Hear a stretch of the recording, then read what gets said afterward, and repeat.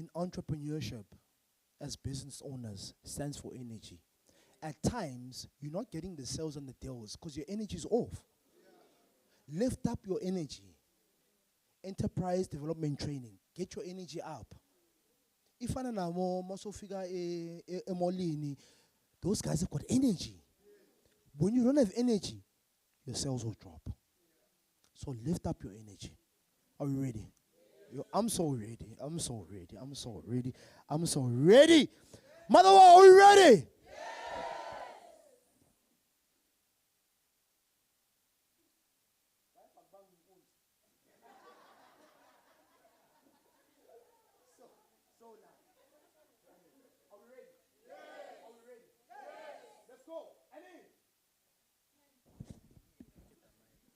Okay, yeah. Hands up. Yeah. 10, 9, 8, 7, 6, 5, 4, 3, 2, 1. Hashtag. Hashtag play your part. Okay, good. I like it. No. That was a trailer. I wasn't ready. Motherwell, let's go. Hands up. Are we ready? So the level at which you put your hand is the level at which you are ready for the energy. So when your hands are not too...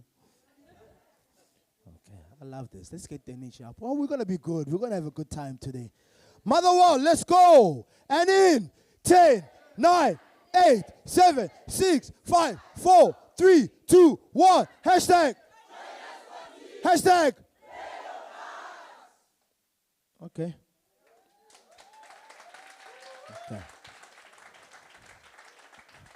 Okay. I'll give you a 7 out of 10. So I need the energy up. The energy is not right in the room. I'm not feeling the energy. It must be up. One more time, hands up. This is the last time that we are doing it. So all I need is your energy up. On the up. On the up. Enterprise development training, we're ready. Ne?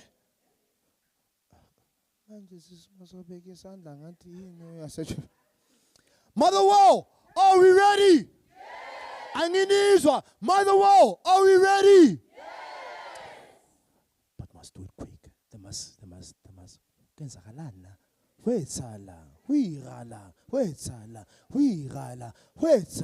On the 10, last time, then we sit down, we kickstart our program. Hands up. Okay? Push it. On the 10, 9, 8, 7, 6, 5, 4, 3, 2, 1. Hashtag. Hashtag play your part.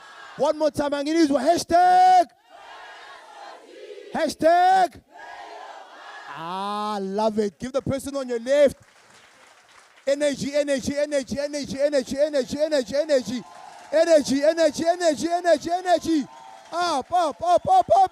Up. Give the person on your left, on your right, a high five, welcome. Then you can sit down.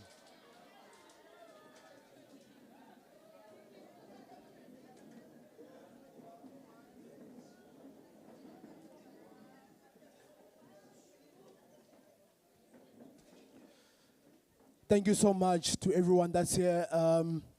Current and future millionaires. Receive it. Current and future billionaires. Current and future job creators. The backbone of the economy. You had a choice. Some of you are sitting here today. You've got businesses that are running, but you are here. Uvugile, wageza, wabangena. And you are here today. Give yourselves a round of applause. Clapping for yourself. Give yourselves a round of applause. Give yourselves a round of applause. You had a choice to be elsewhere, doing something else, but you are here today. And we'll hear from our speakers today on the enterprise development training that the best investment you can make is in yourself. So, all I'm saying is that what you've made today as an investment, as you made today, is the best investment you can make. Because I realized, I'm my own company, I'm a township entrepreneur.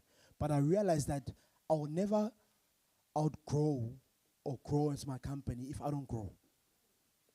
If you don't grow, your company won't grow. So today, as Play Your Part and T, we're here at the Enterprise Development Training. Please write this word as I'm going to introduce our first speaker today. L. E. Palan. Mutisha mina namhlanje. Nama speaker wait L. E. A. R. R. N. So how do you pronounce that word? Anginizwa. Motherwell. Not disappoint. How do you pronounce the word? Uti learn, or do you saying learn? Oh, okay, we're learning today. Tell the person on your left and your right, we are learning today. Yes. Enterprise Development Training, Play Your Party, we are learning today. So I realized, look at the word. Now, I'm not saying that you must write it because there's nothing to write. Entrepreneurs. Township Entrepreneurs. E-A-R. Look at the word learn. The first one is E-A-R. So what's the function in Lebe? We say for in.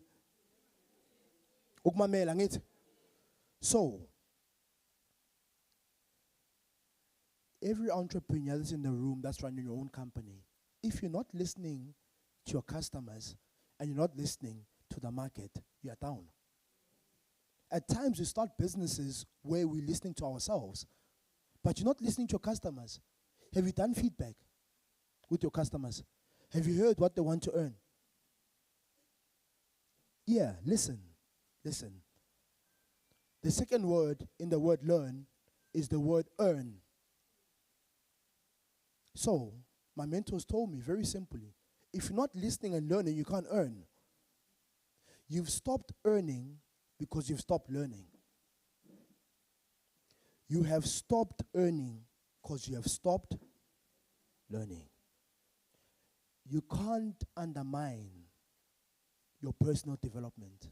If you don't grow, your company doesn't grow. That's why we've got Play Your Part, and we really appreciate we've got T as well, so that you can continue to learn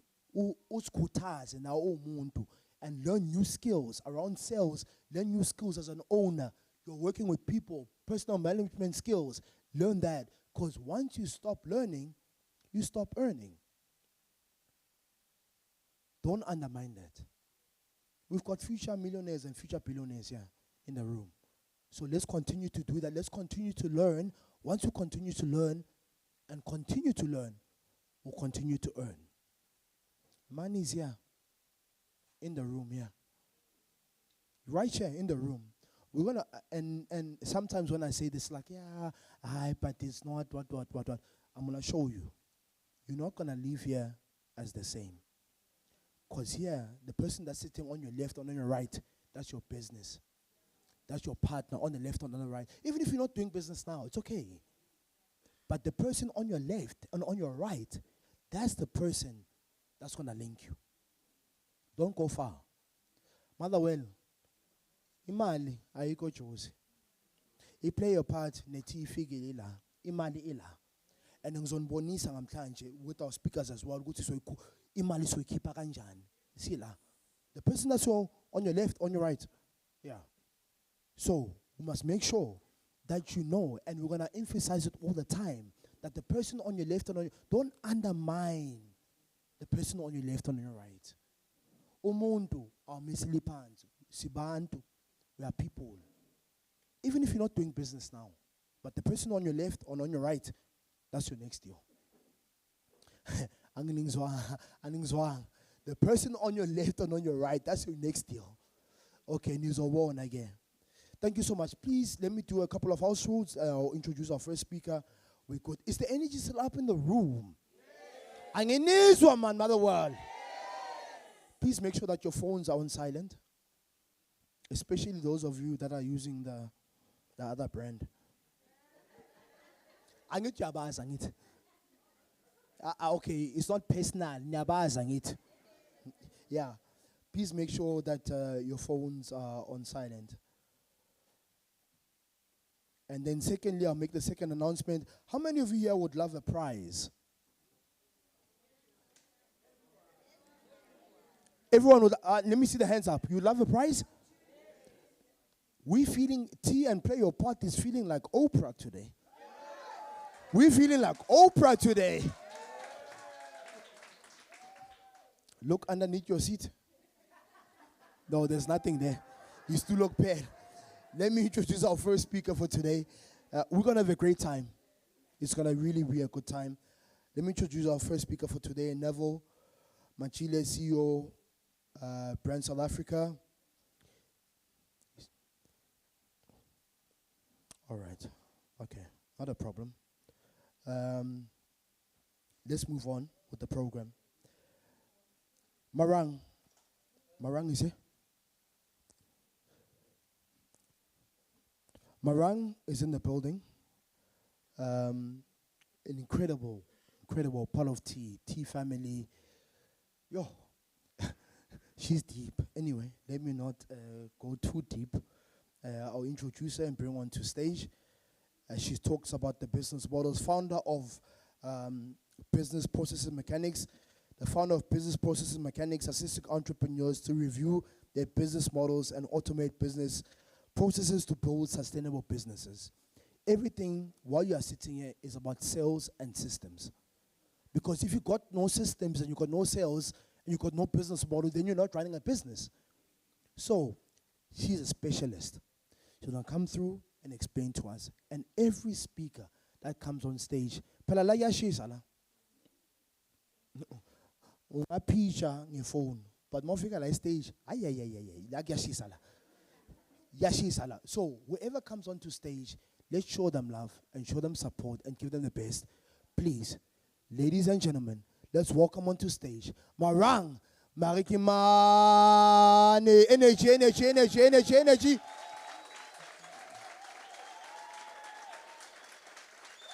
Motherwell, Anginizwa. The best of the best. She's incredible. And once she's done, she's going to drop the mic. Marang, over to you. Listen to her. Powerful. And then what you said, when we were in Kailisha, you do business at the level of your confidence. Right? You think, stop. Always remember it. Over to you. Marang, one more time, ladies and gentlemen. Let's put our hands together for the one and only Marang. Come on.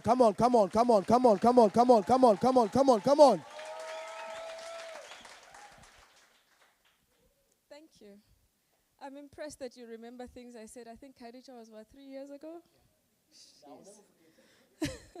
Or maybe young line news.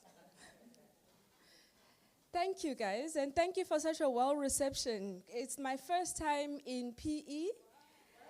Thank you. I was saying I don't know how I missed it. There's so many parts of this country that I've traveled and also traveled with Join Us for Tea, eKasi to Kasi. And I'm just like, what's my figure like PE? Why only after so many years? But yes, so I've been traveling with Join Us for Tea for a couple of years now.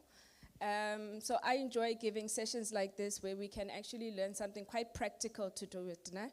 So because we're doing a session later where we're going to talk about your business model, I think it makes sense for us to start now, where I show you how to do this business model, write the notes, and as the speakers come in, you are filling in the gaps in your business model, so that later you have the confidence to present it very comfortably. And after this session, you're very well confident to actually go execute it, especially if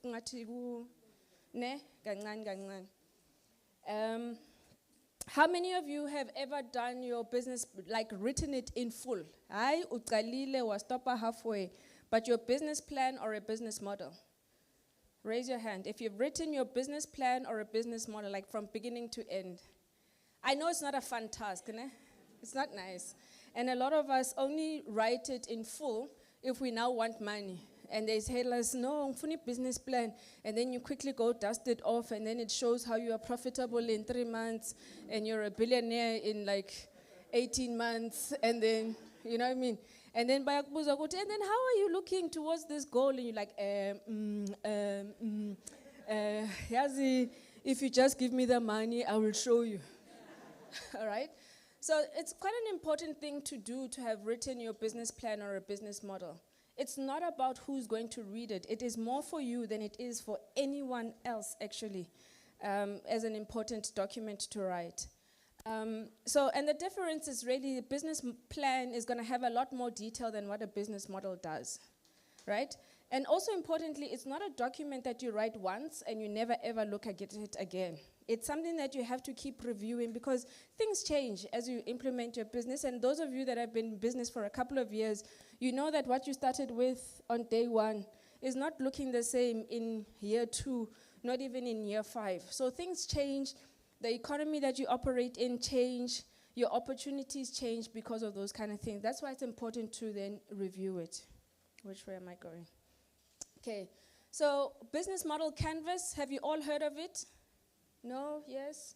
Okay. So a business model canvas is a tool that is used up in what they call the lean startup methodology, right? So we're not expecting somebody who's starting a business today to have a full-on business plan.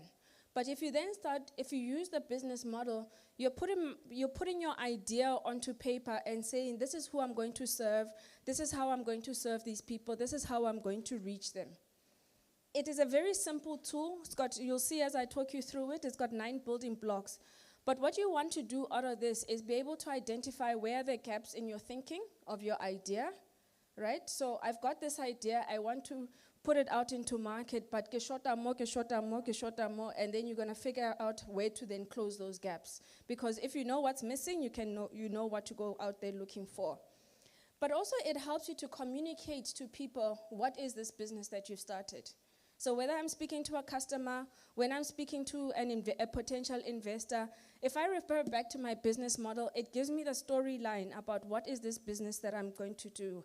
And you'll see what I'm talking about as we go through it, right? I also encourage people, especially if you're going to be recruiting people, to also speak about your business model to the team that you're bringing on board. You'll start seeing that people the more they understand your business better, the easier it is for them to invest in it, either as a customer or somebody that is coming to work for you, because now I know what we're doing. You're not just hiring me to just answer the phone, but I actually know what the long-term goal for the business is as well. So these are the 9, this is what a business model canvas looks like. If you ever get a template, it will look similar to this, but most importantly, it will have these 9 blocks to it, right? On the one side of the block is what we call the market, right? So those sets that are highlighted in red, that is the market side of it. And then the other side of it looks as the business as a whole. So one side you've got a market. This is where you're speaking to your customers. Who are your customers? Where are they from? What do they like? And whatever else. But then the other side, you're then looking at, how do I execute this as a business? How do I then run it? So step 1, we're going to look at some of those blocks. Remember I said I'm going to give you the tools. We're going to go through all 9 blocks, so don't fear. Now the first ones we're looking at creating value. If you create value, your customers will come. If you're not creating value, your customers won't exist. People don't just want to spend money. They want value for money, right? So how you create value is you look at what you'll see. This picture then on one side looks at the value map, and the other side it looks at the customer profile. When you look at customer profile, you're looking at the things that are pain points for a customer. When I go buy something, it's because I short something somewhere, or I want to feel a certain way after I've bought something, or I want something to be taken care of, and I'm just paying somebody to outsource that function, right? And then on the other side of it is, after I've paid this, I'm going to gain a certain value from all of this. So either the peace of mind because the job has been done by someone else, or I'm going to gain the confidence because you've done the job and it has fulfilled my aspirations. So people buy a product, a service that helps them solve a problem, gain value, or accomplish a task. So if you think about your business, are you helping people solve a problem? And what is that problem you're asking them to, you're helping them to solve? Are you helping them gain value? Or are you helping them accomplish a task? So let me give you an example. If you run a hair salon, why do you think people go to the hair salon? To do hair, is that it? To look beautiful, to feel great, the confidence. So you see, it's not just about doing hair, because then it means that I can go to any salon to go do hair. But the reason you go to a specific hair salon is because you want a specific outcome. Ne? There's hygienic. They're going to teach me about growing my hair. They're going to make me look beautiful. They're going to give me confidence as well, right? For me, even more so, they must buy me time. And what I mean by that is, even though I can do my own hair, I don't have the time to do my own hair. So I go there with my laptop while they're doing my hair. I'm killing two birds with one stone. So they buy me time over and above all the other things that you've listed. And I'm mentioning this to you so that you think beyond the stuff that is very obvious. Think beyond the stuff that is obvious. I go to a shop. Yes, I'm going to buy bread, but why am I going to buy bread? This is nourishment. This is sustenance for me, right? So that bread also needs to be a bit more nutritious. It can't just be just bread. So think about the product and the service that you're offering beyond what is obvious to you. What does it make people aspire to be? How does it make them feel after they have bought this thing? Because that's what we're buying at the end of the day. And when I recommend you to that place to go do your hair at a particular hair salon, I'm not saying go there because they do hair. That's kind of obvious. I'm saying they go there, yes, but clean. Yes, that lady, she does the hairstyles that are very unusual and stuff like that. So you're going to be unique. So you're not just going to be beautiful, but you're going to be uniquely beautiful as well. You're going to have the confidence to be out on the streets, right? So that's what the recommendation would then be. I'm not going to go say, just go there to do your hair. That's the conversation you want people to have when they're talking about your business. So you want to use all of that information to then communicate that value to your customers. So when you know this is what they're buying, this is what they're coming for, this is what you use for your marketing. So don't just come to Jabu's hair salon.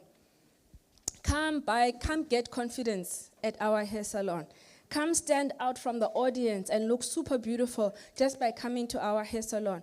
We're a very hygienic hair salon as well. And we also teach people how to grow their hair by giving them these customized products that are specific for your hair needs.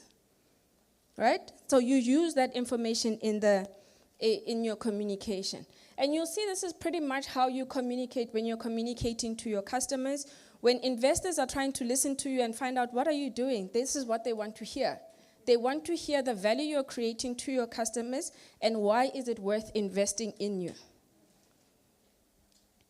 So, back to the business model canvas. So I've highlighted those three parts there that say value proposition, customer relationships, and customer segments. Once I know who the customer is and why they are buying from me, I can then figure out how to maintain that relationship. Right? So if you're not doing anything to communicate the value that you're doing, your customers, they're going to come and then go away. They'll come and they'll go away. But they're not doing the referrals. If you've created true value for them, they will come, go away, but they will also go away and talk about you to then give the referrals to come to you. If you forget about your customer, they will buy and they will go away and they won't come back because you are not making sure you are top of mind for that customer. So think about how do you maintain that relationship with that customer? Right? How do you talk to them? So yes, they've bought and then they've gone away. But you want to know what was the decision-making that led them to coming to you in particular. What influenced their decision-making? Is it price? Were you priced correctly? Were they attracted to maybe an ad that they saw somewhere? And why did that ad speak to them? So the more you start knowing about them and understanding what is going through their minds before they even came to buy to you, then it's easier for you to use that information to go find more people like that, right? So if, in other words, I'm going to stick to the hair salon example. If I'm suffering with, some scalp issues, and you've put out an ad there that says we treat eczema on the scalp, and we've got a special product that specifically treats that, you now know that I'm coming to you because I've got a skin condition that's affecting my hair, and I won't be able to go to any hair salon. I'm now coming to you because you are specializing in, you've mentioned the fact that you treat the eczema on the scalp. So this is why I've come to you. But now when I leave, I'm also going to tell other people, that one over there solves the eczema on the scalp, right? But you wouldn't know that unless you've actually asked me the question, so what attracted you to the store? Then the other thing to think next after that is those customers that you're speaking to, what channels do you use to get to them? Right? So do you use a pop-up shop? Do you have a physical store? Do you sell online? Do you partner with other people to come through to have an event like this? And this is where you're going to have your access to your customers. Do you write books and you're accessing them by selling your book? Right? So what channels are you using to engage with your customer? Is it just social media? Is it a website? And what kind of customer, also note where you listing your channels, also note what kind of customer it's then bringing to you. Some engagements, like here, we're information sharing, right? So you're going to walk away, you're going to gain value from the information that is shared here, and then you walk away from it. But when you come back the next time, you now know better because maybe this is your first tea event and you're just like, I'm not sure what's happening. But next time you're just like, I know there's a lot of entrepreneurs there. Now I'm going with a game plan. I'm going there to network. And I'm going to purposefully network. I'm going to find out what other people are doing and how it is I can collaborate with them going forward. So note what it is, how it is that each customer is engaging with the channels that you using to actually attract them. Then the next block looks at your revenue streams. So say that, again, sticking to my hair salon business. So if I've got the hair salon and I am writing blogs about hair care, I'm obviously just sharing information there. I'm not, maybe I'm not selling that particular information, right? It's free information. But I then run workshops where I train other hairdressers how to do hair. Either maybe let's say how to plait. That's a revenue stream because then I can charge those people to come and learn how to do hair. I can then show maybe mothers that don't know how to plait the young children's hair, and I can have a workshop for them to just say, yes, Benny and Betty, very quickly, just for school, this is how you do it. That could be a separate revenue stream. I could sell products. That could be a revenue stream. So beyond just the hair, doing the hair, and when you're doing the hair, you're taking note of other revenue streams that you're bringing into the business. That is all income. I know we want to count the money and ingenile, who cares? But you want to start noting these things because as the business grows, there comes a point where you just say, some of these services, do I need them? They're not selling, so do I need them? No, let me cancel them. Are they still relevant to my market? No, let me cancel them. But then there could also be new things that start coming up, and then you want to track it. And you'll see when we start talking about costs, you also want to be able to list the costs that are influencing each of the products that are coming into your business. Because when somebody starts looking at an investment for investing into your business, they want to know what's bringing in the money. Now, it's not just, it's a hair salon in a mall. It's the products that you're selling to other people. It's the other services that you're also then selling to people.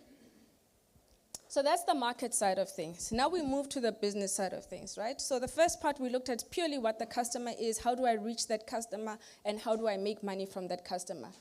The other side of it is the business things. So I'm going to just go back one. You'll see on the business side of things, it looks at the key partnerships, your activities, as well as the resources that you have for the business. So you want to note what are the key activities that you're doing in your business that create value for your customers. What are the key activities that you're doing in the business that create value for the customers? So that's different from saying, I've got a receptionist. That's not a key activity that's creating value for the customer. But a key activity would be actually doing the hair, doing the plaiting, doing the marketing. That is what's reaching out to the customers and creating value to the customers. Then you want to list the resources that you have for your business. And also take note of resources that you don't have. And I know cash becomes a big one in big circle and whatever. Don't stop there. But what is it that you need? Because sometimes the resources or your access to resources, yes, it might need, for you, it might mean I need money to buy a truck so that I can do this work. But if you write here, I need a truck, somebody could say, actually, I've got a truck that is not in use that you can rent out and then do it. So you no longer need money to own the truck. It's a different amount than having to rent the truck, right? So that's why you also list the resources that you need as well. Then also list the partnerships you have. And partnerships is everything from even leveraging your own customer as a partner, right? So you see loyalty programs. Refer some people to me. Come back here 10 times. Those are kind of you fostering a partnership with your customer base. Your suppliers as well. Because if your supplier is not available or they go down, your business is also at risk of going down. Especially if you only have like a one-of-a-kind supplier that you have found there. So list them. So if you make sure that you guys are working together and collaborating, then it is easier to then take your business forward.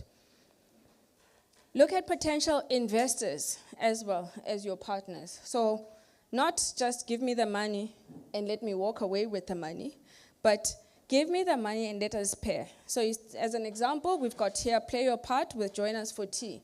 Join Us for Tea has got a huge community of entrepreneurs. They know how to literally plug and play an event like this just about anywhere, right? Play Your Part may not have this audience, but they have the resources to say, hey, we've got a problem here. We need to make sure that SMEs actually grow so that they can create jobs, so that we actually have a mandate as Play Your Part, and we can promote South Africa. Join Us for Tea, can we partner so that we can do these events, so that we can reach out to those entrepreneurs, and then we can invest in them, and then move away, right? Play Your Part doesn't have to go looking around for entrepreneurs. They don't have to try and put together this event or anything like that, but they can come in and partner with somebody who's got those types of audiences. You get it? So think about those kind of people, and again, in those partnerships, think about the value you are creating for those partnerships. What problem are you solving for them? What task are you doing for them? Where are they gaining value? Oftentimes, we look at partnerships and we're just looking at how they will give us money. But the question should also be, how can they give me access to some sort of market? How they can give me access to other types of resources? Then the last block of the business model canvas looks at your costs. So when you look at your cost structures, what are your biggest expenses? Right? Your regular expenses. Where is your income coming from? What are your variable costs in the thing? So stuff like marketing, where the amounts will fluctuate here and there, so maybe not a set amount or the exact same amount spent every single month. By the time you've done all of this, you are able to explain that I'm a hairdresser that provides a quality service to my customers. I not only plait their hair or do their hair, but I also educate my customers by running workshops. I'm also able to educate them to take care of their young ones and also learn just scalp hygiene and how to grow their hair. But I also have a hair salon that operates, and I've got pop-up shops, and I also do mobile services with a call-out, right? I need to have a secondary salon because I only have the one, and I need more locations where I can do this.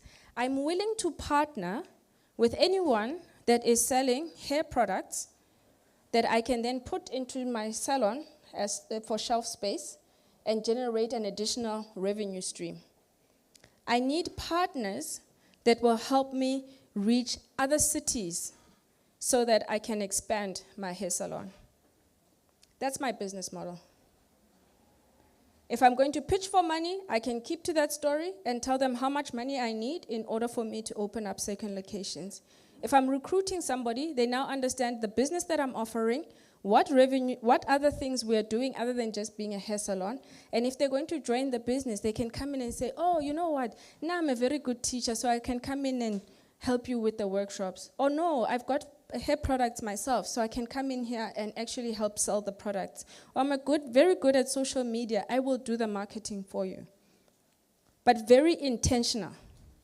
And then we don't have people where we just say, hey, slow, you know, lazy. There's this youth today, they're so not focused, they're not committed. You hire and whatever. The reason why the commitment is so low is because they don't understand what business they're in. And they understand why you've hired them. You need hands, they need money. That's what they understand.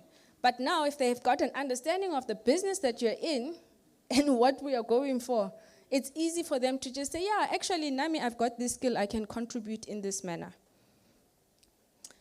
What you want to do is then get into systemizing all of this stuff. You want to have processes in place, you want to have tools in place to then help you move this along. You know, it can't just stay on paper. You got to start putting it together. And it's very difficult. A lot of us get overwhelmed. I've started the business, I'm alone.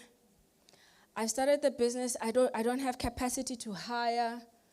There's just so many things that are in our heads. But once we've written all of this stuff down, you do something for your mind, you start freeing up your mind.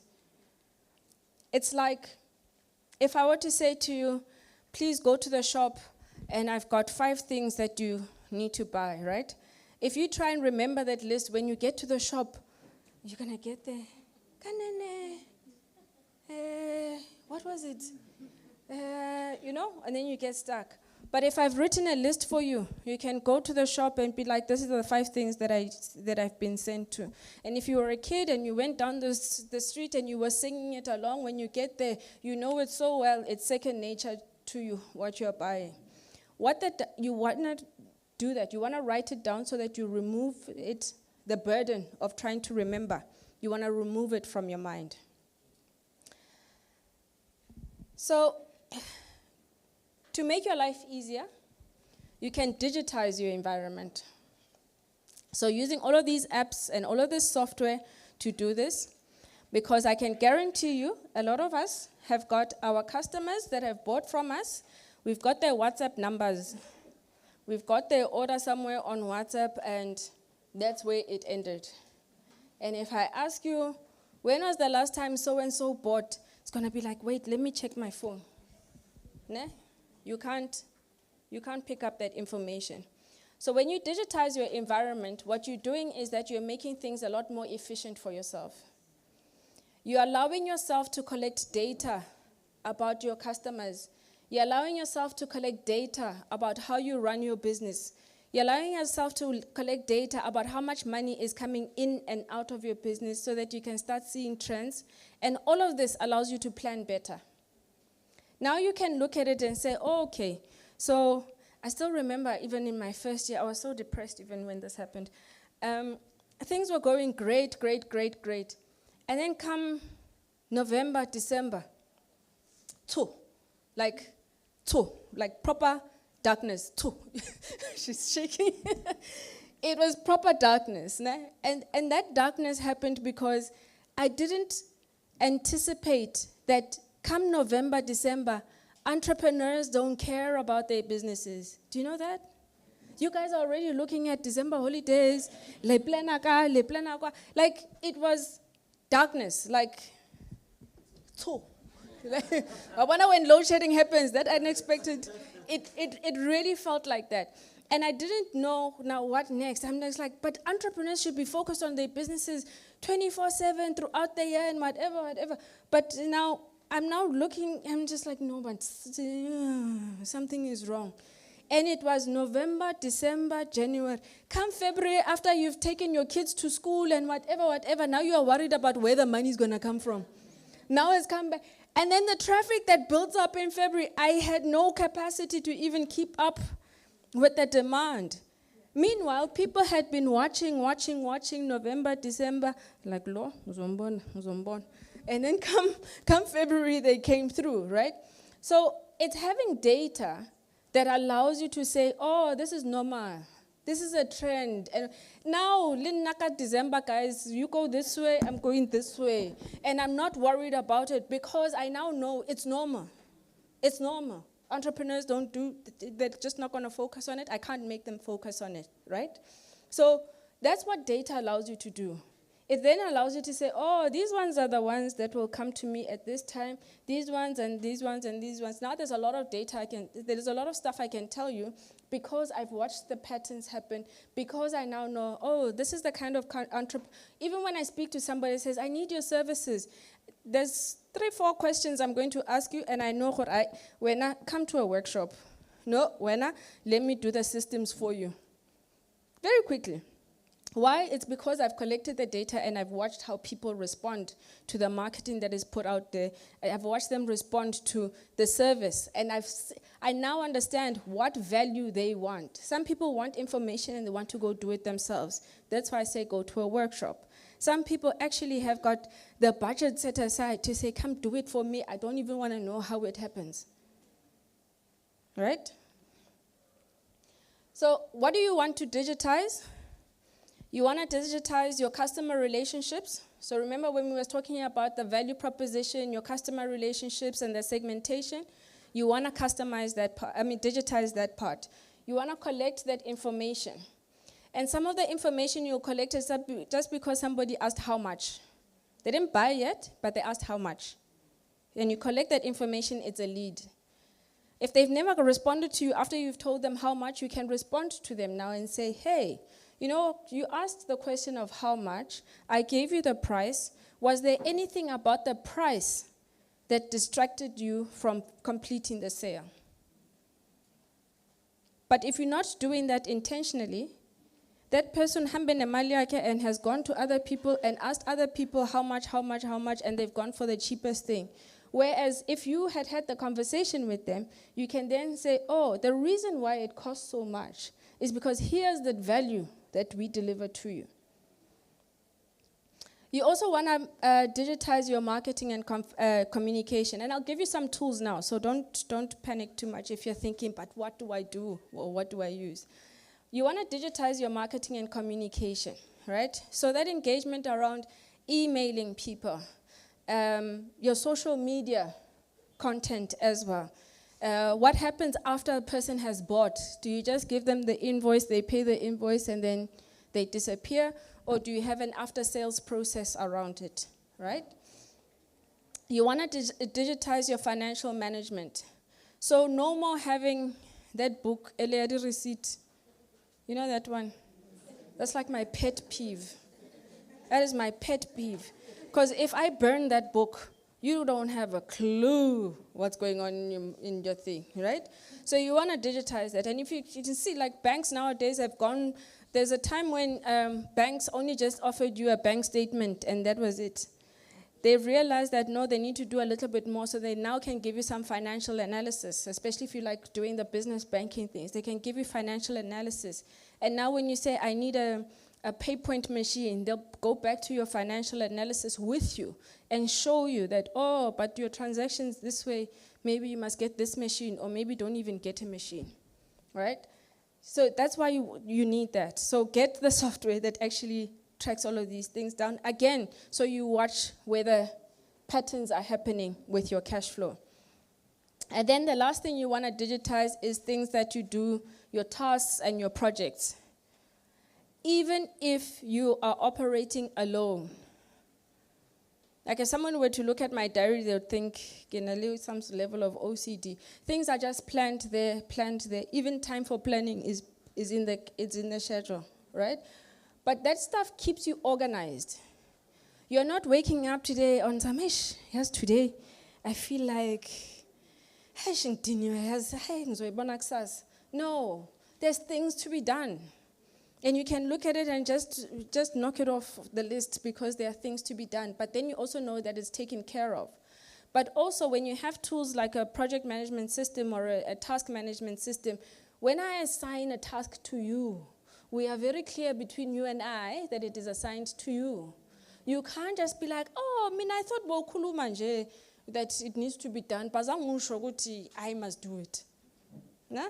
So you start assigning accountability and responsibilities to people by having such systems. So the tools that you have. So around your customers, typical problems that you have. I mentioned the example with WhatsApp.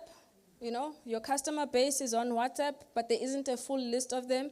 So, but on WhatsApp, you don't even know what area this person is from. You don't know, you just have it there on the message, and after you've closed the message, there's no analysis of it. You can't give me a printout that says, I've got customers, most of them come from Motherwell, the others come from East London, and the others come from Joburg. You can't give me that analysis because the information is scattered all over the show. You have no clue who's bringing you the most kind of revenue. And when I say who, it's not an individual, but what type of customer is bringing you the most right type of revenue, especially if you've got multiple segments. So if you've got corporate clients and if you've got maybe single mothers as a one category of customers, maybe you've got single fathers as another category of customers. You can't look at that if you've just got all the information only on WhatsApp. So you need to create you need a tool that will give you a database of your customers or a database of anyone who's actually reached out to you to say, can I, or is this service right for me? Some tools you can use. There's one I like a lot is HubSpot, right? HubSpot also gives you a lot of tools because you can connect it to your social media, you can connect it to your website. It will also tell you things like the people that are seeing your social media pages or your website, where are they based, where are they from? So that's what it also then connects to. Trello, Asana, and there's one called ClickUp. Those are mostly project management tools, but you can create a customer list on those tools as well. And you can manage the steps into fulfilling. So if you've got, say for argument's sake, something like a manufacturing type of business. So say you make dresses. You can then put the customer is there and you can say week 1, we've done the design. Week 2, we are going into making the dress. Week 3, we are going into delivering the dress. So you can then manage your process from there, right? And what's important with the processes is that you must then say, this is how I work. This is how I, as a business, am delivering this particular product or service to my customers. So it's not the system that's going to dictate to you how you work, but you must dictate to it how you work and set it up and then learn from it that, oh, okay, if I did this part and I automated this part and connected it to the next part, then it would be a seamless process. Some of the benefits of this, you won't lose any leads. So even, like I said, even the person that's asking you how much, you now have them on record because they've come through your CRM system like a HubSpot. And now you can go back. You know when it's dark and you're just like, Marimali zo pumapi. You go back to those people that asked how much. You go back to those leads and be just like, hey, you asked the question, but you never completed the sale. May I find out why you didn't complete the sale? And the person is just like, at the time, I didn't have money or whatever. Oh, guess what? We've got flexible payment options. You can actually do your deposit now, and then you can just pay it off, and then, come. And just by the way, the moment I did that, it increased sales by 30%, almost instantly. Why? Because people are saying, no, this price was too much at the time that I saw it. But you give them like a 3 months payment plan. When they finish paying, almost like lay-by. When the person is finished paying off, then they get cash in on the service. It means also if I change my price, their price won't change because they're locked in on that certain amount. You also have more ability to look at your customer segments and see what it is they're attracted to in terms of the products and services that you're buying. If you don't have that data and you're trying to keep that data in your head, you will limit yourself to the number of customers because you're going to get overwhelmed. I always say, imagine the day you've got 1,000 customers. Where would this information sit? Right? But most of us, if you don't have those systems in place, or you don't have the tools to do this, the day the 1,000 customers come, in fact, you won't even get to 1,000 customers because you're going to get overwhelmed. You're just going to sit. And the thought of even potentially having that many customers doesn't even come to you. Because you're already saying, I don't have capacity, I don't have capacity. But here, you can have the capacity and then you can plan better for those customers.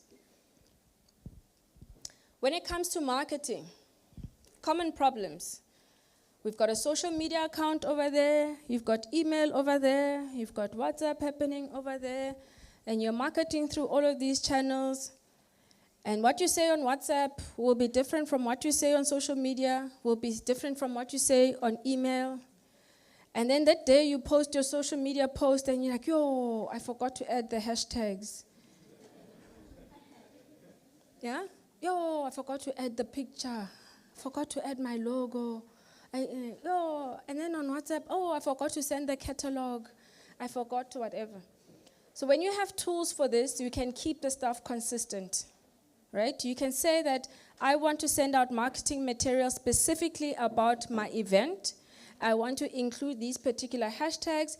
In that post, I also want to have my logo showing there. I want to have the date and whatever. You can plan it, and then you can decide, okay, this message must also go on WhatsApp, on social media, and on email.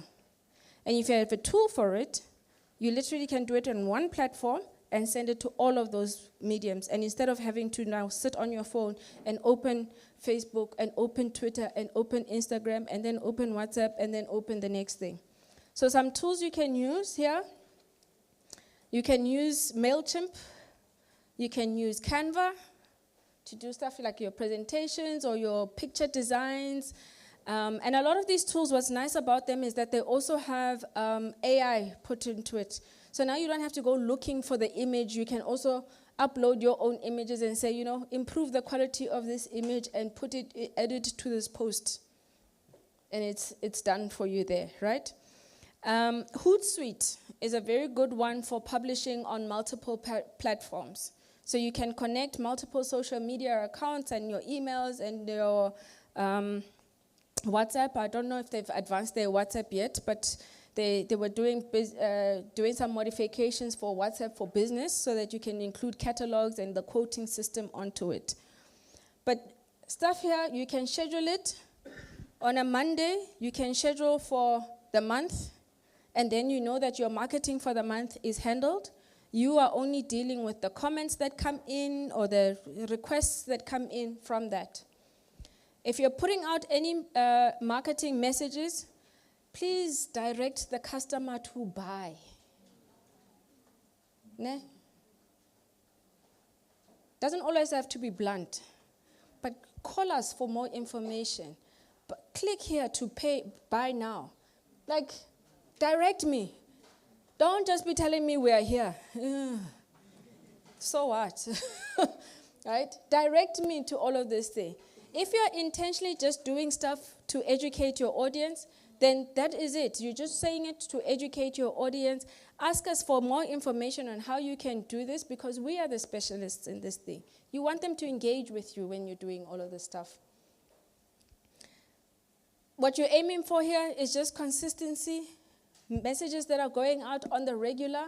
So if you've got Wishful Wednesdays where you've got a promotion that is happening, you've used something like Hootsuite to schedule it to say every single Wednesday, this is the message that is coming out. But it's all pre-scheduled. You're not thinking every morning, what do I post today? You know that feeling, right? What am I posting today? Hey, today I don't have anything to post. Hey, let me look at my old pictures. Maybe I will find something. And you're eliminating all of that stuff. you have done it on the day when you've got, remember on your calendar, you have block time to do marketing. You would have written out your marketing messages and your intention for it, and you've connected it to that, right?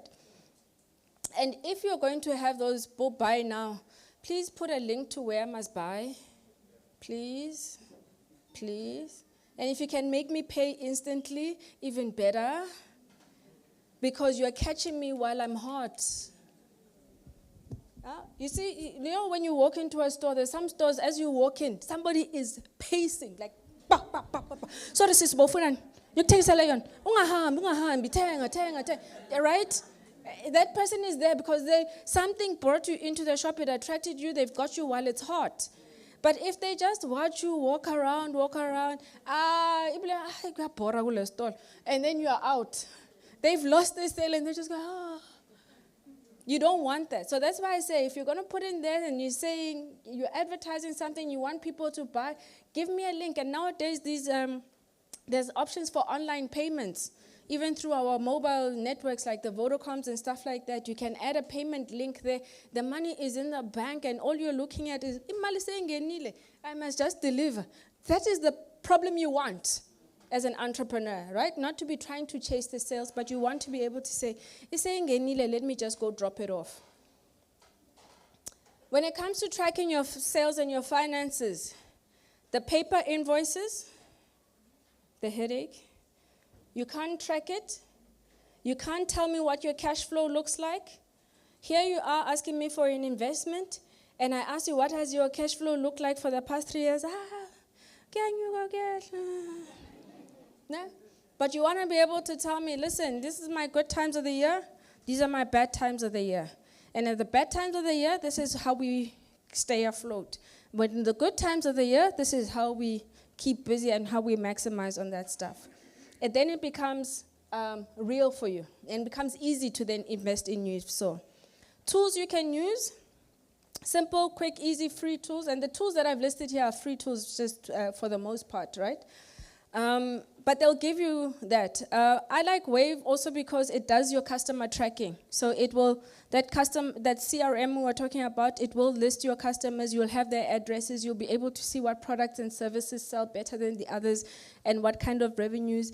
It does your financial statements for you, and when it's time to do it, you just download, submit to the next person, and you can move on.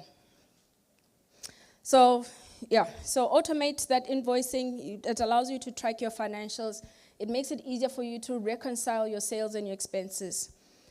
When it comes to managing tasks, I spoke about that accountability. You've assigned something to somebody and they think somebody else is going to do it. They weren't sure if you were speaking to them or the tree or the next person. So you want to be able to use these tools to actually assign work to somebody, and you can give specifics of, I've assigned this task to you, and then in the description of that, you can write exactly what you expect as a deliverable, as an outcome out of this thing. If the person that you've assigned the job to doesn't understand what it is, they can ask you the question and you can chat from there. A list of tools here. My favorite is Slack, because it just makes it easier. It's almost like WhatsApp, right? It's almost like having WhatsApp for business, but it's more of a team type of conversation that you're having in there. And you can create what they call channels for specific topics that you want to break down. So if we only want to talk about marketing, we can create a chat group for marketing and only speak about marketing in there on Slack, right? But then if somebody leaves the business, phone number, details, the conversation is still there and you can track it from there. So it makes it easier for you to collaborate. It makes it easier for you to communicate with your team. Now, you may be sitting, so where do I start with all of this information? Because it becomes a lot. Where do I start with actually putting the right tools into my system, into my business, right? Whatever is your biggest pain point, start there.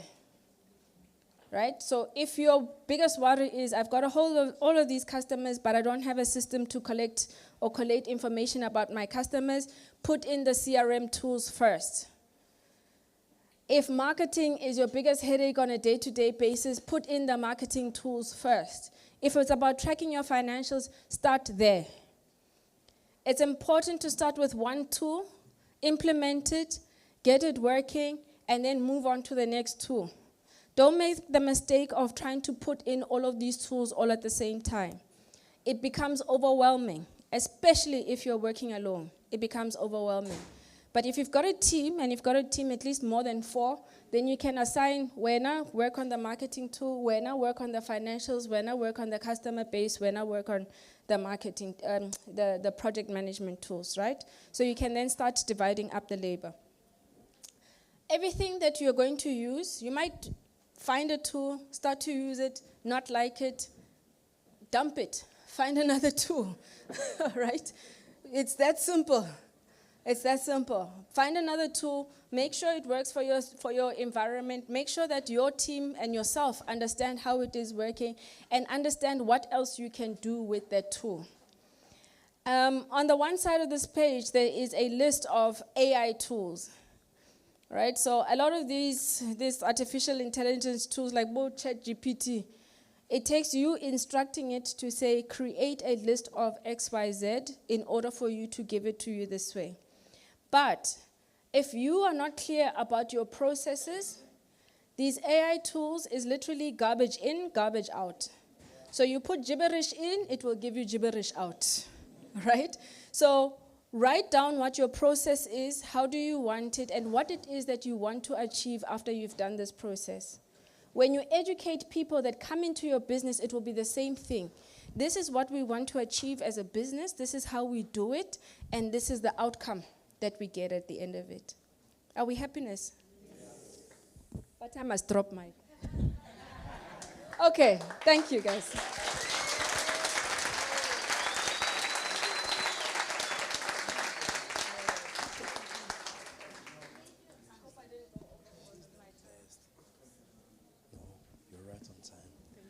Isn't she just brilliant? And very practical, right? She's the best. She really is the best. One more time, ladies and gentlemen, let's put our hands together for Marang.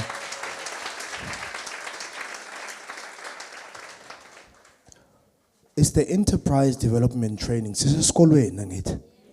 And what she shared was very practical. Because motivation,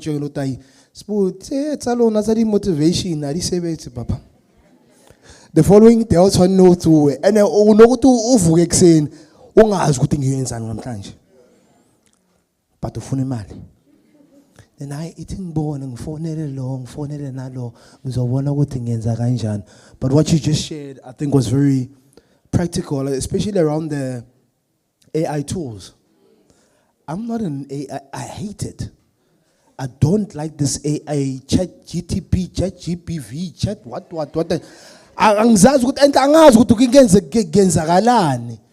But what you just shared around the business model is very important, very critical. And I was sitting at the back, Marang. People are writing. Thank you so much. We appreciate you. You're really doing incredible work. Please, one more time, ladies and gentlemen, round of applause. Thank you, Marang. Thank you so much. Absolutely brilliant. All right, so Marang, please come back on stage. I've been told that I must give 3 questions, if anybody's got questions, before we move on. Does anybody have any questions? Just 3. 2. Okay, I've got 1. Yakbona mama. Yakbona 2. Okay, let's take the 2. Can we please get the mic?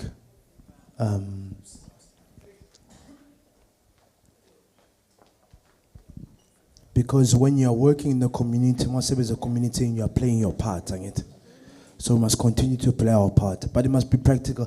Motivation. Motivation. Yes, you can do it. On assisting me. You can do what? All right. So we'll take the 2 questions, 2 here, and then we'll move on.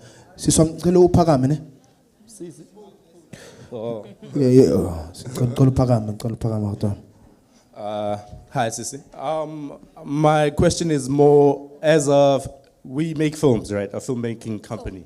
How do you identify for such pitches who your customer is when your business basically works as you've got this target audience, which is the people you want to watch, But your revenue then comes from who are you distributing via? Are you playing your things on Showmax? Are you streaming for free? How is it working? So how do you identify your specific customer for such pitches?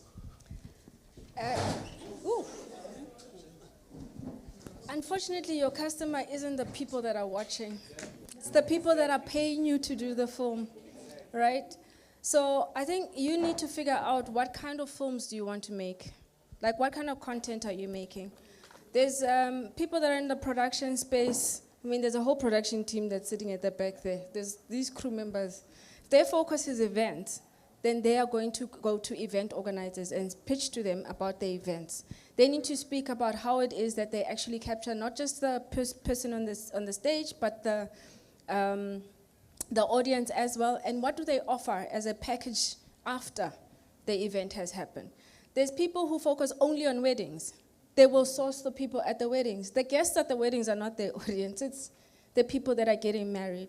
So for you, decide which audience do you want to do it, and are you going to specialize on streaming services? Do you want to put together movies? What kind of movies will they be? And then those are the people that you go and find. Is it a corporate that should be paying for the production that you're making? Why must it be a corporate? You know, what do they need at the end of the day? They want marketing material that they want to use, so they want to go do like an ad and whatever. Show them. What special equipment do you have that sets you apart from other people to then say, this is the kind of stuff I produce? Nah? And you package that and you stick to that. The problem is when we go to Noma Uban, Noma Yin. Because then today I'm watching it. But if, having said that though, if you specialize in making films for different types of segment, then your communication must be intentional to say, for those of you that are looking to make movies and film and whatever, this is my messaging. Put your message towards them.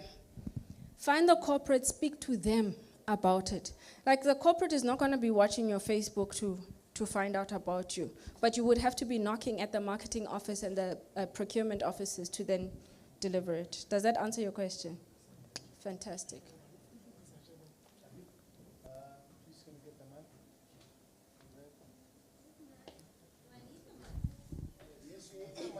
Everybody needs a mic. Morning. I am Andisiwe Gwendela from Clear Media and Communications.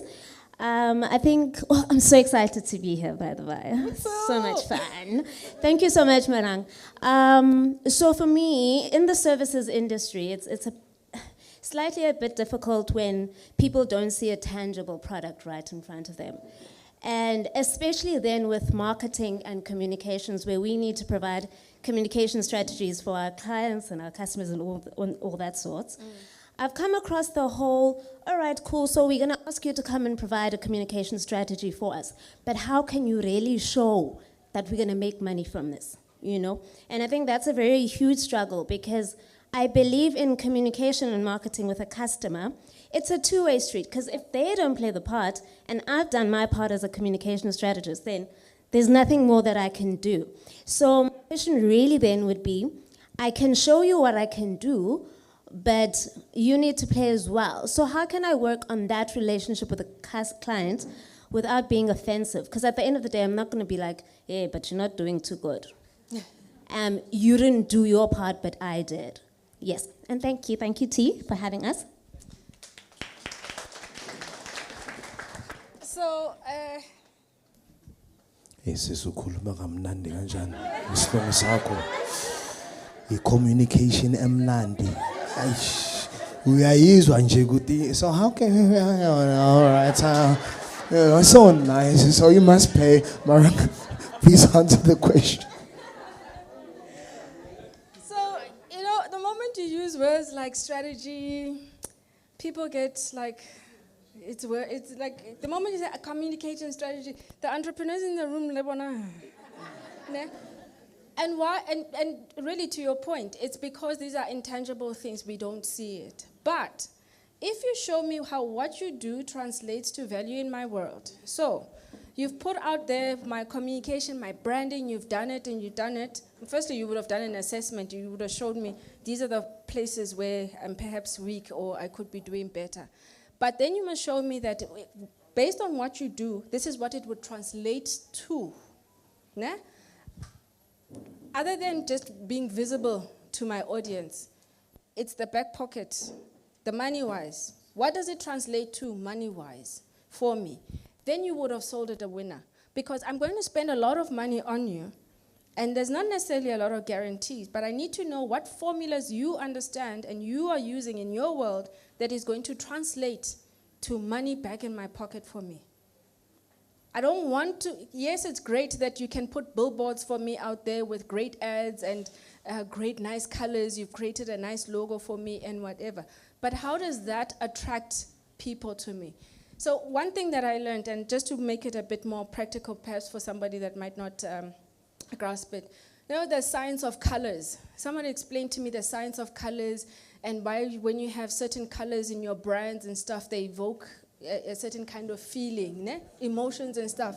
And then you start looking around and it's like, okay, then you see how banks and insurance companies stick to the blues, the grays, and the whatever. Why? Those are trusted colors, old school, traditional. Because we don't want things that are funny there with our money. Rainbow colors, like, you know what I mean? You look too playful in that aspect. So teach me those kind of things so that I understand it better, so that when I'm coming and investing in you, I'm not coming there saying, yes, my favorite color is yellow. Make my color yellow, my logo yellow just because my favorite color is yellow. But you must educate me. Unfortunately, where we are in the service field, we spend a lot of time educating. That's pretty much why I started doing workshops, actually. It was just, I needed to educate my audience first before they actually became paying customers. Does that help? Thank you. Thank you very much.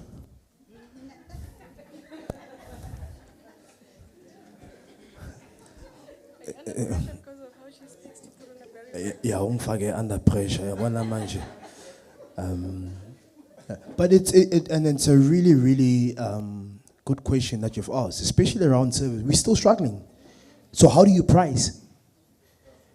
Because you can't see a product, but it's a service. Maybe we are our shows. How do you price? And I really hope that we'll play your part in PYP. We can and do another workshop around, especially around pricing. Because then you are struggling. One day, when you charge 15 or 20 rand is all, sometimes you charge a 15, 20. The next day you charge a 10. So how do you then price? And I hope that we can come back. We're going to take the last question, Marang, the gentleman that's dressed. Sawona put. Sawona sbu. Kunjani? Saphila kunjani mfethu? Okay, I English yakho ayikho sharp. Ah, Ungakhuluma nje ngwazi akunankinga. Yeah, awunankinga. Ungakhuluma akunankinga. Yeah, sure. Yeah. No, yakho yeah, all right, yeah, sharp. Yeah. Hayi buza umbuzo, ngicela ubuza umbuzo and then we can play your parties next year. Ngicela ubuze Jathan. Okay, thank you so much, Sbu. Hi, Sisi. Hi. Thank you so much for your presentation. It was very informative. I have just only two questions. The first question is, how important is e-partnerships when we are working in these ventures of ours? And then the second question is, how do we engage other partners? What is the best way to engage as partners, AZ? It can be either corporate or government. Thank you so much.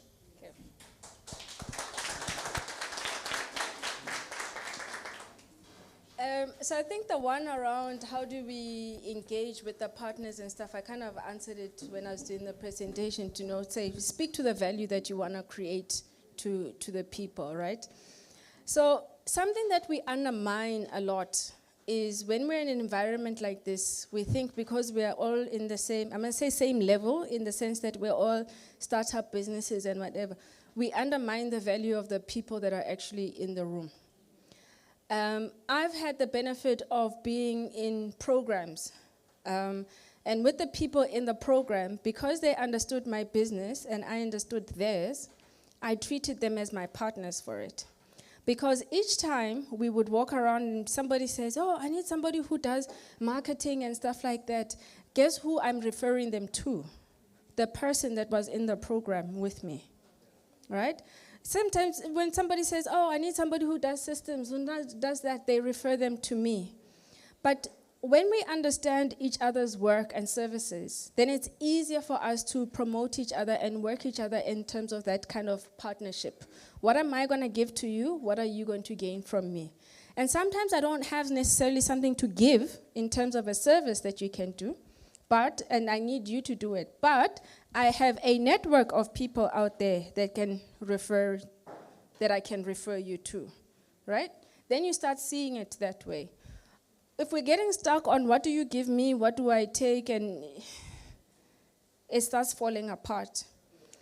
If you're not going to give value in a partnership, or you're struggling to communicate your value in a partnership, it will be difficult to then secure that partnership. It's like, the simplest analogy is like Maushela. It's very clear-cut. You know what I mean? It's very clear-cut. We are Shela because you think you're the guy for me. You think you're the guy for me, and you're going to keep pitching and saying, this is why I'm the guy for you. Up until I see that, it's not going to happen. Nothing's going to happen, right? But when I start seeing, oh, okay, at least he's caring, at least he's kind, and at least those are the values that I want in my situation. Therefore, then you start becoming the guy for me. Right? So partnerships really work like that, whether it is government or corporate or anything like that. We mustn't be the ones, we tend to be the ones that get to a corporate or to a government institution and say, they must give me something. Come partner, I will solve the problem for you, just trust me. But we're not actually equating that into true value. So I can save you on your tax rebates by partnering with me here. I can actually put you in touch with a certain type of community that you're not delivering services to, and then you can address their needs, and then we can close the gap for you there. So tell me what the value is, as opposed to just expecting for me to just partner with you. Very powerful. Thank you so much. Yeah. Value. Please can we give Marang a round of applause. Brandon say, play your part. Thank you so much. There's a gift for you. And for you, can we get a photo, please? Incredible. Look straight there. Thank you so much. Partnerships. Motherwell, are we still here? Yes. I'm really loving the energy. It's long some number change under pressures. All right, so I'm gonna welcome our next speaker. Let's give Marang another round of applause. Absolutely incredible. She's still with us around. Did you enjoy the presentation?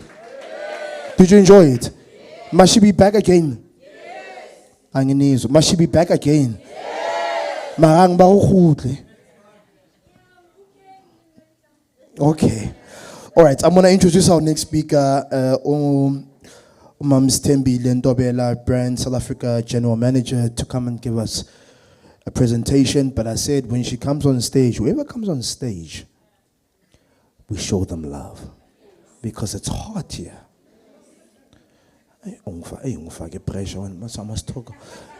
It's really hot here. But are we still together? I see a lot of you are writing notes. It's an enterprise development training. That's what it's about. To learn, to grow. Because your business will never outgrow you if you don't grow. We want to grow, we want to make more sales, we want to make more money, we want to expand, etc., etc. But when among a coolly, personally, a business is cool. So it's about us today.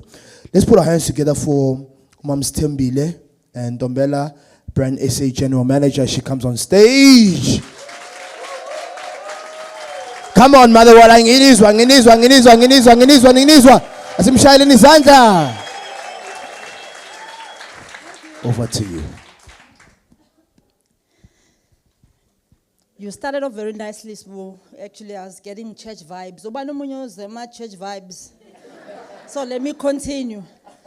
Tell the next person on your right and the one on your left that are you still awake? Are you still awake? Awesome. It is nice to be here. Kumand Balapa. Great stuff. So I'm going to tell you about Brand South Africa as well as Play Your Part. By show of hands, obani nabayaziyo Brand South Africa. Hayi ni bakwethu ngi-GM marketing so nithi angenzi into. Hayi ni musana ukuba njena. Okay, Play Your Part. Hayi nisaqoka. Niyaqoka. Ngiyantshela manje. So here first let me demonstrate to give you i-oomph. Ukuthi we are here for one thing and one thing only. Asiqaleni ngapha. As izohlande it. 2 fingers.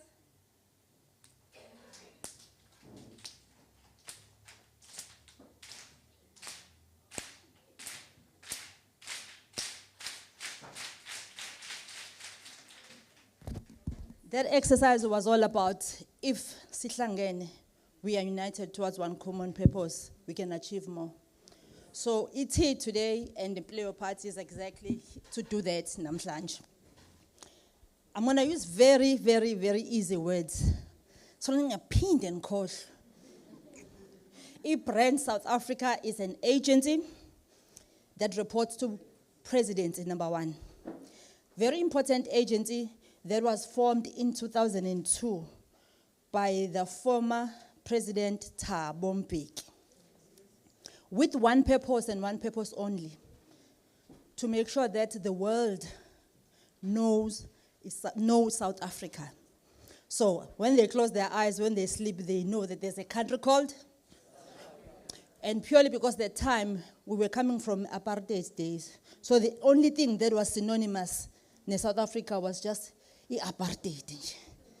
And of course, about Brenda Fassie, Mirema Keba, Hugh Masekela, they really tried and played their part through music to paint a picture of South Africa and who South Africa is. So our mandate is really to make sure that we tell beautiful stories coming from South Africa. Whether you are in the arts space, creative art space, in tourism, in investment, in exports, our job is to just amplify your story and just tell the world. Njengamanje nje siyaba trapa abantu kuphi? Siba trapa ku sports, kusiphi sports? Of course. But also nebafana bafana yenzani? Yabuya, isn't it? Exactly. So when we speak of a South Africa that inspires new ways, we speak of our country, Israel. It inspires you in different ways. Because ngasuka la ngiyophuma lapha, iTalent is different. So our job is exactly that. So how do we get you guys then to get involved and be part of the story?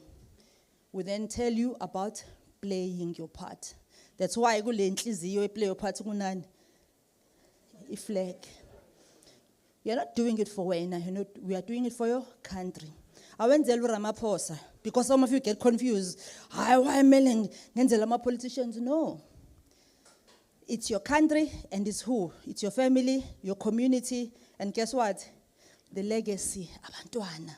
Ngoba mina nawe sisazomasha, especially laba sebe ku age group yami siyamasha. Sizomasha nje whether we like it or not.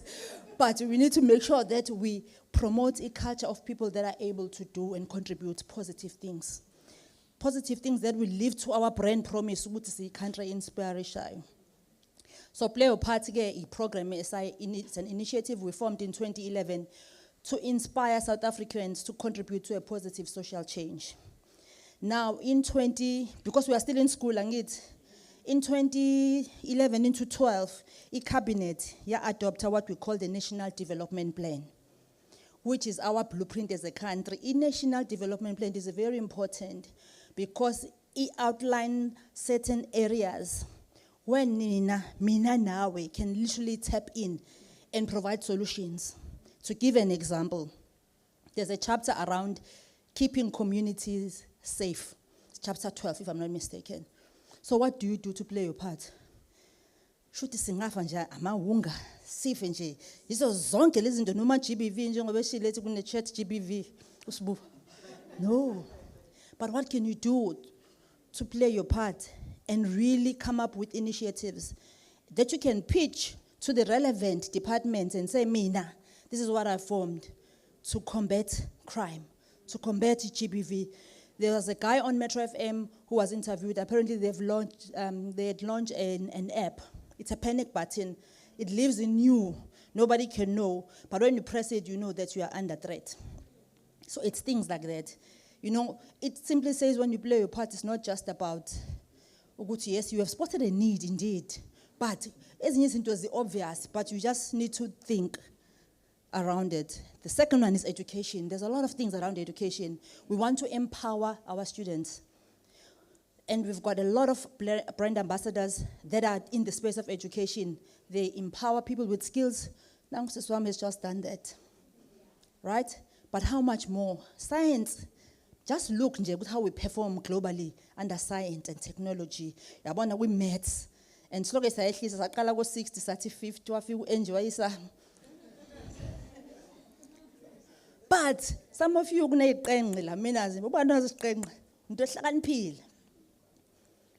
but you can literally start your own after classes. It's you playing your part, using your brain to uplift others. So play your part is that. It's what you do in your community, what you do for your country, but it contributes to an overall, upliftment of the country. Because when our country does well, we will attract visitors, we will attract investors. And then when we do that, what is going to happen? Opportunities especially from an employment perspective. So it play a part why we have partnered with the T. Talking to the point of strategic partnership is very important.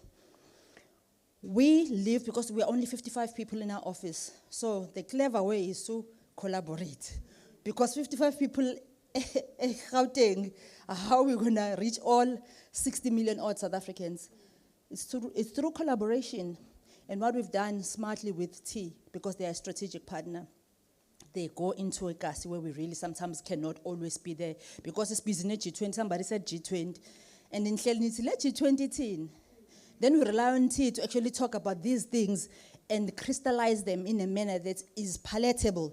Nizoyazi ukuthi okay le G20 kahle hle yini ngoba ngathi bakhulu babodwa lapha thina ayisenzeli lutho. So through Play Your Part, it's really those initiatives where we really say, what can I do?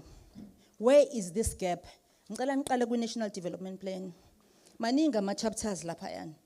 Na ithi, do you know that it solves a problem?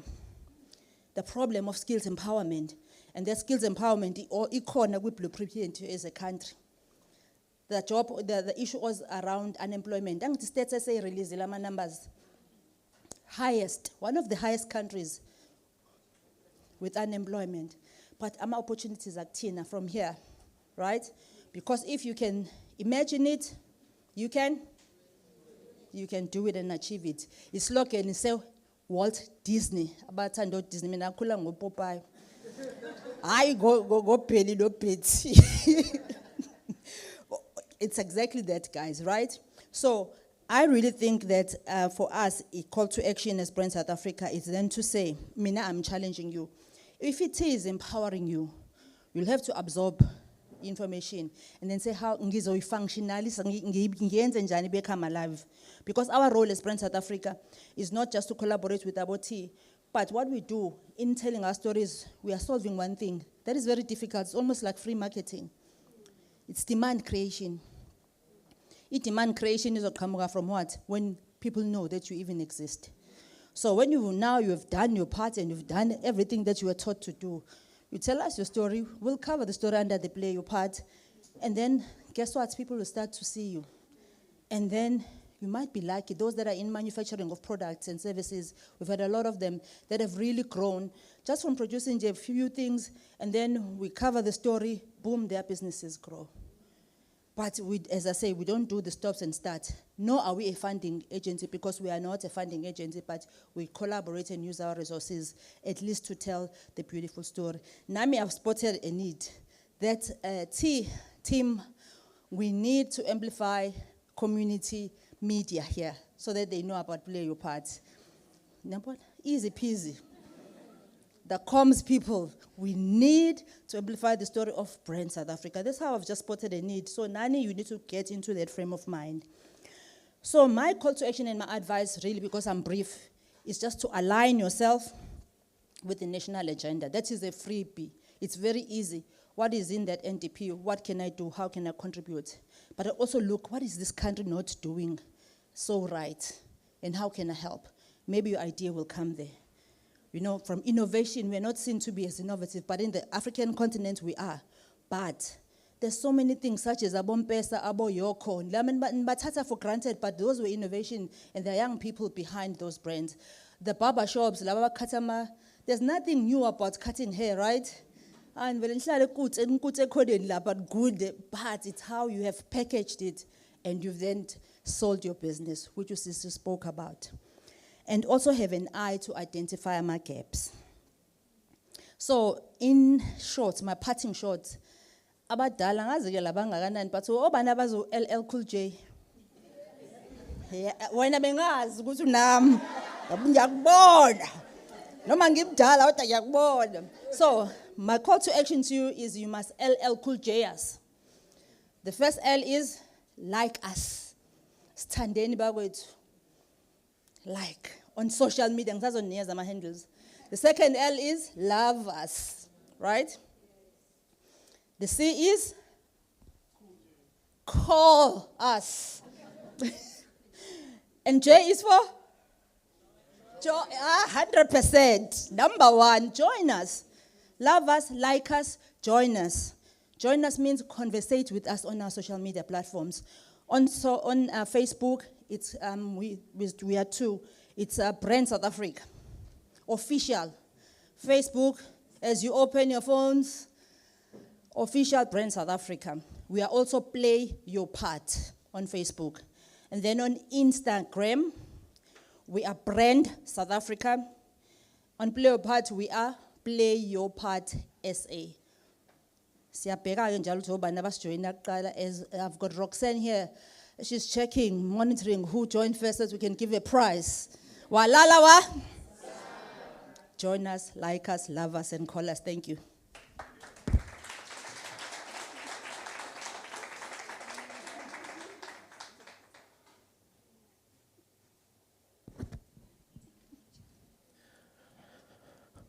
Like us, love us, call us, and join us.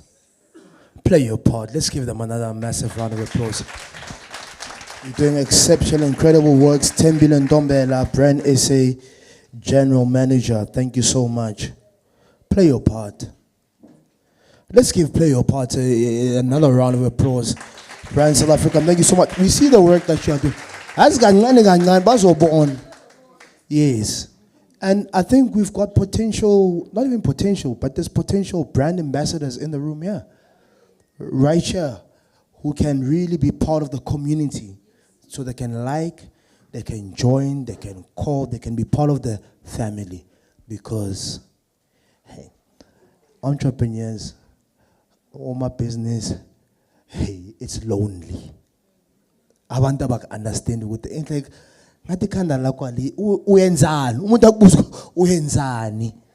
But it's lonely. So when you're part of Play Your Part as well, it's you're part of a community. Because you will never reach the level of success. Isolation. Never. We won. You won't do it. So Play Your Part one more time, ladies and gentlemen. A round of applause. Really, really appreciate it. I'm going to bring up on Pat. Are you ready? We've got a hand. I see the hand. And if I get a massage, so there was the question around the hand. My brother acknowledged you. I'm gonna give you the mic. I just want to introduce our next speaker. Are we still together? Yes. Right, ne? So if I Play Your Part with an incredible presentation for Mam Stembile as well from Marang as well. Did you enjoy it? Yes. Yeah. We're learning, right? Are we learning or are we learning? Oh, wow. Okay. You're learning, you're not learning. Yes. My brother, are we ready? Good. All right, I'm going to introduce another incredible gentleman. I thought that I had energy. because I've got a lot of energy, so I need to give out a lot of energy. This next gentleman, igama lakhe, uPet Mahlangu, founder and executive of Pet on Brands and Lerato Agency. Pet Mahlangu, 32 clients, not 32 age. So I'm expose age yakhe manje. 32 clients. A founder and executive of Pet on Brands and Lerato Agency is driven by the desire to challenge the norm and to rise above challenges. He's a young man, he's very powerful. There's something called Youth Owned Brands Awards. How many of you are under the age of 85? Can I see your hands if you're under the age of 85? Under 85. I'm not talking government, 35, what, no. How many of you, hands up, right, under the age of 35? 85. 85. Oh, you in man.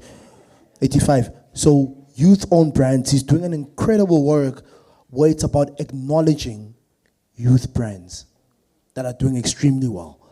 Because then the big corporates then can see that these youth brands are doing extremely well. And some of you here under the age of 85 have got young, powerful brands. He's going to share, he's very powerful around how you can grow your brand as well. Pat, my brother, please come onto stage.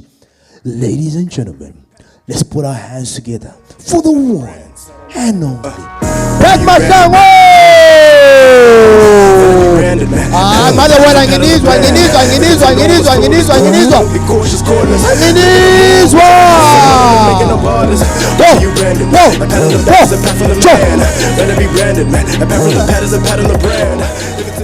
When I say Pat, to say Pat on Brands. Pat. Good morning, Motherwell.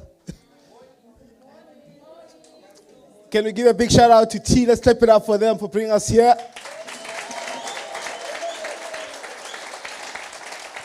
Can we give it up to Brand SA?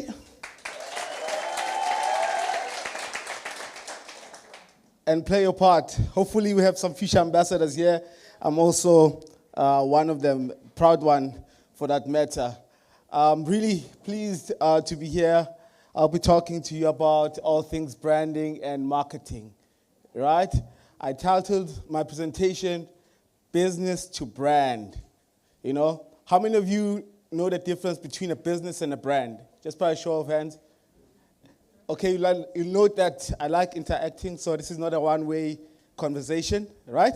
So when I ask a question, please do engage, do answer. Otherwise, I won't be enjoying myself on this stage, and I'm going to leave. Yeah. Is my clicker working? Okay, it does work.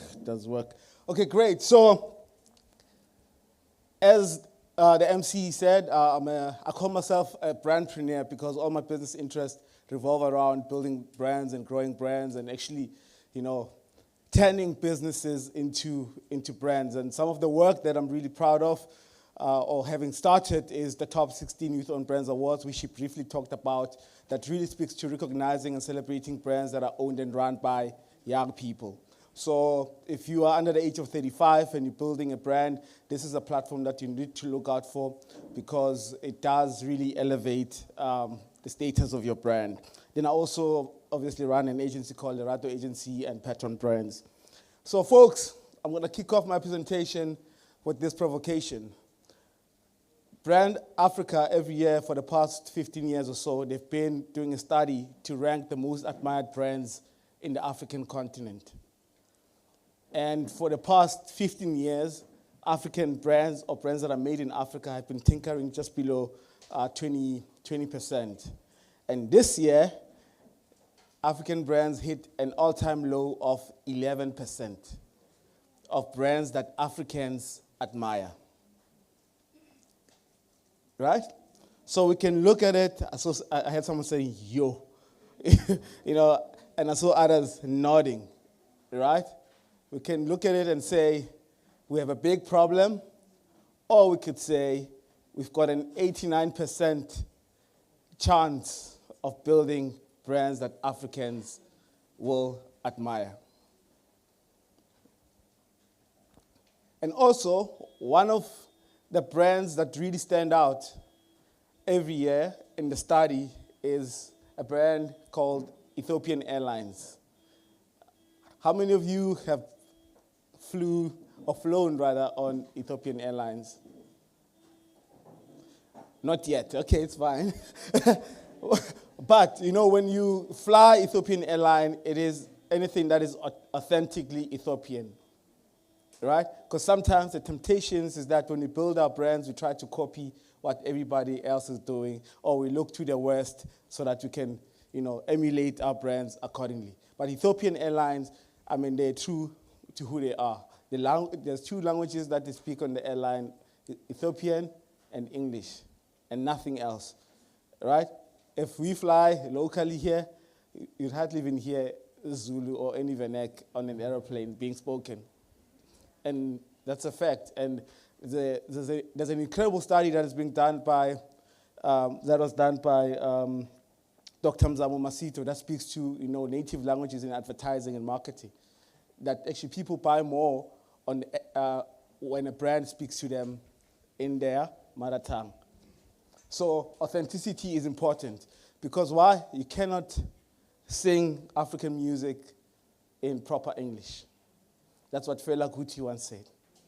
So being African and embracing that which you are is very, very important. Those that follow brand news, there was this case study, a news report of Dior. How many of you have Dior bags? Oh, wanna own a Dior? Just by a show of hands. Okay, I see a couple of hands. Namin Funi, Dior. I think what's her name? Zingumalo has even a song, that's linked to the Dior brand. A very powerful brand. So last year in July, the Italian court found that actually Dior was selling a bag that cost them about less than $50 for $2,800 US. So if you think about it in South African terms, it will cost them around, you see now the math is not mathing, around 2,000 to make, and they sell it for 50,000+ rands. Yeah.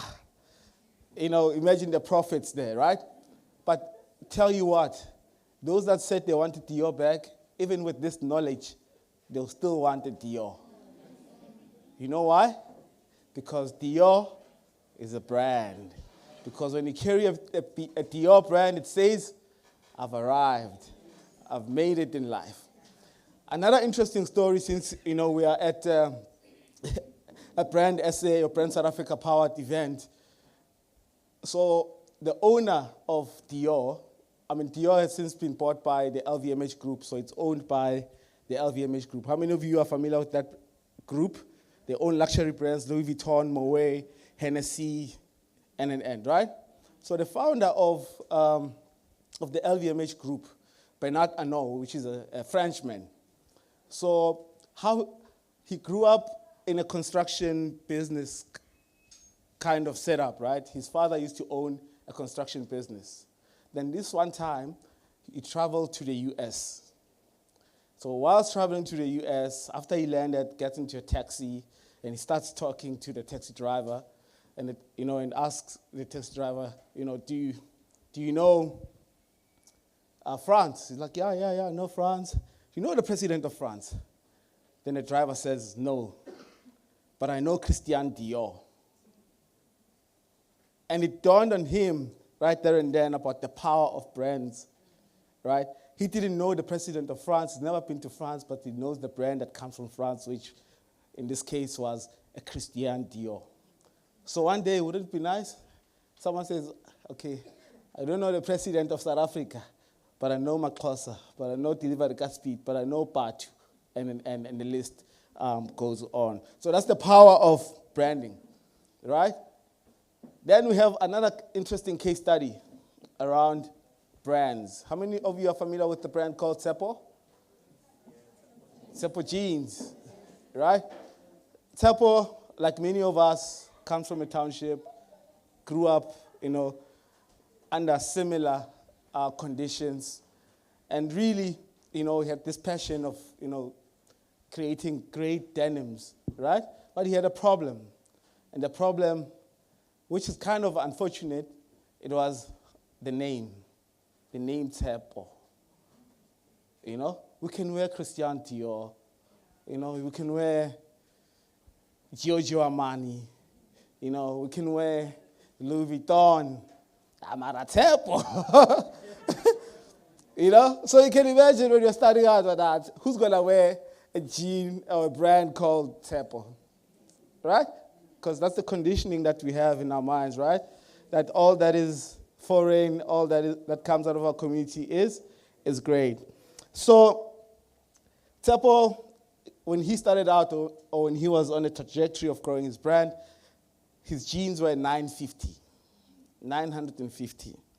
And people were not having it on Twitter, as we all know. So these are some of the tweets. I'm not sure if you can read on the screens, but I'll try. So people lambasted Musala for overpricing his jeans. What? 950? He must be smoking. So I'm not going to say it. That's why most people don't succeed in business. He must be reasonable. If you can get a good quality jean at Malcolm for 500 or 600, why would you want to pay 950? Pricing and comparing is important in business. On Twitter, everybody is a business expert, right? Then another one tweeted and said, Niyadlala nina. Tshepo once quoted me 1,500 rands to 1.8 for a denim jacket. Yaphela kanjalo i-conversation. And then something happened, right? When Meghan Markle came here with little Archie in South Africa, so as part of the excursions, I guess, or part of the itinerary, they made a stop at Victoria Yachts, which is where Tshepo makes his products.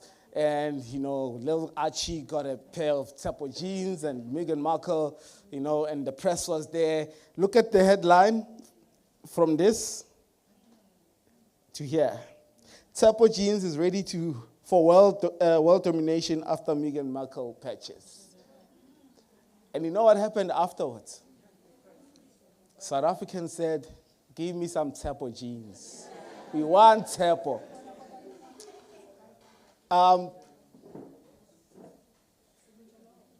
Then they said they want Tshepo jeans, and Tshepo said, okay, fine, you'll get my jeans. But yesterday's price is not today's price.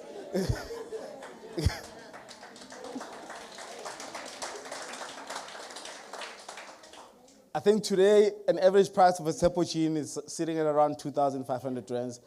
A T-shirt is now sitting at 800 plus. Socks, that's the cheapest one I could afford. As you can see, I'm wearing them. That's like 350 rands. So, again, when you're starting out your brand, you get a lot of criticism. People speak against you. Just because we all grew up here, some of us, we don't see people beyond these circumstances and environments. And so please, when you build your brand, just be persistent and consistent, and one day you will be like Tshepo. Another brand that started off from the township is a brand called Delivery Speed. Started out in Pretoria, a township called Hammanskraal. When they started out, they were just delivering food using bicycles, as you can see. And this is a brand that was founded in 2021. So they just turned 4 years this year when they started out. Started by a young person, just like some of us here who are young. I'm kidding. And really, at the core of it, they in the logistics space. But when they started out, they were doing like an Uber Eats version of the township where people could order food and deliver with bicycles. Fast forward to 2025 rather. This is Delivery Speed.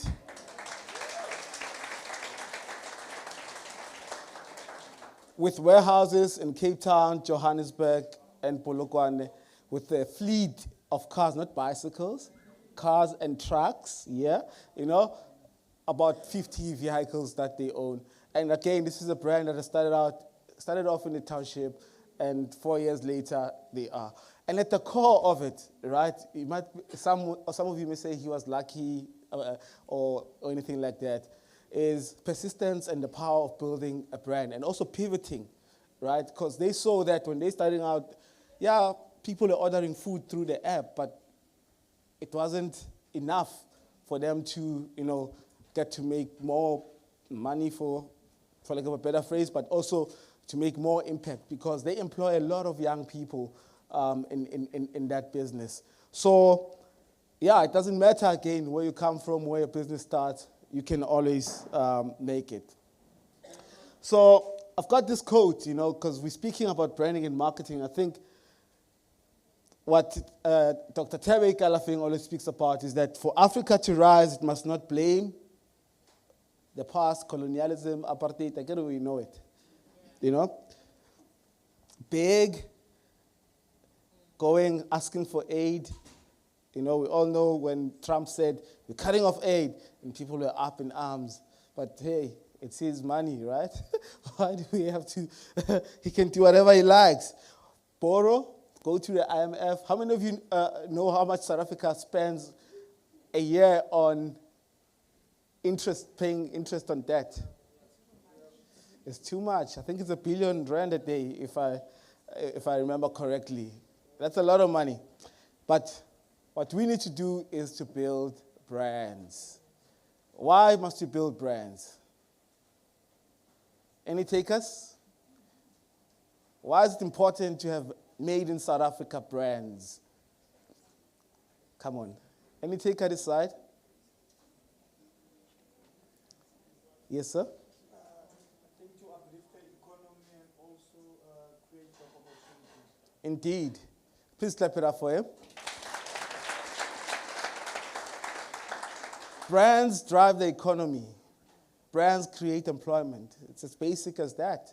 The more brands we have, it means we'll have more people employed and more money into our fiscals. And when you have a thriving economy, or when you pay our taxes, the government then can fix the roads, hopefully. We can build the roads, build hospitals, build schools, and. So when you have brands, that's why France is where it's at. That's why the US, they're just powerful because they build and produce great brands, right, that are ready to dominate the world. So what is a brand? There are many definitions. Online, people talking about, a brand is a type of product manufactured by a particular company under a particular name, a mark, and. But really at the core, this is where it all started. Branding. Believe it or not. How many of you have kettles in your household? Right? I hope your kettles are marked. So that's where branding started, by marking of cows. Why is it important to mark the cows? Say again? To identify that this belongs to the Mahlangus, right? Also to differentiate, right? So when you bring it home, where we are now, brands are made in the factory. Products are made in the factory, but brands are built in the minds and hearts of the consumers. So what separates the many, when you walk into an aisle, for example, in the Pick and Pay or Boxer or wherever, right, there's many brands all wanting a piece of your wallet, right? And that's why they have to package themselves, stand out, and so that you can choose them, right? So in marketing, we talk about brand positioning. It's not about the physical positioning of the brand or where you put it, but the mind, right? What do you want our customers or people to associate our brands with? The feeling that we get when you buy certain brands, when you own certain brands. A brand is a promise, right? Someone once said that a great brand is a promise kept. If there's one brand that does it so well, is Checkers 60/60. What is their promise? Say again? Yes, to deliver within 60 minutes. That's the promise that they're making to the consumer. All of us here claim that our products or our services are great, we deliver on time, and, right? And even with 60-60, it's not like they always deliver in 60 minutes. Sometimes they do fall short. But what happens when they fall short? Any taker? They compensate you. They'll say, oh, delivery is on us. You don't have to pay delivery fee. Right?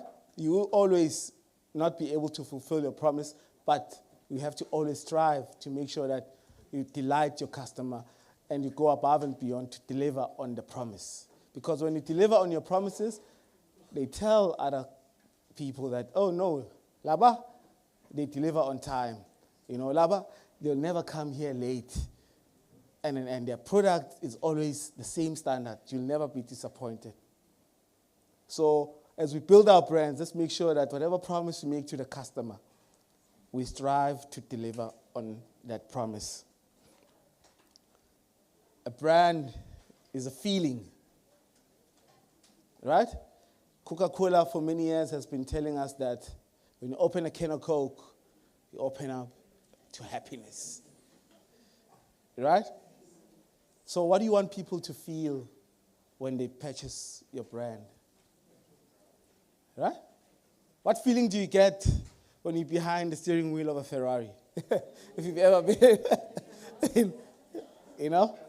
What feeling, do you get when you're wearing a particular brand?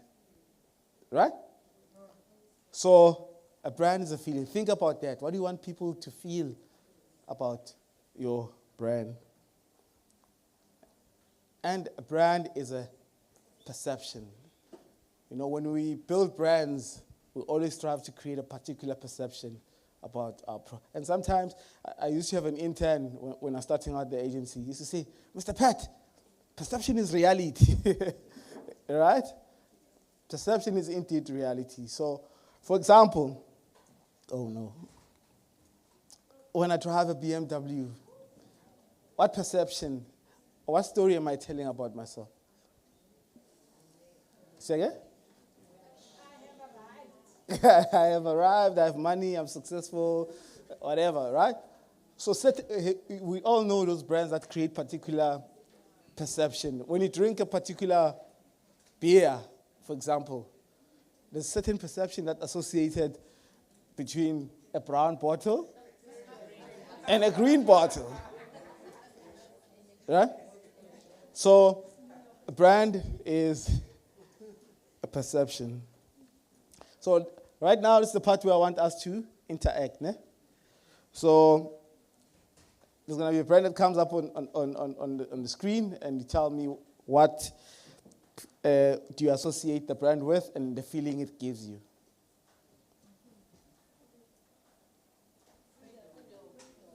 Freedom. Right, that's Nelson Mandela. You associate him with freedom.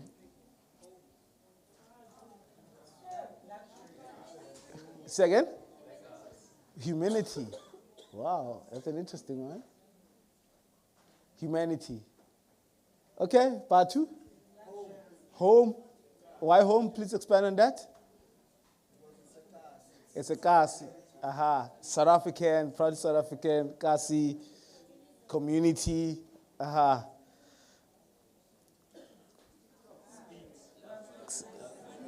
Speed, someone says money. All right?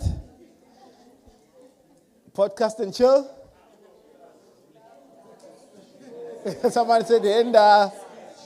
You say again? McChee. Say again? Freedom of speech. Or someone said controversial. Eiffel Tower. Ooh, someone said love.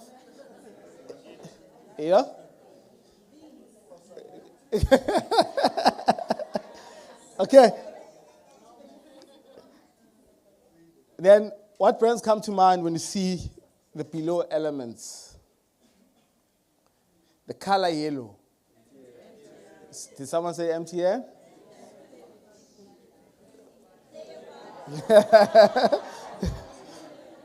When you see this font,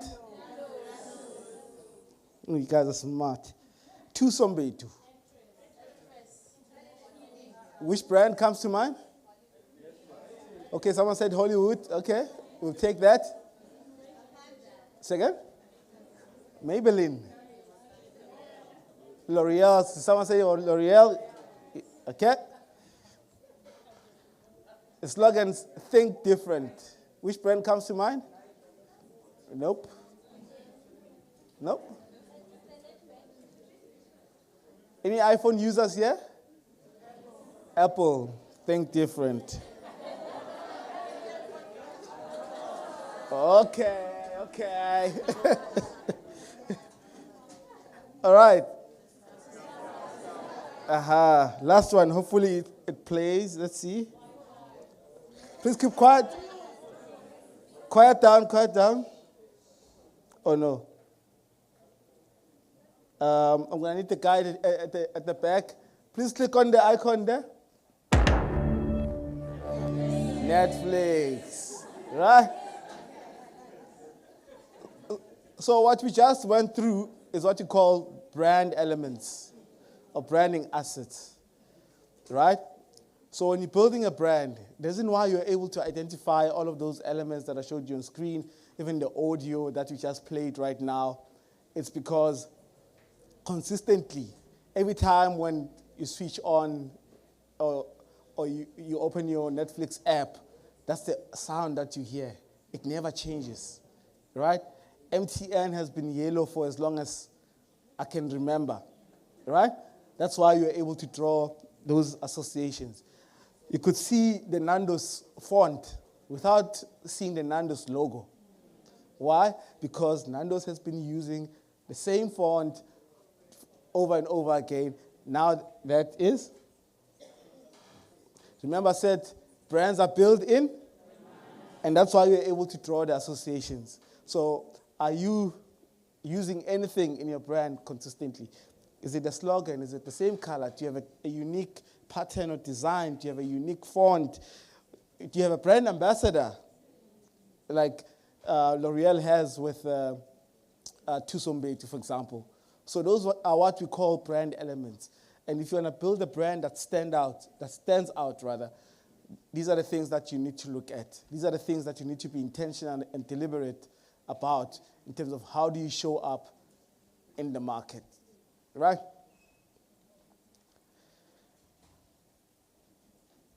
Why branding? Because it allows us to play the business game on easy mode. I'm being told with 5 minutes left. I'm sure many of us have come across this picture, right? Starbucks, that costs $3.6 versus a no-name brand, right? We get the gist of this. Okay, cool. I'm gonna spend the last 5 minutes on this part. A lot of you are saying, okay, Pat, we hear you talking about this branding thing, but how do we do it? How do you go about building brands that stand out, you know? One, I have what we call the 6 C's, and the first C is creativity, right? You cannot bore your way to building a great brand. You can't do mundane or bland stuff and think that people will buy into you. You have to be creative. You need to find ways of selling stuff. There's this guy, I'm not going to play the video in the interest of time, but you probably came across his content on TikTok. He sells cars, right?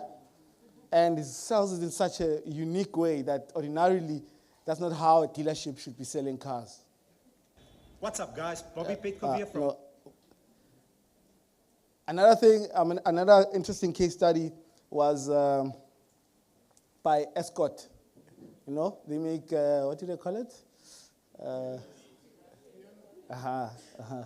Russians and what. Yeah. So when the Springboks were going to the Rugby World Cup, everybody was talking about them, and they thought to themselves, when they called the Springboks, I remember I had an interview with the former marketing manager of this brand, and she was like, we didn't have the budget, you know, to partner officially with the Springboks. Then we thought to ourselves, how else can we be part of this great brand without being officially associated with it. I remember when it first came out on Twitter went crazy, or X went crazy, saying they spelled Springboks wrong, right? And that was intentional, because had they spelled Springbok the way it was supposed to be done, they were going to get sued, right? But they also did what they call Springboks, which was a combo deal that had Russians, Viennas, and whatever else in it. It also drove there was a commercial aspect outside of brand visibility and awareness. So you can find creative ways, around this. I'm not sure how many of you heard that last year now men can take their wives' surnames, So there's been brands. I saw a very interesting post online by Metropolitan, which is a financial institution, leveraging off, because already it's being talked about, right? How do you become part of the zeitgeist or part of the mainstream conversation?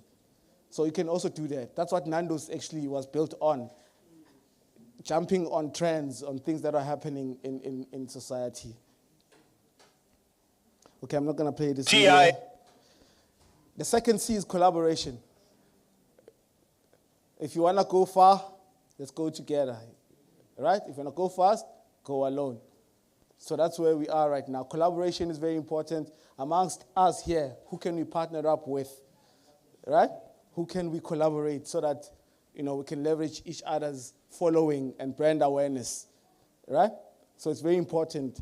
I like this case study of Makosa and Phil Barr, two premium South African brands coming together. The other one is more on the white sort of demographic. The other one is more predominantly black, coming together. So now the Phil Barr followers or customers are now exposed to Makosa and vice versa. It's a win-win. And I remember when they launched this collaboration, they sold out within 24 hours, right? So that's the power of collaboration. So you can't do it alone. That's why great brands partner up with each other. That's why we are here today, T partnering up with Brand SA. You get the logic, right? So collaboration is very important. Here we've got Robert Boy and Mofire.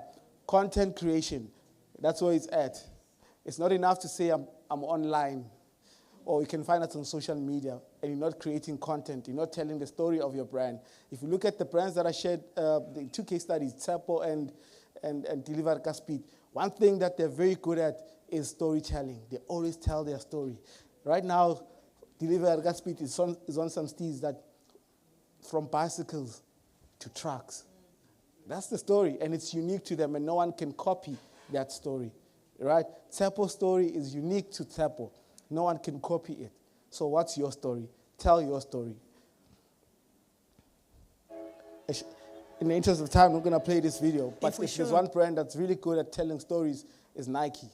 Nike never tells you how thin their shoe is or how light it is, but they'll tell you stories. Consistency. Very important. We played a little game earlier on, showed you brand elements. All of you were able to pick up what it is that I was talking about, because all those brands, what they've done was to consistently use the same brand elements over and over again, right? And that's how you're able to remember. So consistency is key when you're building a brand. Use the same logo on Instagram, Facebook, and Twitter, or in whichever other platform you're on. Some of you are pink on Facebook, you are blue on Instagram, you are green on TikTok, and that's not how you build brand, right? The slogan is this on your website. On LinkedIn, it's a different slogan. It doesn't work like that when you're building brand. You have to be consistent throughout all the touch points. This is an important one. Continuous learning and improvement. I know it doesn't link directly to branding, but great brands understand that what got them here won't get them to the next level, right? So you have to continuously learn and improve, do things better.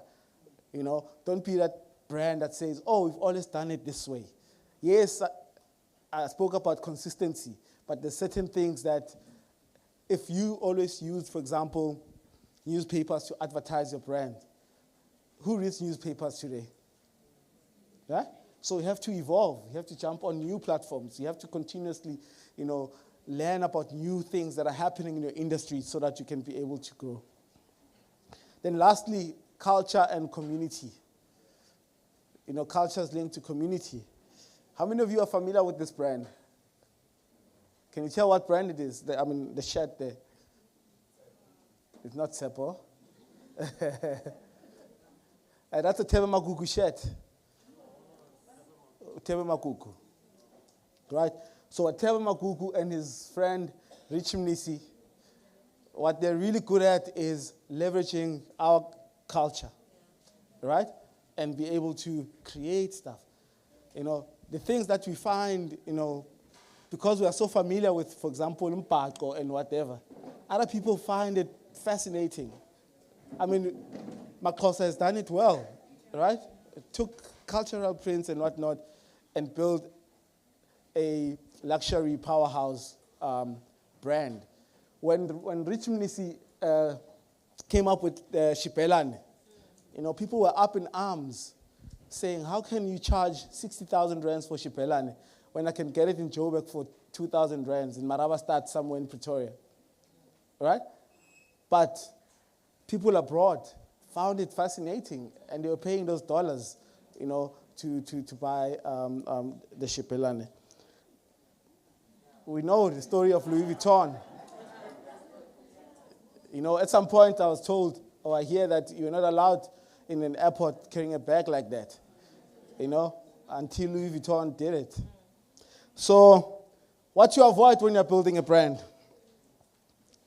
don't overpromise and underdeliver. I shouldn't have asked, say later much. Just because you want to close the sale, right?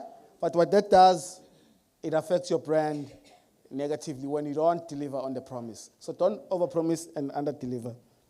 Don't focus on the competition, right? I speak a lot with, young entrepreneurs that come to consult or ask questions, and they say, yeah, but my competitors are doing this. Can I also do it? You can't go forward if you keep looking on the side and back. You have to face forward, right? So every brand has a unique story. It's on a unique path. Stay your course, right? Don't focus on the competition. And lastly, don't expect instant results. I know especially with the younger entrepreneurs, we are impatient. We want to succeed today. We want to be rich. We want our brands to be on the same level as Makosa. But what you forget is that Makosa was founded when, I think 2010, if I'm not mistaken. That's 15 years of grafting. When you see it on at the Paris fashion show, it's years of hard work, of consistent, marketing and branding and building of brands. So you have to be patient, right? And also by being patient, I'm not saying be complacent, right, with the status quo, with where you are. But just know that this is a marathon. When you're playing in the brand game, you're playing in the long term, right? So you have to understand that you have to have a long-term view. I always say that great brands are not built overnight. They're built over time. So it takes time to build a brand. Ladies and gentlemen, Dango means thank you.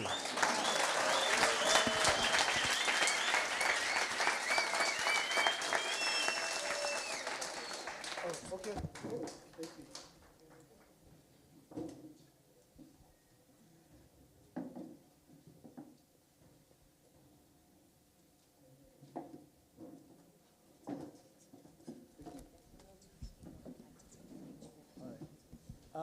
Are we going to take some questions?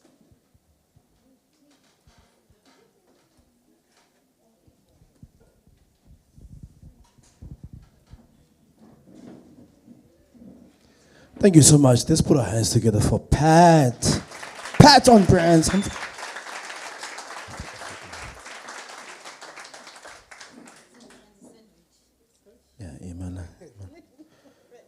Please, can we have the bag now? Play your part. Brand, let's put it on your bag, yeah. Bag, yeah. Here's the photo. Can we get a photo, please? Yeah. Yeah. Upet, yakulum. The 6 C's. Did you enjoy that presentation? Very powerful.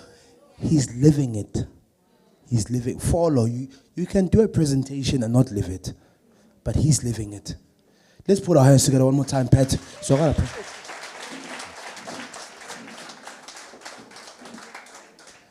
and his English is not bad. He's trying. Yeah, for a village boy, and he's got braces, so he's all right. He's okay. He's trying out. We're gonna open it up. My brother, I see you, acknowledge you. So can we get the mic to my brother, yeah?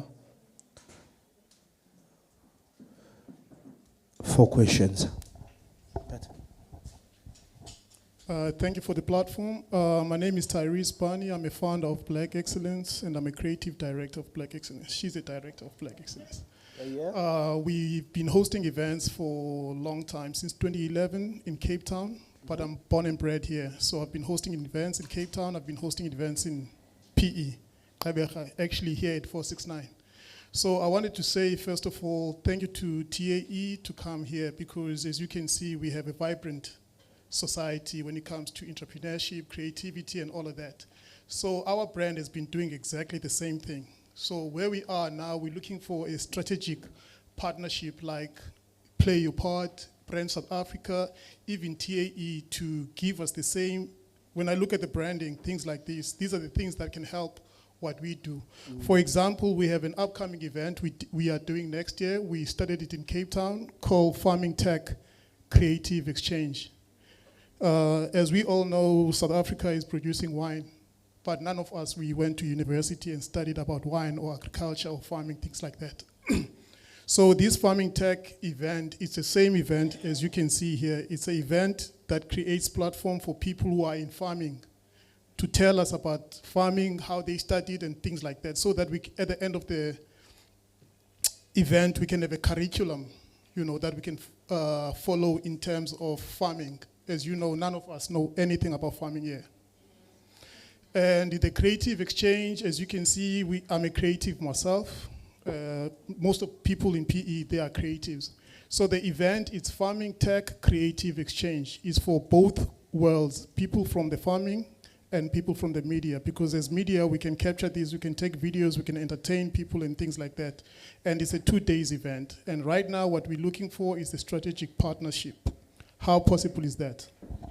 Thank you so much, my brother.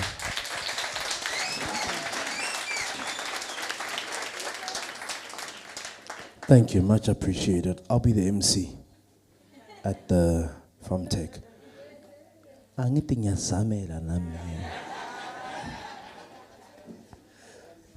Pat, and you really around strategy, you really around the partnership. Here's your mic, Pat. Around partnership, and what we've seen, and I'll give it to you now, is yes, there's Play Your Part. There's other partnerships as well that you can get, but it goes back to what Marang said. She's not here. Around the value that you are delivering to the client. So it's not about. You must understand that even when you are doing proposals and you are pitching, it's not about you. It's about the client. So how much can the client get out of it? What value are you bringing? How many people are coming, etc., etc., etc. Those things are very, very important. And I'm gonna leave now to Pat, because he deals with really, really credible brands around how do you then bring them in? Because you are a brand. You are building a brand. So you want a partnership with another brand. Specialist, over to you. Yeah, I get this question a lot, because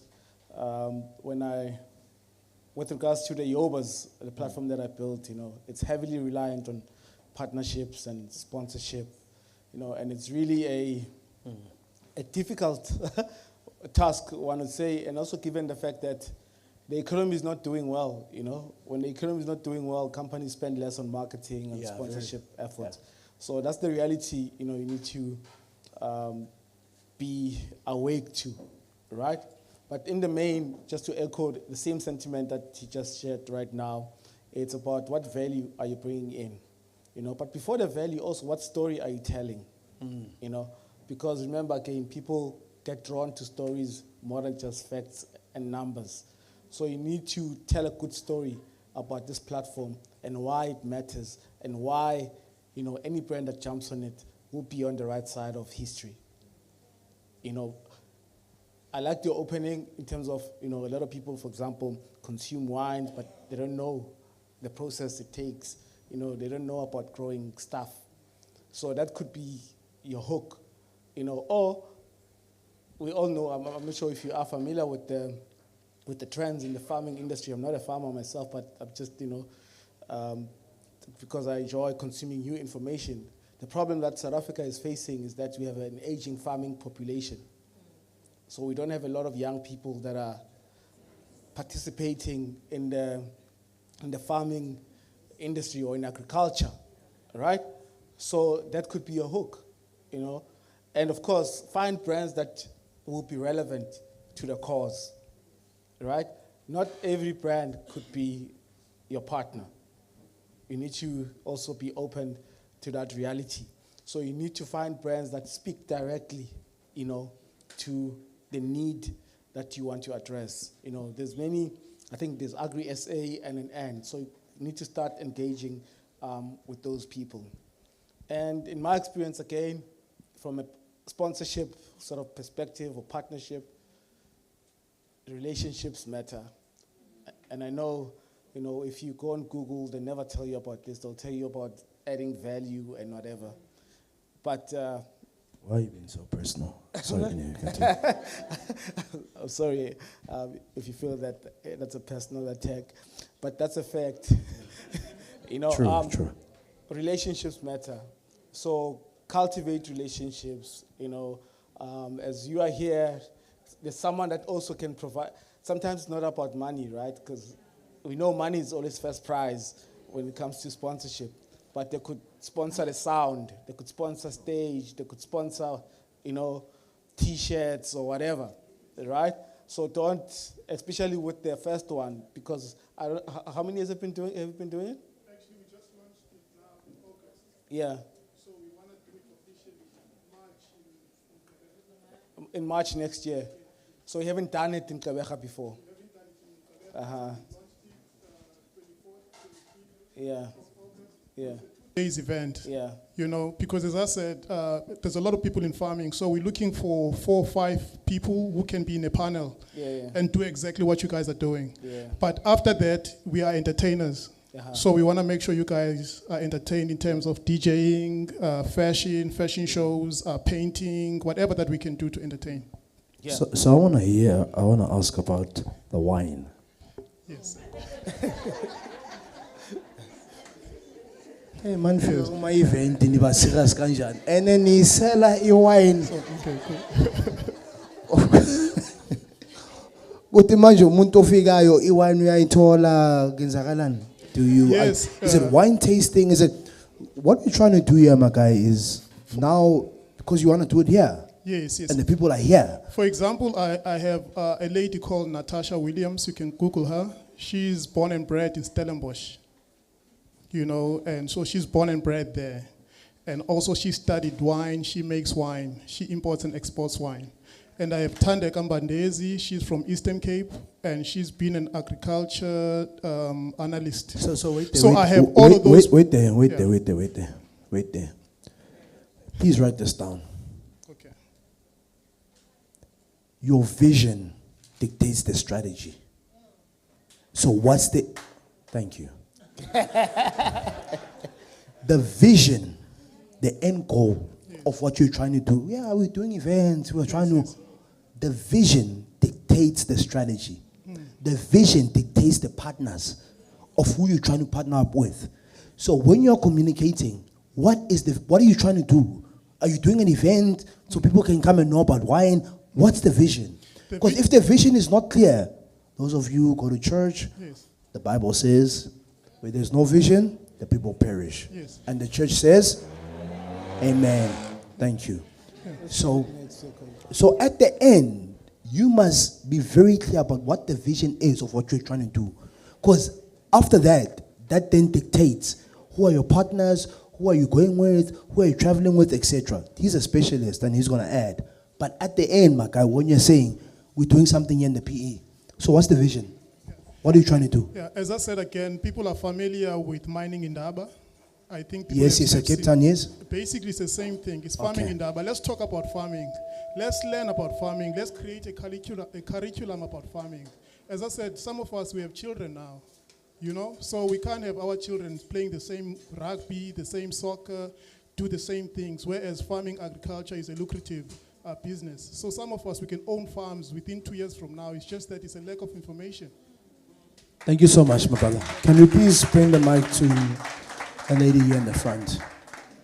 So the conversations then around, even the people that you meet, is what's the vision? Because the vision dictates the strategy. The vision dictates the partners. Because there's certain partners that can partner with you if your vision is not clear. So is it awareness? Is it more people must buy more wine, which they should? So your vision must be very clear, because then that vision then dictates who your partners are or who you're trying with. I don't know if, Pat. Yeah, I think if I add, I will ruin your answer. So exactly what he said, man. Yeah. Molweni, I trust everyone is doing well.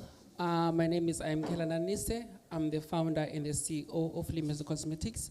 So at Limese Cosmetics, we do have our own signature cosmetics, which is lipsticks, lashes, and also lip glosses. So you spoke about e-brand of Ilindoza or Dior, and then it came across Ilindoza or Hermes. Or Hermes sells e-bags for, let's say, for 200,000, and then over time it accumulates for, let's say, whenever you are reselling it, you can sell it for around $1 million. So it's sort of like an investment. So my question is, how can one create a brand that over time it accumulates in revenue, and also in terms of, I don't know how which way to it, but I do have it in mind, because we do want to venture into clothing. So yeah. So how can one create a brand or products that over time it accumulates in terms of revenue and stuff? If you get my point. Sure, it's a very good question. Yeah. So obviously, number one, you need to make a decision in terms of how you want to position your brand in the market. So luxury brands, which is what like you're referring to, your Dior's, your Hermes, and.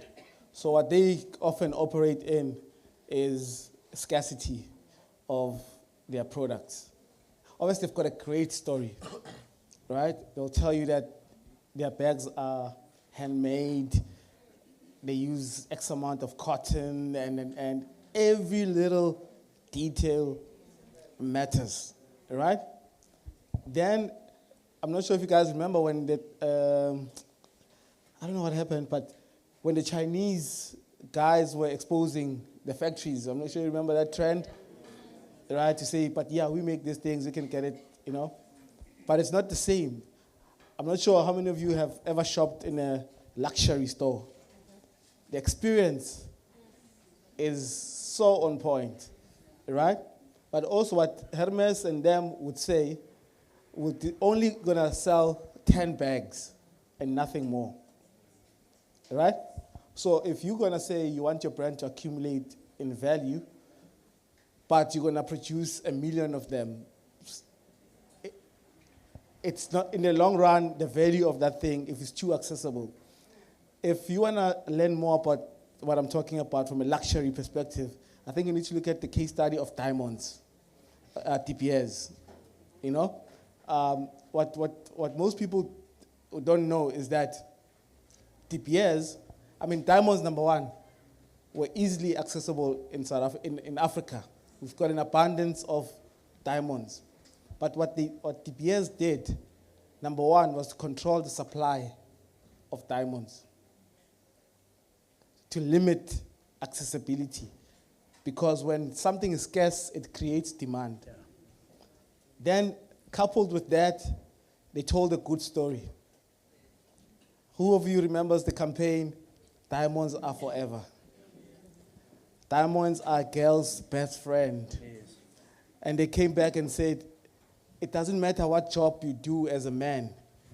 To buy a diamond ring, it will take 3 months of your salary. Whether you are a white collar or blue collar worker. Then they told that story.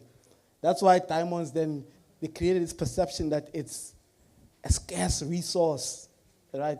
That when you have a diamond ring, it means your man loves you dearly. But if you think about it in the bigger scheme of things, a diamond is just any rock, really.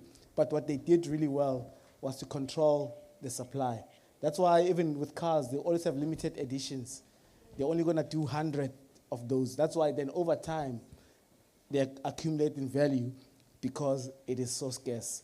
Like if I were to bring it home, if you look at a car like a Kusheshe, for example, you can buy a Kusheshe for R1 million plus today.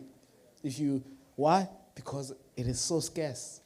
You can't just find it anywhere. So if you can play in that space of creating scarcity, exclusivity, then people are willing to wait even for you to launch the next thing and to pay a premium for it. But if it's easily accessible and there's no great story around it, then yeah. Yeah. Let's put our hands together one more time for Pat. Thank you so much, my brother. Can we get a photo of you?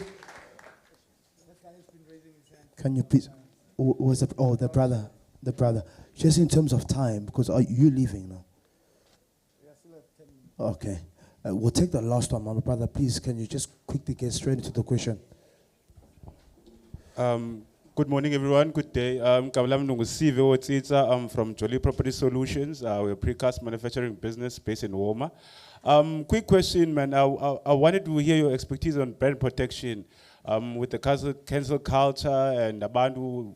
What type of things that limit brand growth and also that keep us from reaching the potentials that we might have?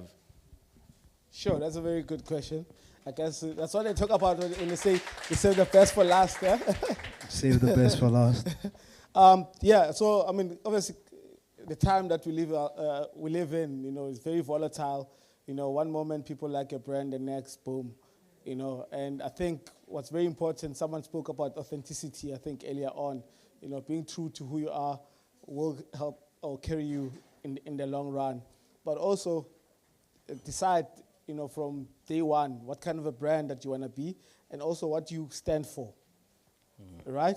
Because oftentimes what people tend to do is to jump on every trend, and we see when a brand shows up on a particular trend, and we're like, hang on, this doesn't make sense. What are you doing in this?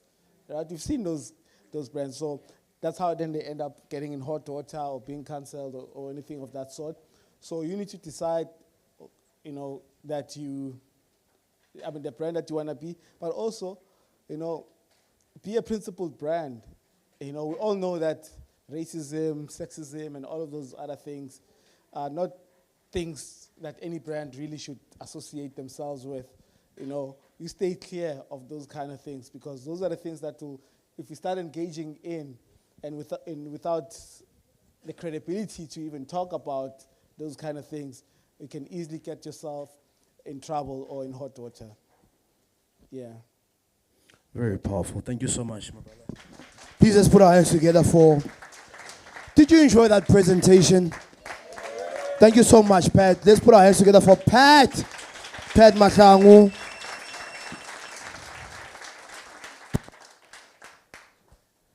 Are you enjoying? Are we still together? All right. Let me introduce our next speaker. And I've always been told that give people their flowers while they are still alive. Nifuna ukunika abantu amaflower ku after tears. So phuze iwine yakaphuthi. Incredible entrepreneur that's coming onto stage. Siyabulela Mandla, how to bootstrap your business growth. A powerful entrepreneur. Please come onto stage, my brother. Siyabulela. One of your own from right here in the Motherwell. Come on, Motherwell. Come on, let's go. Let's put our hands together. and show some love. Unokubona ngithi business maloko khuphuka ya angithi no kunoku my brother, over to you. It's so good to see you from here. One more time, ladies and gentlemen. Asimshayeleni izandla.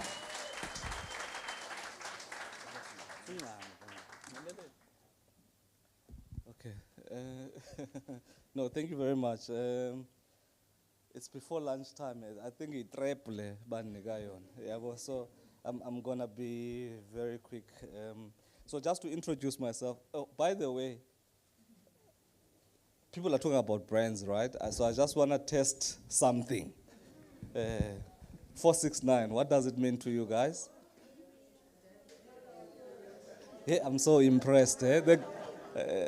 So you guys know, okay? So we're a host today, and I always say I never want to participate because it's like I'm taking advantage of that. But nevertheless, that's where we are. Guys, I'm gonna sit down, because I haven't slept, I'll be honest with you. So, yeah, I'm very impressed with what you guys just acknowledged now, because it talks about this brand equity thing that we're all striving for. And 469 as a business that is based in Motherwell. Township is our space. So I'm asked to talk about a very difficult task of growing a business, scaling up a business, right?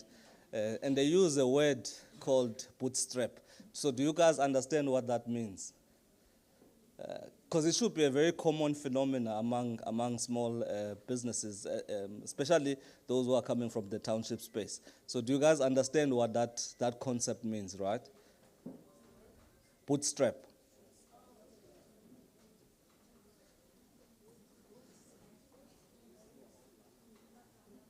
I need that was out here, so I need you guys to engage. Okay, so I think it's before obviously I talk about what that could mean. I think it's a very familiar phenomena among small businesses, particularly those who are coming from the township, right? Because it means starting a business with basically nothing, right? And the reason why I thought to me it was quite interesting, and I'm not going to give you guys an academic perspective, right? I can do that, but I want to give you guys practical things, because I think I'm a scholar of that. So I've come from that environment, and I want to speak about something that you guys can relate to, because most of you guys have started businesses basically with nothing. So bootstrapping is a concept that you're quite familiar. And how do we then grow from that situation? So there are a number of disciplines that we can talk about from an academic point of view, but I want to talk about things that relate to me as an entrepreneur. Today, as much as I've got obviously the business interest in the township, I also run a manufacturing company. I'm also in the recycling space. So I've got a number of things that I'm busy with, and that all started from a car wash business, basically, right? So it talks about the bootstrapping, the methodologies, and what are the things that are important in that space, because I can assure you, if you guys were not in that space, you wouldn't be here. So you're quite familiar with that. So I think for me, there's a number of disciplines, and I think the first one that I want to talk about is the financial management side of things, right? And this is one aspect that is critical for business sustainability and growth, because if you don't get it right, it doesn't matter if you've got a superb product that you are selling or services, but if you cannot manage your cash flow, if you cannot manage your finances, it becomes a problem. If mawufika up 469, ufika uswipe ngela card lakho le business, it's going to be a problem. So financial management for me is key. And when we talk about the financial management as a whole, I'm not just talking about the income, right, the revenue generation. I'm also talking about when you do make money in business, what do you do with that money? You know, do you reinvest that money back to the business, or do you take it as a profit, it's your dividend, and you must spend it? You know, buy something. We call it, you know, those people who are too edgy to spend the money. That's what I'm talking about. So there's a number of things that we must do in that space. So how do you control your costs, all right? Because sometimes when you don't have the money, as I told you, that the principle itself is about starting a business with little resources. And one of those key resources is cash flow. You do not have the money. So what are the things that you must do to be agile still within that environment? So cash management is very important, which is cash flow. We call it cash flow, is the lifeblood of the business itself. So just to give you a typical example, when I started what I did, right? Because the other aspect of that equation speaks about the issue of investment. You go to the bank, you're not going to get money, right? We know that. Or you can ask your uncle to borrow you money, and he will come next month, he wants his money back. So one of the things that that was strategic in my journey was that I've looked at, for instance, how do you acquire cheap capital, right, to start the business? And one of those things was to look at a number of investment schemes that were there, and part of those were grant funding, competitions, you know. So we've entered things like your SAP Kickstart, and we won. Our first investment actually came from SAP Kickstart, and we got 130,000 rands from that. So that was free money, highly valuable money, because I didn't have to pay an installment the next month. So all I had to do was to make sure I use it for what I intended it to be used for, to buy equipment and obviously to run the business. So I'm saying that you must look at all of those things that relate to a disciplined financial management model. And you can obviously add your own in terms of that. So that's one discipline. So to get to the next one, which I'm very happy about, and I enjoy that one, and I like the fact that you guys can relate to the brand, the issue of market and market access. You know, at the end of the day, if you could have a beautiful business, market is what determines the value of business. And I think one of the things that you guys were talking about here is the issue of brand equity, right? Brand equity, in my perspective, is regulated by market. What is the perception of that brand in the market? So it's very important to identify what your brand stands for in terms of marketing or market access. It's also very important that as an entrepreneur, how do you represent that brand or product or service, whatever it is that you want to take to the market? What are the things that you view as instruments that is going to take your product to the next level? So the issue of marketing, sorry guys, I'm just digressing a bit here, because as I said, I didn't sleep. So I'm saying that, you know, obviously marketing itself costs money, right? Marketing itself costs money. And one of the things that I've used, to me, digital marketing instruments have been my strength, you know, social media, Facebook, because those are all cheap marketing instruments that you can use. Because obviously, if I were to go to a marketing agency and say to them, give me a marketing plan, those things, they cost money. So, right, so you guys understand. So if you want to grow your market, I'm saying that you must look at cost-effective marketing schemes that you can obviously utilize to grow your business and make sure that your product is accessible and grow your brand equity. So that's one of those aspects that you can look at. And yeah, so there's a lot I want to say there, but the next element in my list is also obviously based on the product. So now we're talking about Apokona. So you've got good marketing, you've got good financial support system. Now what are you selling? What's your product differentiation?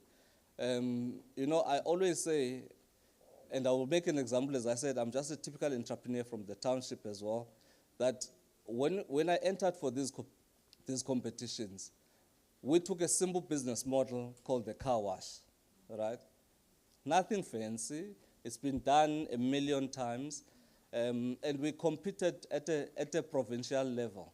And we actually won that competition. And we won it twice, which was run by different institutions. And one of the things that I was saying is that how do we differentiate our service as compared to any other traditional car wash in the township or in the urban areas? And we were very articulative of what are those key.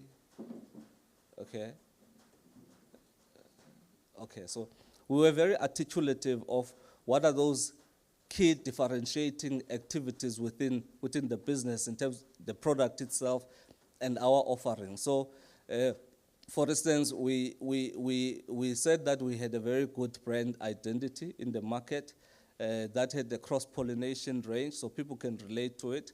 And the fact that, we were not just washing cars, we were creating an experience where people come to our car wash, they meet other people, so it's a very friendly, convenient offering. So it's not just about washing cars, because we believe that if you wash a car, anybody here is capable of washing a car.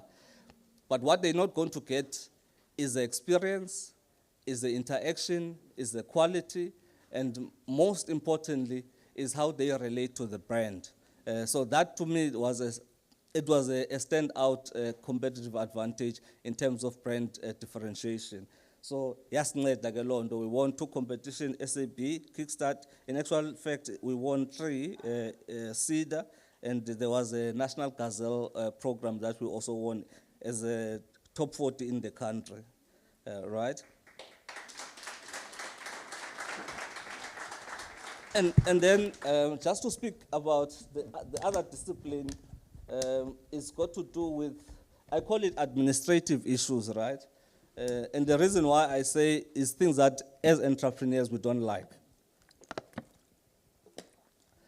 Administrative issues, a business plan, right? I remember what we did and what was compelling in our quest to win this competition was the fact that when we started the business, we actually drew up a business plan. It's not something that when we start a small business we want to do, right? It's a very tedious exercise. So entrepreneurs don't enjoy that.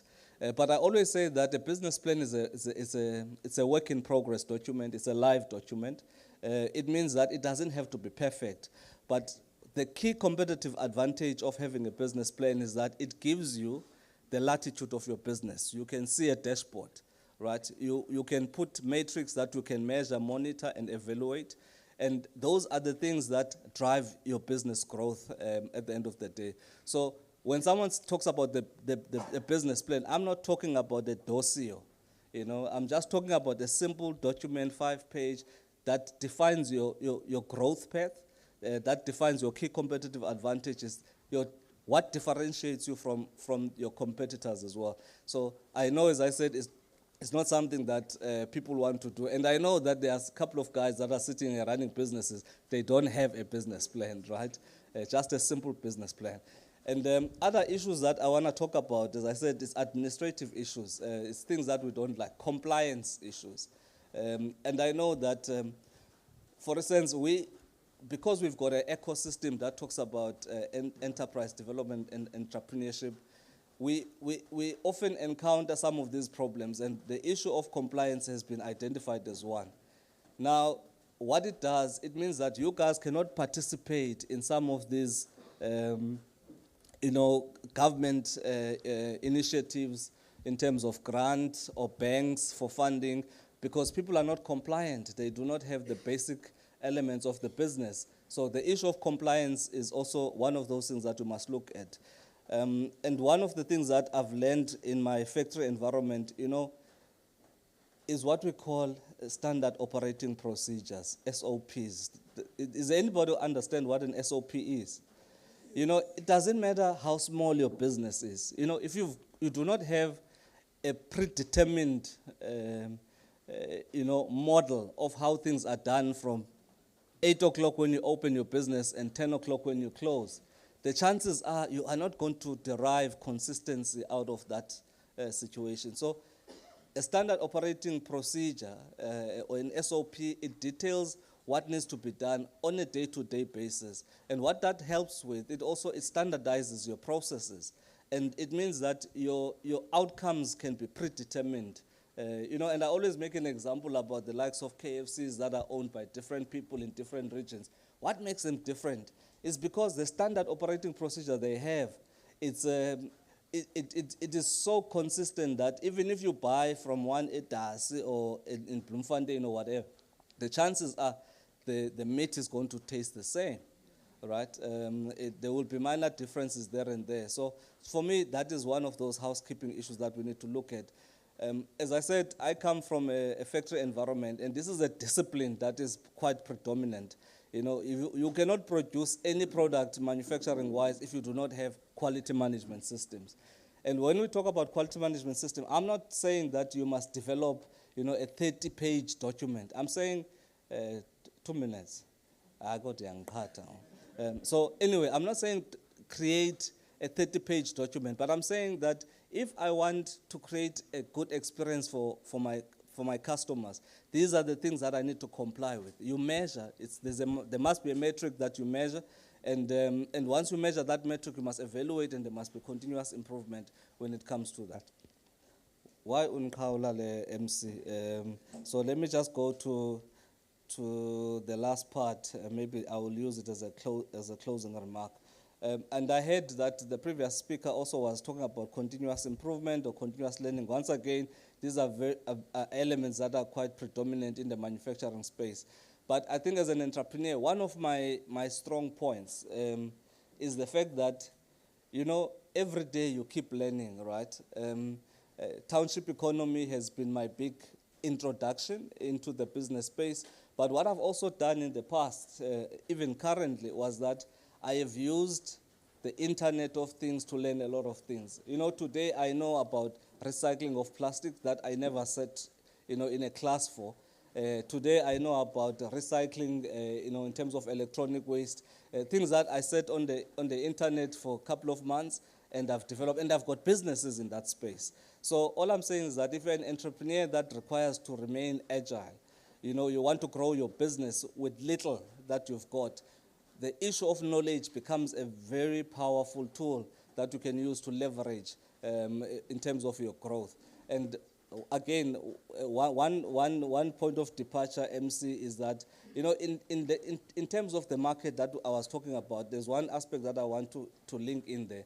You know, for instance, these initiatives that we do, thank you, Gobulelani, and everybody that has collaborated here, is that this is where obviously you leverage on access to that knowledge, but also on access to the market, because someone sitting here could be a potential buyer, a potential partner. So I encourage that when we host this type of events, people utilize the platforms, obviously, to grow their business, because it's all about, I mean, what did it cost you to come here, guys? Not much. So I'm just saying we utilize cost-effective measures to obviously amplify our output. MC ufuna undiqhawula wena, so ngizakuyeka ke ndikunike lo wonga. As I said, I don't want to be long because you guys have put me closer to the eating time, and ndiyayazi ke ne-concentration levels ziyahla ke ngoku because ukutya kuyaphekwa pha. So I will leave it at that.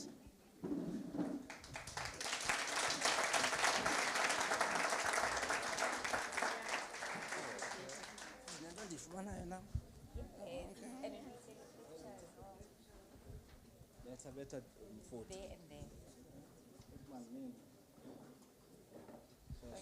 Okay. Okay. Hey, I think I'm breaking my guy. Thank you. Thank you so much, my brother. Siyabulela. Ukubonga. Yes, sir. Please, can we put our hands together one more time? Siyabulela, Amanda, how to bootstrap your business and growth. Before I introduce the next speaker, after the next speaker, we're going for lunch. So we're going to eat. You don't need to look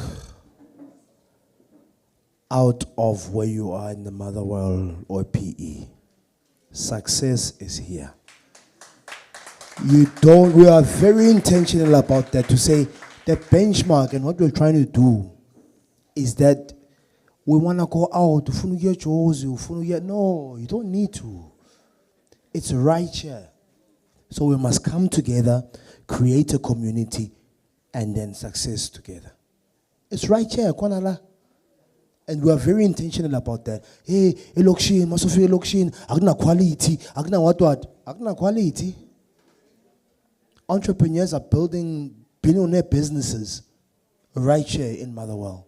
And you are doing that. So you don't need to look far out. Here's an example. And next time when we come, you're going to be on stage sharing your story of now how you're employing people and how you're making money and how your business is growing. Because this platform is not for us, it's for you. It's possible. IMPOSSIBLE, impossible. You put the tractor, it's I am possible. It can be done. And it will be done by you. Ishailin is under. Give yourselves a round of applause. This is about you. It really, really is about you. It really is. Because you can't always be talking about somebody. Uban, uten, waenza, one wenzeni. Hey, for hey, Jamin, no, when.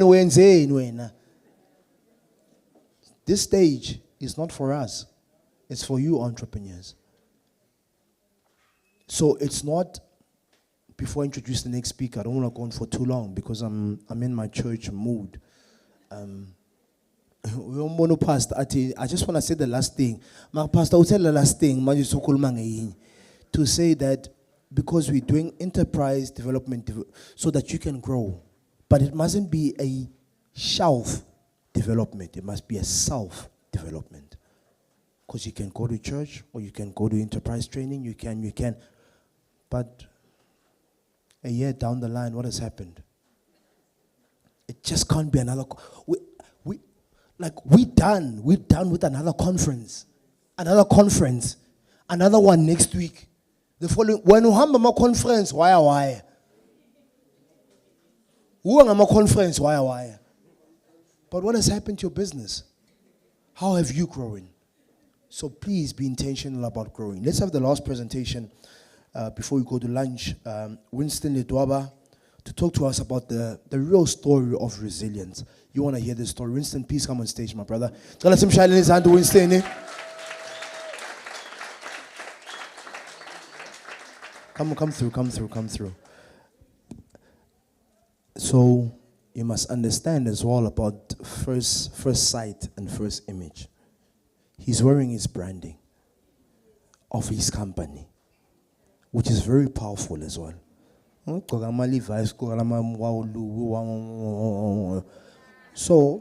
then KO, I'm going to give you the mic now. KO is having an interview.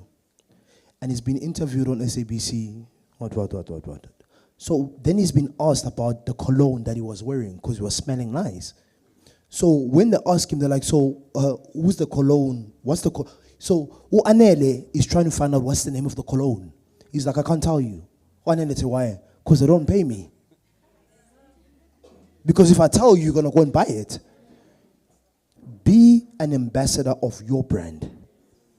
And go with your brand. He's wearing his brand. Listen to this story of resilience. And then we go to lunch. My brother, it's good to see you. Oh, even the beard is growing to the money. Yeah, I can see. Yeah. Last time in board. So in Chebe say Kulile, and he's doing extremely well. My brother, over to you. Asim Shine in his hand. Thank you very much, Buddha. I appreciate it. I remember standing on this stage last year, and yeah, my beard was smaller. I agree. So it's nice to be here. I like the energy. We must keep the energy up. What's fortunate about me is I'm standing in between you and your lunch. So if I decide I drag this program, hunger strike. So can we please give a round of applause to T, Brand SA, and play your part for this amazing event? More, please. More. Thank you. So my name is Winston Letwaba. I'm one of the local entrepreneurs here. I used to stay at KwaZakele, Costin, Central, Summerstrand. I moved here 7 years ago. You know, when the parents send you very far out to you must go and fetch a life for us, right? So I'm going to tell you a bit about my story and how I came to win the competition last year and just several things. I want to relate to you. I want to show you that I'm in the same position still that you are in, right? So I just want to start off by a quote from Bulelani. I saw on his status the other day, he was saying that be a title without a leader, be a leader without a title, right? So don't let your title get to you, right? So don't, because you have a title of doctor or managing director or CEO, now you can't interact with the people. So I don't have a PowerPoint, as you can see, I'm streetwise, right? So I'm from here, so I'm going to be walking down and interacting with you guys and coming closer to you, right? So my story starts off back in high school when I was in grade 10 and had to choose subjects, and my parents were like, so I was raised by 2 domestic workers. My grandmom was a kitchen girl, what they say is a kitchen girl, and my mom as well. So they were like, just finish and go work at ShopRite, don't even consider matric, and so forth. But I was like a big nerd. I was that kid who was super focused. And I wanted to be our astronauts, our accountants. You know, I wanted to be all these fancy things. And then they said, okay, at least be a teacher. Okay? Finish fast so that we can earn. Come university, I went Nelson Mandela, marine biology. Yo, yantrapa, yantrapa. Then you remember words of your mother, right? And then first week, I had a depression. I was addicted to painkillers. It was not fun at all. I used to love high school with all my heart. When it's Friday, people are happy, and I'm like, what are you happy for? But when it came to university, it trapped me. Then dropped out another course, then discovered entrepreneurship, where the real fun starts, right? So I founded a clothing business, Aesthetics Cafe. I went into air conditioning. Imagine air conditioning a whole me, right? And then I found my passion, which is tutoring, which is helping others improve their marks, right? So after doing that, I ventured into it, started doing it alone. I started going online. I was working for this other company face-to-face, and they didn't want online. So I was like, people still want to be taught, maybe let me go online. And Obit Butsia was talking about scalability. I saw, Guti, this thing is very easy to start. I literally, when my mom passed away in 2022, so both of them passed away in that journey of me being in university. 2022, I got funeral money from this other lady who had shot my mother, who I forgot about. We were having a bad beef even. But because I know how to manage relationships, by then when my mother was alive, I didn't cut off the relationship because she said bad things about me and about my mother. But she said, oh, why didn't you tell me your mom passed away? I insured your mother, what. She sent me, I think, 5K from it. Of course, the money finished. With the last 100 rand, I launched an ad, and I got like 8 clients. I was like, I can't handle this alone. Let me get more tutors. Got more tutors. Right now, we're sitting at 30, a team of 30, which includes over 25 tutors. Yes. So that's how it started, and I started growing from there. And I saw, Uguti, your studies are killing me right now. I need to feed myself because there's nobody at home. It's just me and my younger brother. So I started going into that full force. I took a gap year. I went into every competition possible. Even now, there won't be a competition that I don't know. Even this one, I was going to enter this one again. And then they said, come and be a speaker. Then I'm like, okay, no, it's fine. I won't take the prizes again, right? So that's a story about me. So we've grown from then. Like I said, we are quite a large team right now. My breakthrough, I've been working quite hard in the entrepreneurship space, you know, and sometimes you don't get recognized. You know how much work you are doing, but you don't get recognized. But unfortunately or fortunately, it's only money that speaks. People will listen to you when you speak about money. So my big break came last year when I won the competition and won 50K funding. Now that's when people started taking me seriously. After I won the tea competition. So I'm forever grateful to tea for just giving me that platform. Can we please give them a huge round of applause? Yes, right. So I think you've heard my story, and the speakers were integrating storytelling into it, right? I just want to interact with somebody quickly for 1 minute, strictly 1 minute. Tell us your story. Let's go. Thank you, my sister. You're an entrepreneur, Enashe. 1 minute. Hello everyone, my name is Uluwawalo Sombo and I was also here last year. And when I was here last year, I wasn't sure what I wanted to do. And this experience has helped me a lot. Now I've registered my own company. I am a co-founder of Fly Media, a digital marketing agency. What we do, we help clients to amplify their voice online, by content creation, social media management, and also we have a dashboard that we're currently working on. And the dashboard actually helps our clients to be accountable and to know that social media doesn't really only rely on me helping you about it, but then it actually gives them accountability that they have to post in a certain time, they get notifications, and they also get a content calendar. So I also want to appreciate T and appreciate you for that. You can find me under Lubabalo Sombondo on TikTok and also flymedia_1 on all platforms. Thank you. Thank you so much. The opportunity passed, ladies and gents. I was just presenting it to one more person. That's the thing about entrepreneurship. You must be very fast. It comes once and it's not gonna come again. So you must be found ready. You must not get ready when the opportunity is here, right? You can't be, hey, we are going to Cape Town. You are just washing now, 2 minutes. Right? So thank you very much for that, Siswam, amazing. And then the challenges that I faced, right? And in entrepreneurship, there's a lot of challenges that one faces. I entered competitions last year, and even though we were in the technology space and online, it wasn't innovative enough, right? That's what they were saying. I was like, what do you want? We use technology, we are online, we are face-to-face, what do you want? They want the use of technology. So if you can integrate the use of technology in your business, that already sets you apart, right? Almost every kind of funding, when you check, they want a technology aspect onto it. It doesn't have to be huge, but if you integrate technology, then you have already stepped above the rest. So from that, we sort of pivoted minorly, where we provided our services online and started creating software for learning, whereby we will have a virtual campus which is able to facilitate 7,000 students around the country, where learners can learn using gaming, playing a game online, but you are learning, right? Where you can socialize, but you are learning, right? So innovation is a big deal when it comes to pitch competitions as well. And remember, I said to the lady, 1 minute pitch, right? It's more or less an elevator pitch. We don't want to hear essays. Right? We don't want to hear a life story. If you meet me, I'm having 250K, we meet in an elevator, and you see me, you're like, hey, I've seen you before, Mos,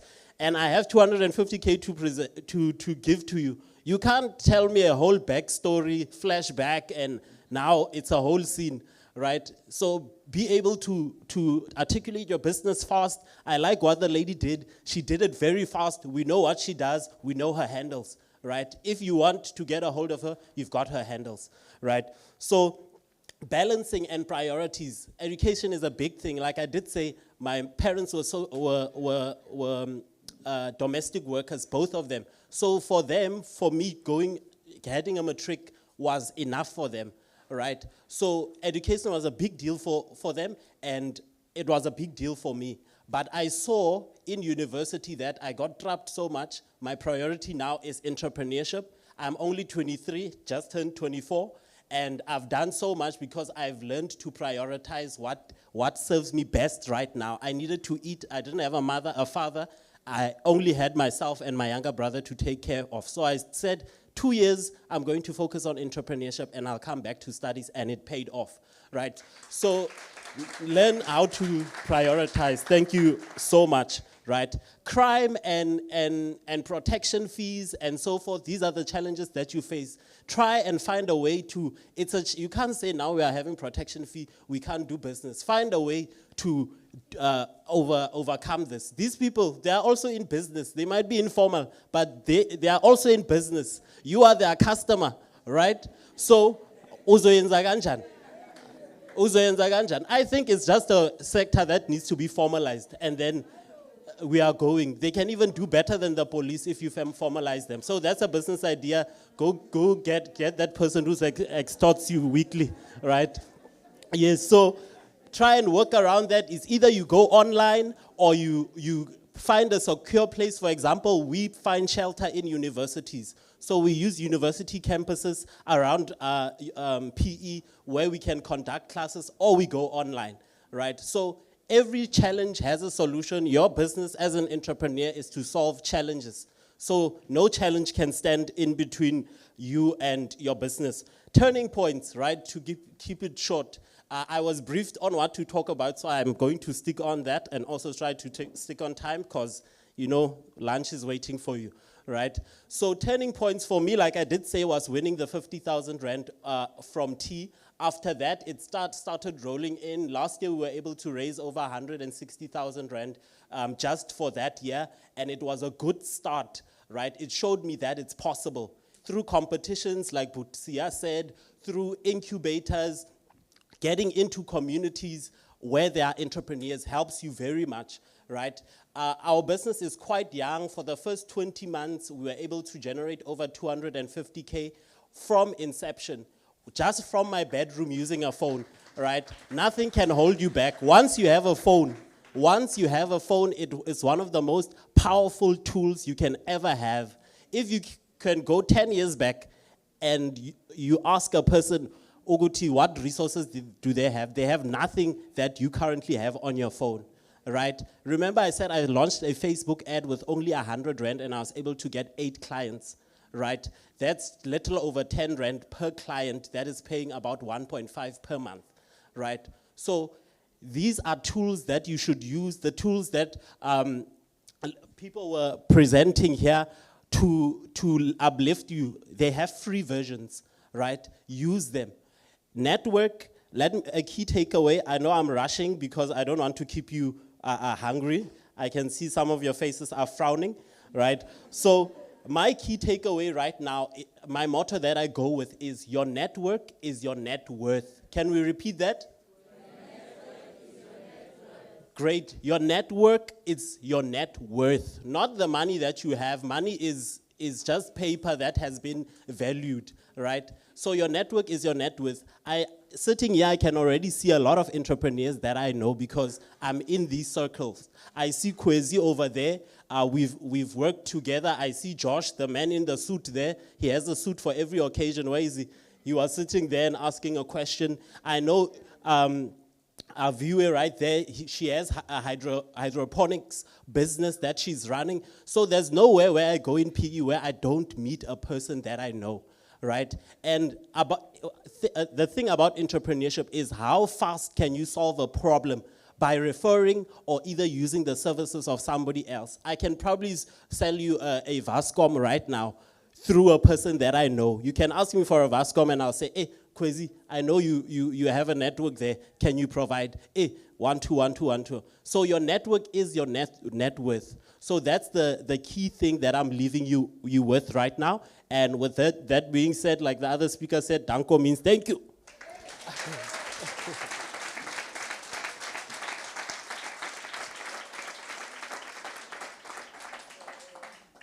Okay, thank you.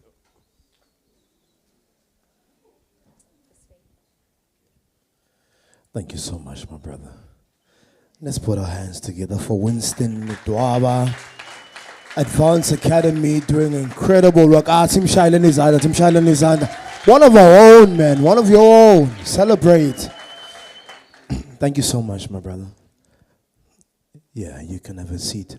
I've got to win 50,000. I've got to win 50,000. Neslungu sakho sesikhuphukile. Before I figure, bakateka yale nale angena ma competition. But it's very important that we're not bringing someone that's not local. Because you can't then be reading about someone who doesn't understand what la Motherwell. So we need to have the benchmark of the people who are staying corner la. And he's a prime example. I can't bring you someone from Cape Town.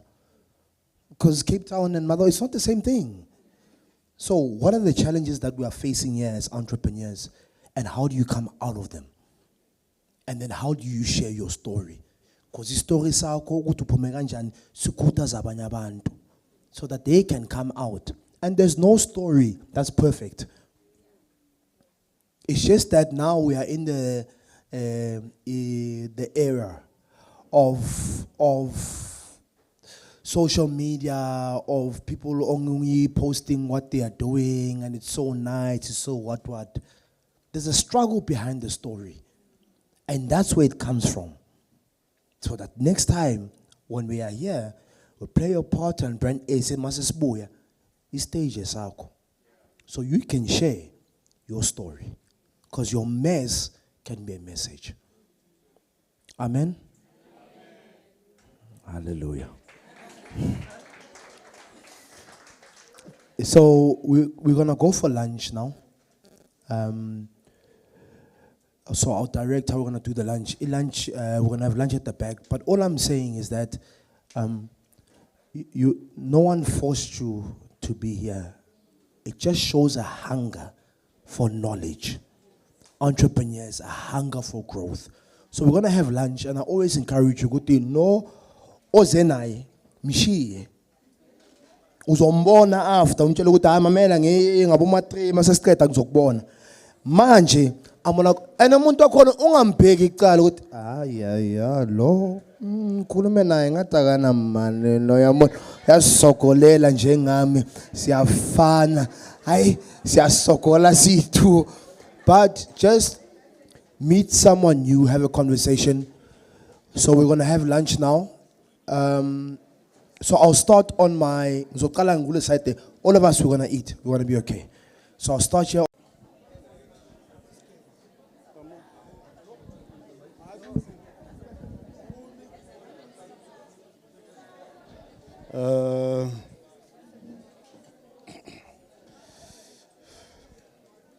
Sure. Molweni. How's everyone doing? The food was good? You're networking. Did you meet people? How many people met people that they potentially might do business with? Are you sure? Do we have a roving mic? I just want to ask, are you comfortable telling us who you met? And who you might potentially, and the type of business you might do together. Can I get a mic this side? Now this gentleman over there, and I've got the lady there. Can I get a mic? Please raise your hand, sir.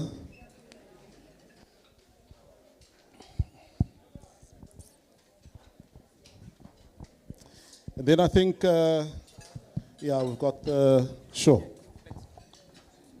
And then I think just by way of introduction, you already have the mic, the camera's on you. Maybe just tell us Ungubani, Wenzantoni, and then who you met, what business you potentially are looking to do together. Okay. Thank you very much. My name is Dumisani Kunda. I'm from Dispatch. My business is the Mnyama Enterprise. I'm a web developer. So I focus on doing websites. I met Usis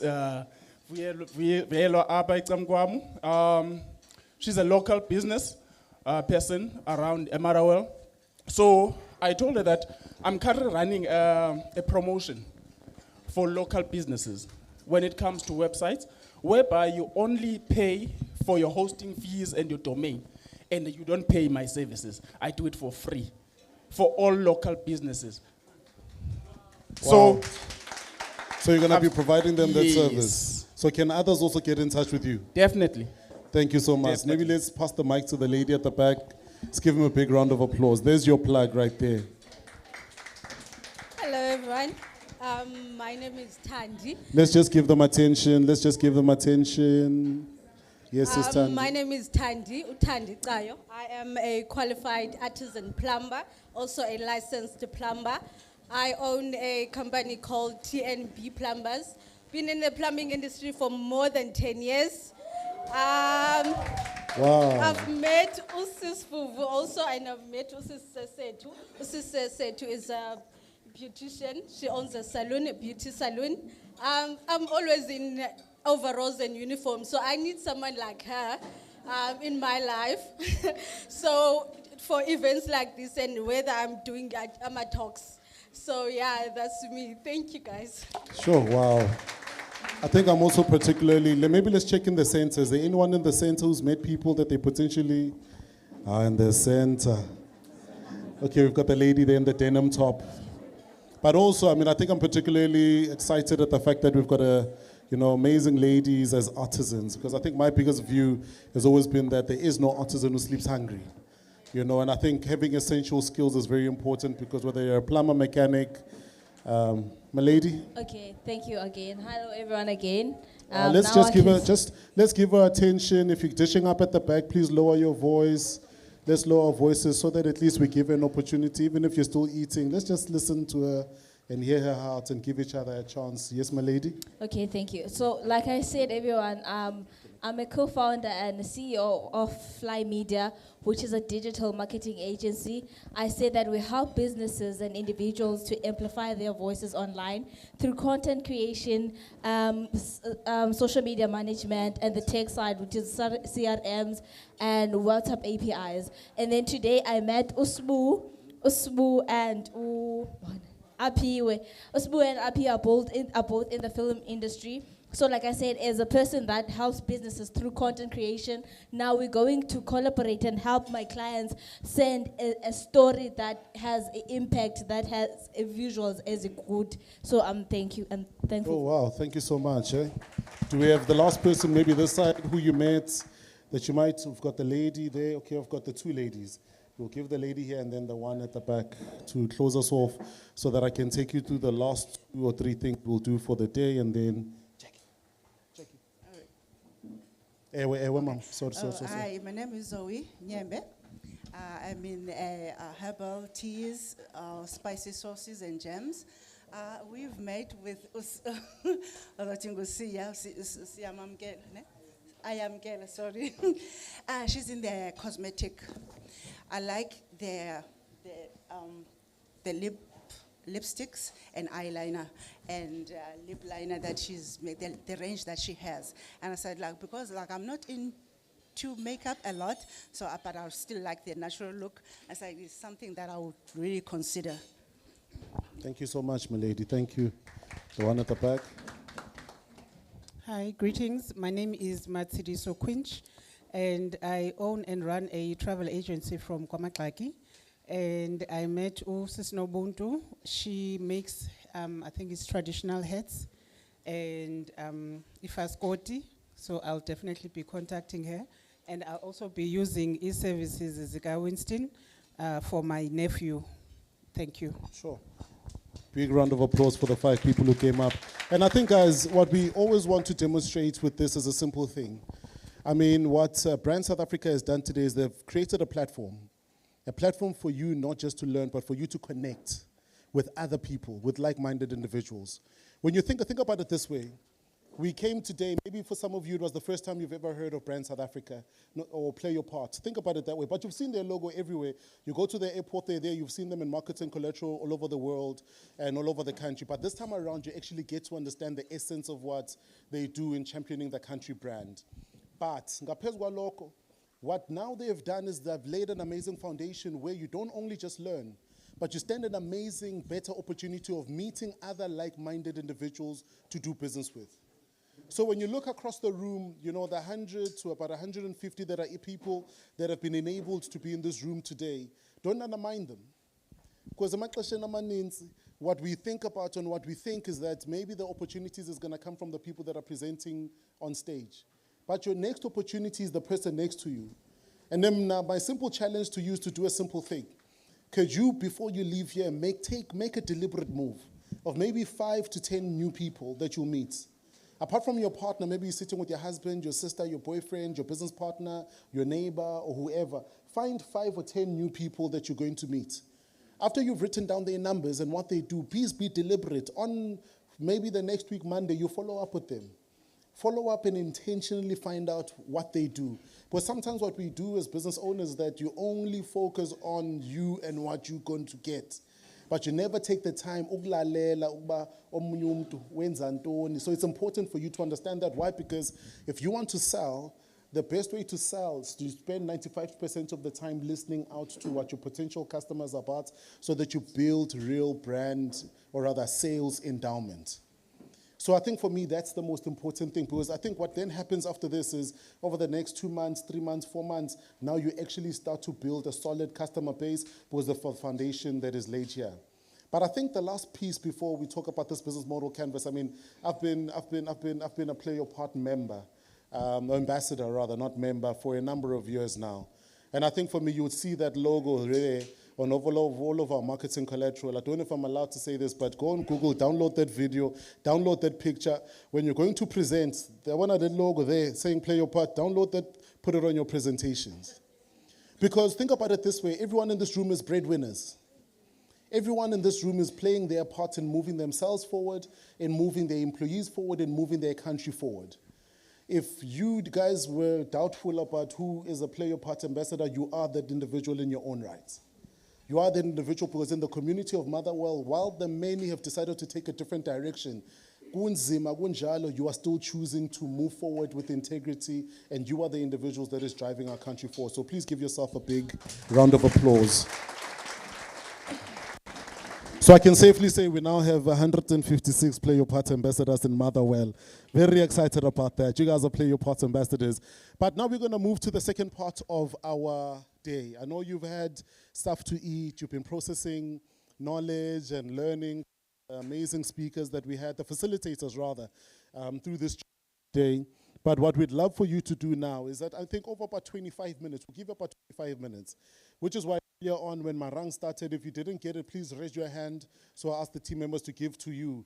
Kuko, there's an A4, which is a manual, a business model canvas. I don't know if you got it. If you didn't get it, please raise your hand. And then with the A4 page, the A4, that is a business model canvas. And if you didn't get it, just you raise your hand. Page is A3, inkulanyana le. Can I get the small one so all of us are on the same page? There's the one written business model canvas. It's got 5 pages.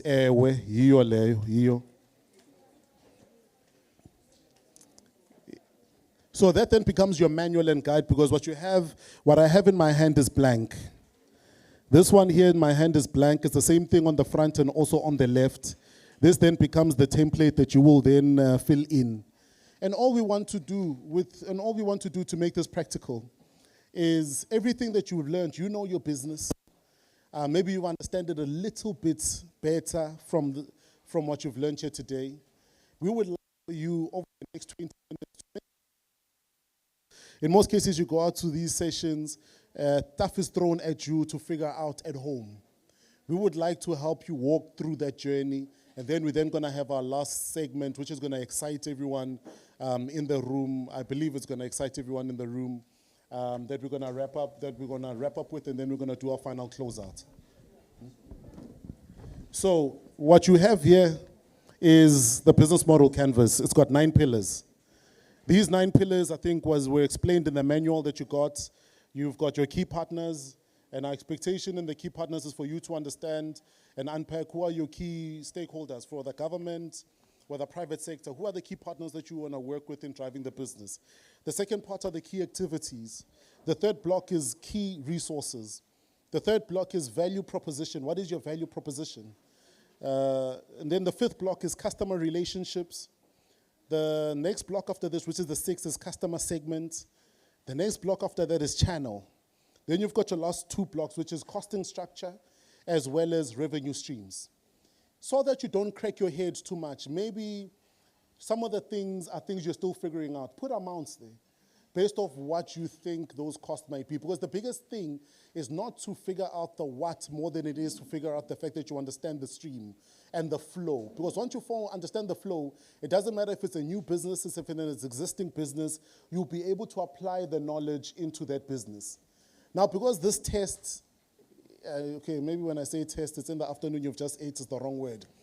Because this exercise, just think about it this way, this exercise is an open book. Meaning, for the next 25 minutes, you can raise your hand, we can come out to you, you can ask the person next to you, because there's no copying. I mean, if you're running a cleaning business and I tell you who my customers are, they might not necessarily be the same as Umakenik. So there's no way someone can look over your page and copy. Think about it that way. And in actual fact, if you're spending time copying, I mean, there's no wrong, guys. Think about it that way. But we're not trying to do this to find who's wrong. We're trying to do this to make sure that the 8 hours or 5 hours you've spent here is not just 5 hours in a day, it's 5 hours of your life, and we need to make it meaningful for you. When you walk away with tangible knowledge. You'll pass down to your clients, your stakeholders, your employees, so on and so forth. Are we on the same page? But now, so that I don't talk at you, I just want to, is there any questions before we start? Anything, any clarity from anyone that we need to, and mind you, even after, please feel free to raise your hand as many times. There's no such thing as a wrong question in this setting. There's no such thing as a dumb question. Ask whatever you need to ask so that we make it meaningful for you. But before we kick off, is there anyone who wants to seek clarity? And I think just to run it through again, is this exercise, this paper is printed front and back. Feel free, if you want to scratch out the front, when you feel like you've made a mistake or you don't like what you've written, feel free to move to the back. But this is the only paper we'll be distributing and giving out to you. This paper is yours to leave with when you go back home. The manual that you have there, even after this exercise, you can scan the QR code on the manual or go to that specific website. You'll be able to watch immediately a 20-minute video of how to do what we've just done here at home so that you take the training and the learning with you. But from the moment we give off, we'll give you 25 minutes. It's an open book, like I said. Open your phone, Google certain things, go through your business profile, go to your emails, ask yourself the deep questions, call your business partner, call other people, call us, talk to your neighbor, because also what we find is that when you talk to your neighbor, you huddle much better. And then we'll reconvene here in 20 minutes and move to the last 2 segments of the day and wrap it up. So I think we can kick it off. Maybe let's just give it some energy, maintaining the energy and momentum from our MC. Maybe if you can count down with me from 3, 2, 1, and then we just say, go. Can we do that? Yes. Can we do that? Yes. Okay, cool. Together now. 3, 2, 1, go. Let's go. So our time now is 13:55. At exactly 14:20, we come back and reconvene. And also just to say, you enjoy.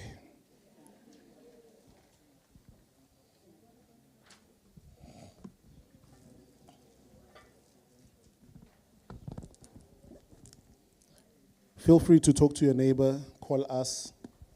If you don't have a pen, let us know. If you need a hard surface to work from, let us know. You don't need to do this from your seat. You can walk around, you can go outside, feel free.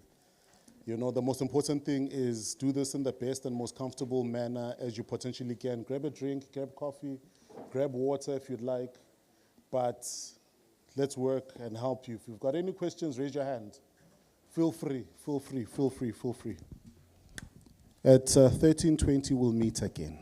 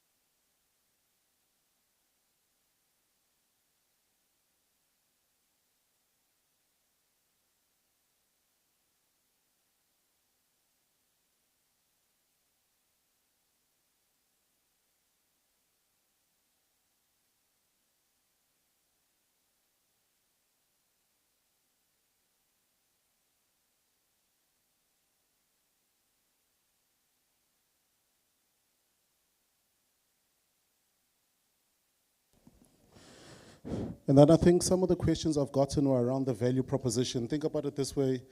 I think when you think about value proposition, think about it in the simplest sense. What makes you different and competitive in the marketplace? You know, do you have a special partnership with Take-A-Lot to deliver nationwide, whereas no one else has? Are you the only one who's got a bicycle to deliver the food in 5 minutes, whereas your competitors deliver in 30 minutes? Under value proposition, what is that one thing or two or three or four or five that makes you different or even better? Is it because your cars are branded red and people can see you from afar? Is it because your guards use, I don't know, 9mm guns? So when you think about value proposition, think about that thing that makes you different, because all of us have got that thing eshlukanisayo. What is that thing ehlukanisa nabanye abantu? From under value proposition, so that you don't get confused by the suppliers, who your suppliers and partners are. We can leave that segment there for key partners. But under value proposition, what makes you different? You know, and what draws customers to you? Value proposition.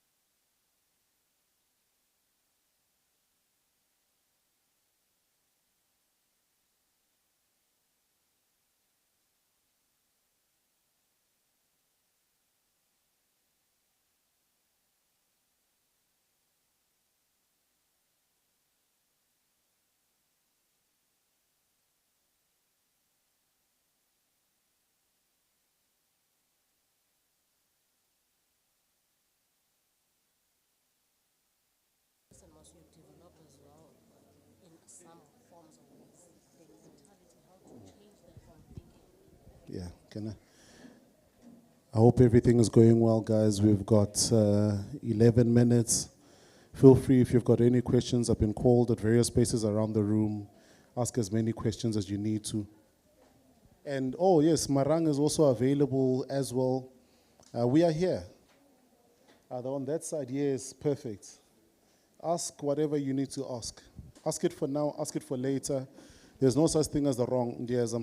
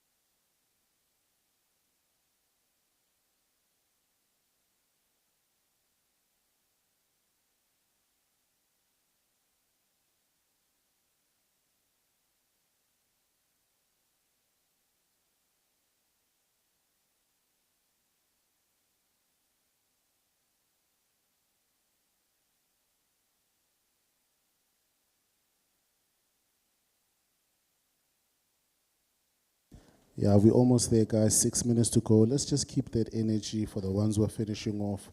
We're in it, and then we'll be unpacking. I'm coming to you, my lady. Ndieza, ndieza.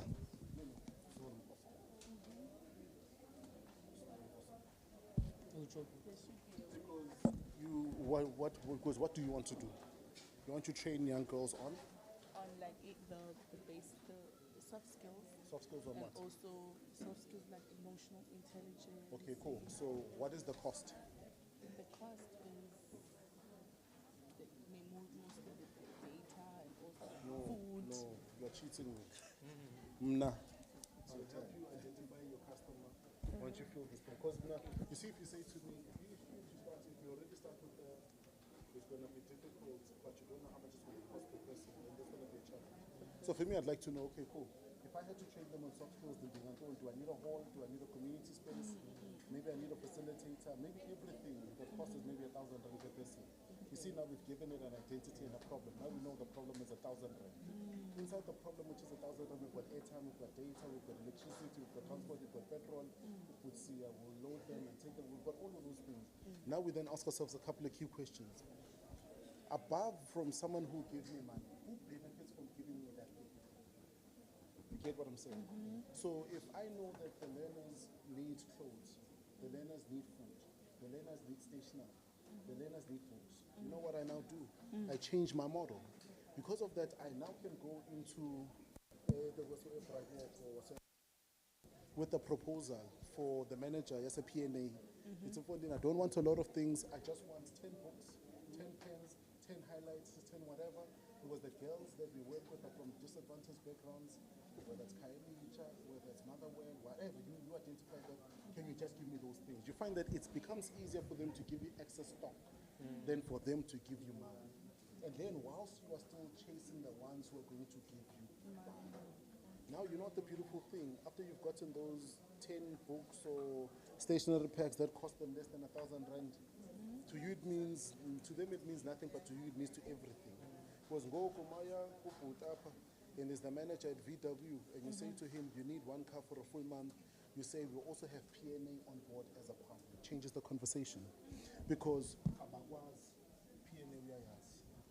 And then if you say PNA is already trusted in you and given, and you don't tell them, you don't need to go into the details of what they gave you, but if you tell them that PNA is already trusted in you and bought into your vision, he's going to Even, yeah, I can see it now. You see it now. So that's why for me, we must name it and then remove the layers and make it naked.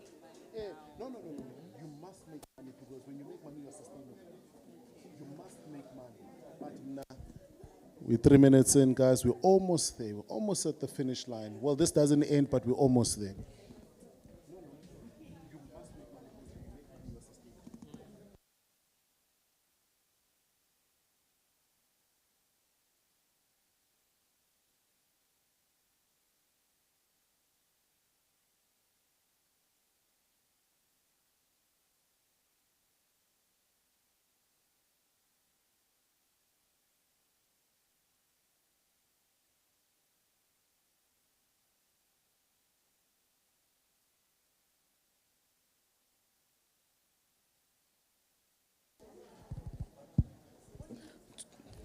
Two minutes in.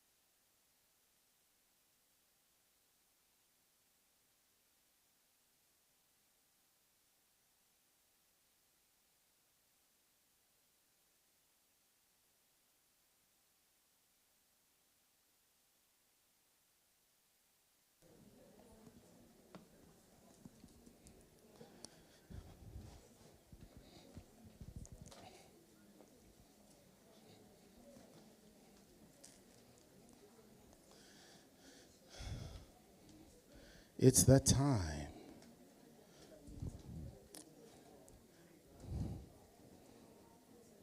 Okay.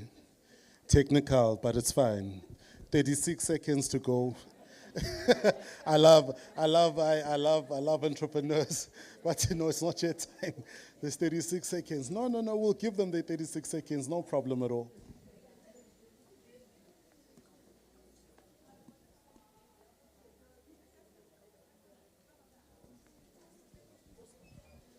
Because we're running.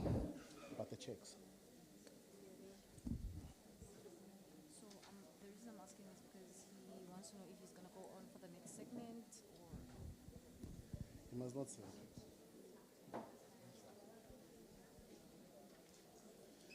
I can safely say that the 30-something seconds is now gone. Guys, how was that exercise?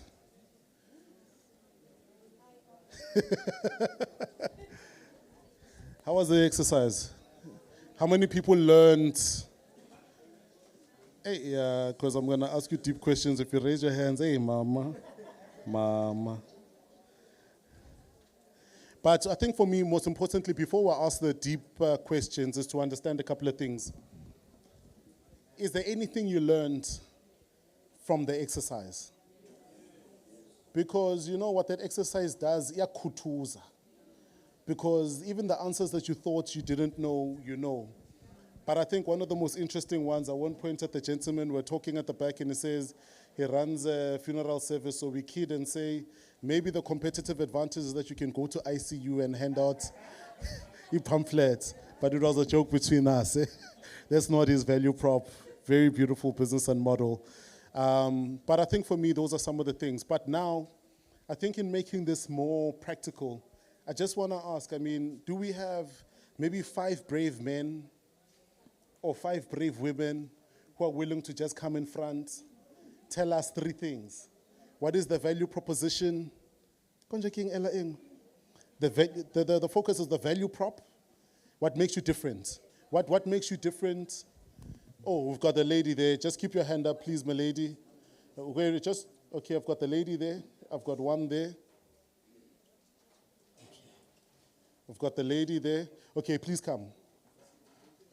Yeah, please come, yeah? And just know you're going to take us through all the blocks. Every single block. So just the first one, and then I'll go back to the hands. Nah? It's what's the business? What's the business? What is your why? Yeah? And what do you need? Sure. What do you need? What is your value proposition? What makes you different? What is your why? And what do you need? Thank you. And then the next, it was taking us through all the blocks. Okay, yeah, it was the 2 ladies at the back. Please come.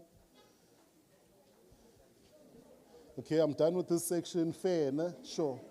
Done my part. I've got the lady there who raised.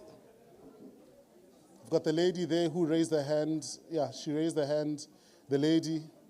Then I've got. Yeah, sure, you can come.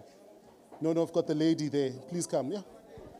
No, guys, wait. Let's work together, guys. Let's work together. But I had passed. But now, and wait, just give me a second. I'll check something with my judge there. Please come. And then I've got the lady. Oh, now, okay, there she is. Then please just bring your business model canvas as well. Do you have it? Oh, she's getting it. Okay, perfect. So in this section, you're going to take us through all the blocks. Okay, cool. Lady, gents? Okay, cool. I'm circling back to you. Then in this section, I've got all the blocks. Yeah? Okay, perfect. Then there was our first lady there. And then in this table, who do you nominate? Because I was supposed to pick, okay, we've got 1, 2, 3, 4, 5. Okay, it will be 6. 6, fine. We can work through 6 now, sure. No, yeah, you're here. You're here. She's going, sure. Okay, perfect. Let's see, perfect. And then let's go now back this side. The guys. Okay, I've got one there in this section. Okay, that's our one guy. Let's give him a big, we've got the guy, big round of applause. Yeah, I'm coming. Just keep it up, keep it up, keep it up. Then in this section, I've got the gentleman. Please come, sir. Please come. No, come. Bring your pack. The demo, you must demonstrate to us that you have seen it, and feel free to also stand on this side now so that I don't squash everyone out. And then you can just join me here, sir. Please join.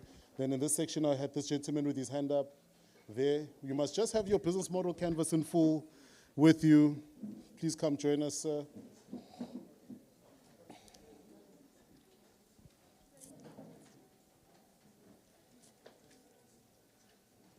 Sure. Let's, and then we close it. Let me see, how many people? 6, ne? Yeah, man. Oh, the lady in the denim, but it's fine, we'll manage. Our judges are sharp. Ish, judges. Yeah, the cat's out the bag, yeah? Yeah. This is up to 10, so we don't need more. Yeah, we're right on the blank spaces. So, okay, cool. Let's see. So we've got, so this is our number. So the reason why I called everyone here, and you guys were forced to raise your hands, is I hope you're good, because I ambushed you, but success favors the brave, right? Here is our panel of judges. You'll be pitching for money. When you take us through the business model canvas, we'll be giving out money. We've got checks at the back, so we'll be giving out 20,000 Rand to the winner based on scoring, 15,000 Rand, 10,000 Rand, 5,000 Rand, and I think for 5,000 Rand will be split. But that's what we're pitching for. We've got the checks there. So to make it competitive, the judges, you good? So these are our judges here. All of them are independent judges. We've got 1, 2, 3, 4, 5, I think about 6 judges. All of them are independent. We'd initially wanted 5 men, 5 women, but now we got more. That's not a problem. We'll run through. But what we want to know are those 3 things. The 3 things really that needs to stand out that the judges will be looking for, and then amongst in the other things is you must be articulate when you pitch. You must tell them your why. Why are you in business? What are you doing in that business? Talk through the business model canvas. What are some of the key things that stand out in the business model canvas? What is the value proposition? What makes you stand out from everybody else? What did I miss? And then what is the potential for growth? Potential for growth and resources that you need. What is your why? What is the potential for growth? What are the resources that you need? And then I think for me, you profile that, the last piece with your customer, clear understanding of your customer and who is your potential customer. How many? 2 minutes. Yeah, nothing more than, 2 minutes is fair, guys.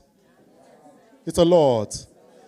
Yeah, 180 seconds. Time-wise, it's a lot.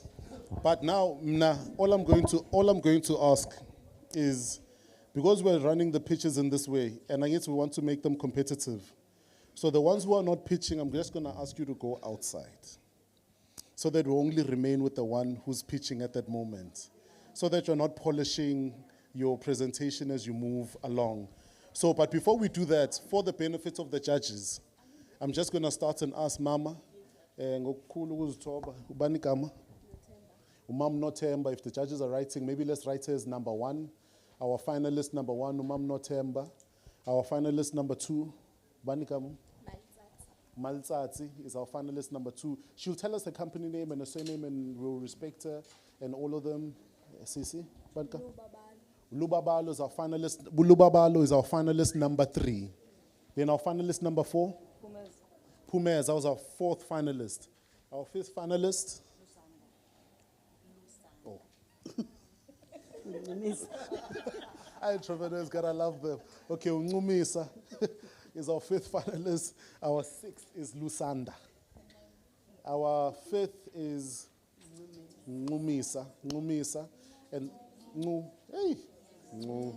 and that time I wanted to show off my and then our 6th is Lusanda. Then our 7th, Yamkela is our 7th. Ayamkela is our 7th. Ayamkela is our 7th. For the team at the back as well, taking notes, tattooing them so that we track. And then on this side, we've got Puti. Ayanda Kotlele. Chifiwa, aka Sbu. Chifiwa, aka Sbu.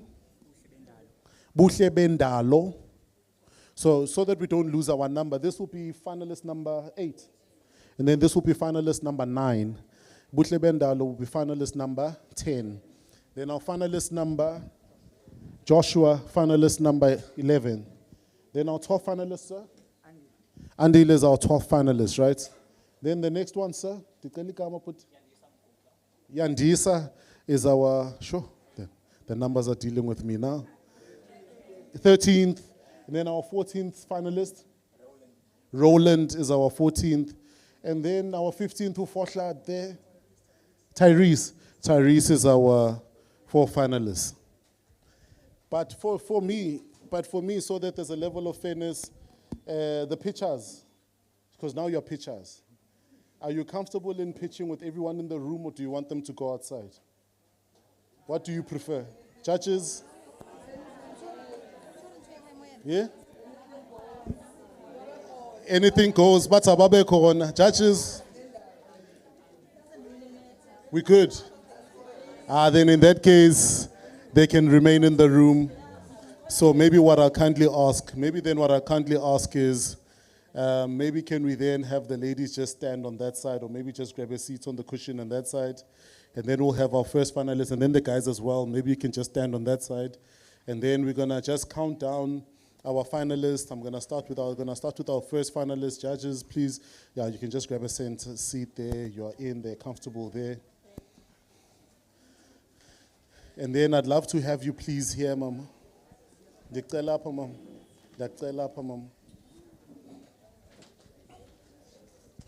Yeah. So we're going to put up the time. Debs, are you going to put up the time? Okay, Debs is going to put up the time as well. So feel free, Mom. Feel free. We're going to give you 2 minutes. And then what I'm going to ask all the finalists, when it's your time, please, even when you pitch, please stand in the center. If you are going to walk, don't walk out of the carpets, because we want to keep it in camera range. Just know that. Feel free to bring a product or whatever that you have, but also bring the business model canvas. But so that we give you energy, Mom, we're going to count you down, so we give you all of that energy. Ne? Let's give her energy, man, and count it down, because it takes a lot of courage to be up here.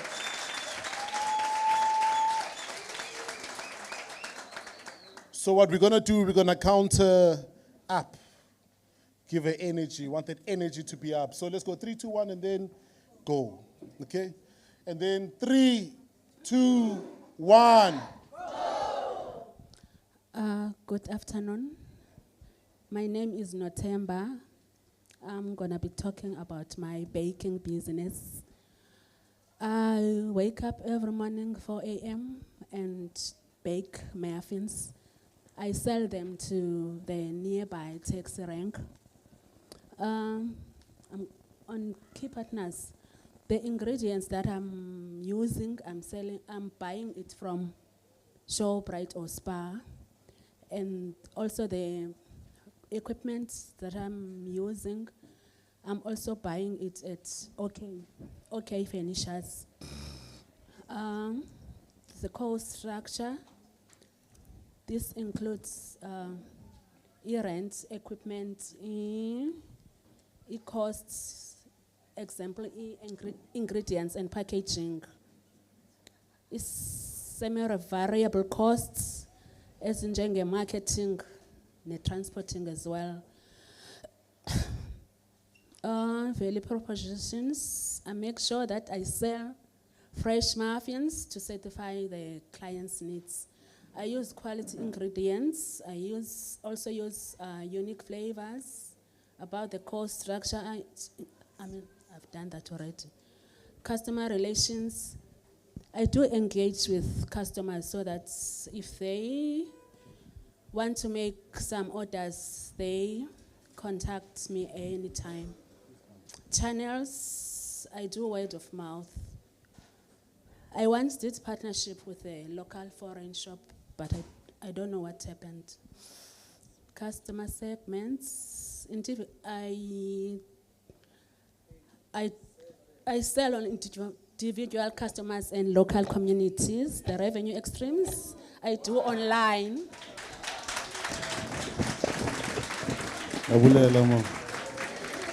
Well done. Let's give another round of applause.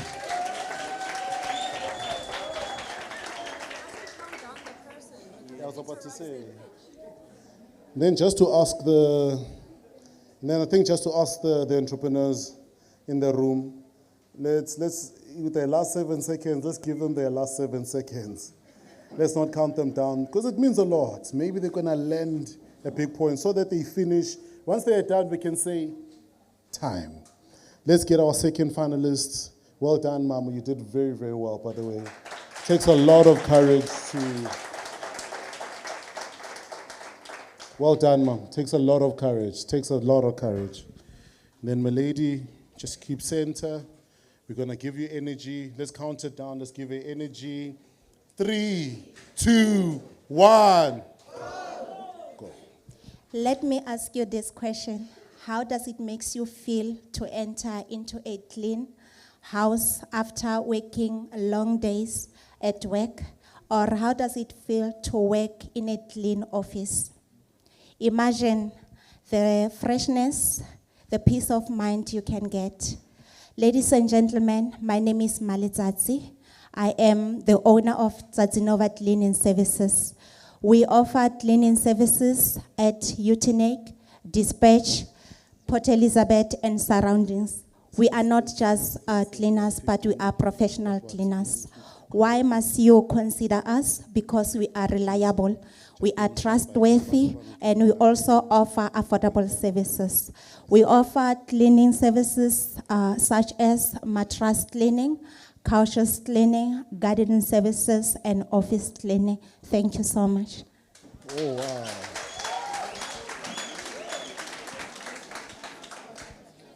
She must go on. Let's not put her under pressure. Shh, wait, guys. Do you want to, or you are comfortable? She's comfortable. Let's give her a big round of applause.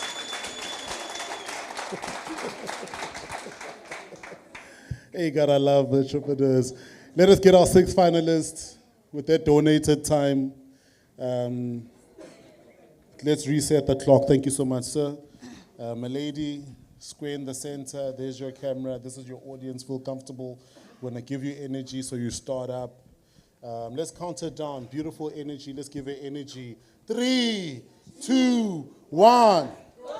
So social media isn't just an app on your phone, but is a tool to send a message. Good afternoon, ladies and gentlemen. My name is Ulu Babalo. I'm a co-founder and a digital strategist from Fly Media.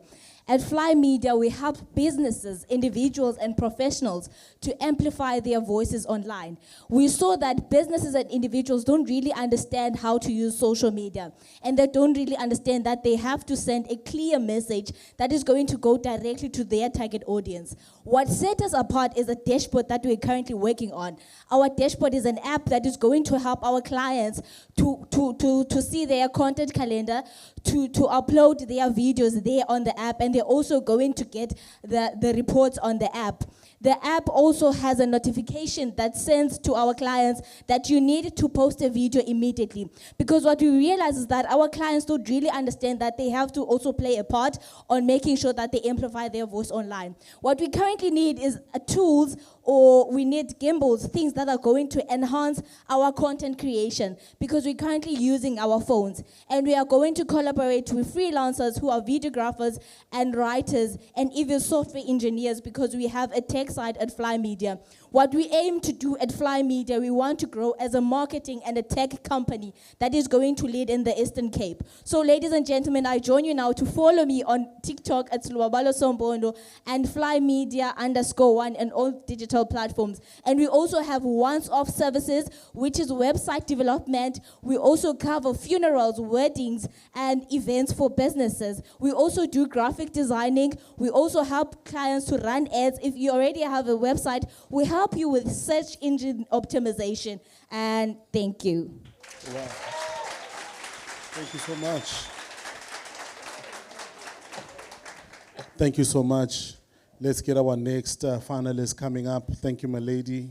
Let's give her a big round of applause as Gapambili.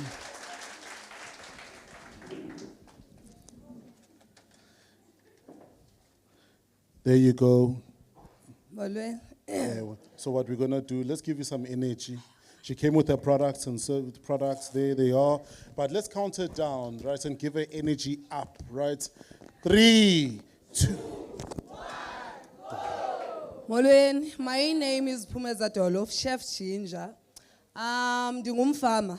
I grow herbs and spices based on culinary experience and now.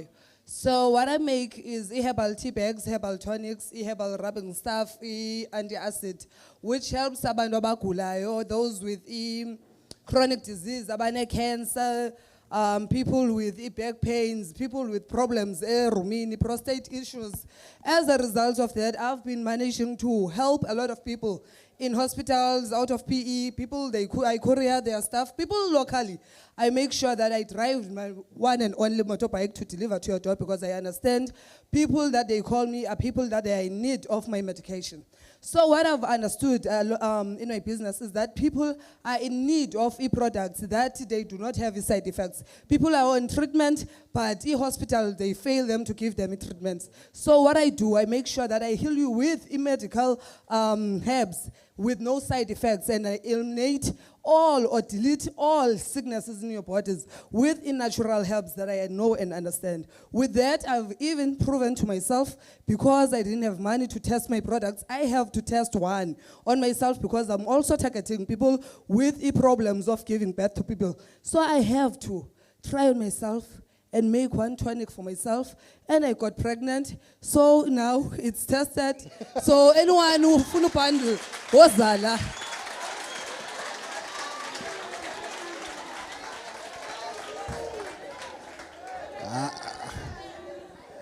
You know what? I've heard of product testing. Ne?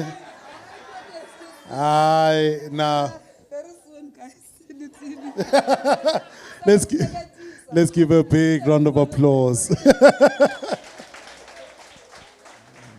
Let us get our next picture. Let's give them a big round of applause. That energy. Let's maintain that energy.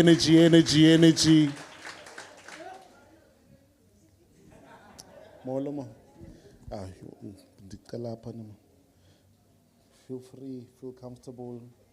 Nansi mic yako. Nansi Klesha, we're going to count you down. But don't get Klesha. Just talk to the people. Because you're going to panic. Just feel free. But we're going to help you with the energy. Say count her down, or rather count you up. Come guys, let's give a big cheer. Let's count her down. 3, 2, 1. Mandizbulisele emva kwemini ndingoncumisa wakwaFako ndine company engo Phuthumuncumo 6369. I'm not a company that is having a brand just because I'm a company that is servicing. A company is doing maintenance, installation, and repairs. We are based on IT infrastructure. That is your server rooms, your aircons, your biometrics, and data network points, fiber installation, and all that. Why I do form a company? Just because I am a mother, I'm a grandmother who is in Motherwell, where is challenged by a lot of youth that is unemployed. So it was my chance that are around to come and assist. Sometimes if we are doing the schools, putting trankings, training them to do something for themselves, though we are not having resources that much. What can make my company grow? I company yami ingakhula ukuba ngaba singafumana splicing machines okanye sincediswe nge-tester, that is a network testing machine, which is they are very expensive. We can't afford to sisaphila ngokuyokuboleka ebantwini. Okugqibela i-resources asinazo ncam njengoko sitsho into yobana sikhulele kwindawo ehlelelekileyo. What are my clients? I-clients zam ndiphila ngokutenderisha okanye ndihambe ndo-subcontracted to the companies that are already have the work that I'm doing. Enkosi. Thank you so much. Give our next finalist a big round of applause. Maintain that energy. And also, I think for Wednesday afternoon, thank you so much. I mean, you guys have kept that energy consistent with Sbu, who drove the ship in the morning, and now Ndiabulela Gakulu. There you go. Please feel free, comfortable. Can I please just have you come stand? Our center, perfect. Just be comfortable. You can move along the carpet, but just don't walk out. Do your thing. We're going to give you 2 minutes. Let us help her to charge her energy up. We're going to count her up. 3, 2, 1. Good afternoon. My name is Lusanda Kunda. I am from Dispatch from a company called BYL Solutions. Ndimi apa ndisithi kuni, the company offers psychosocial services. We are focusing on young people based on intergenerational trauma theory, where we focus on young people within primary, grade 7, and high school, grade 8. We have established that intergenerational trauma affects the child's self-esteem, which causes amaparala. So we offer services that help abantwana bethu to regain their self-esteem, refocus, and know where they are going.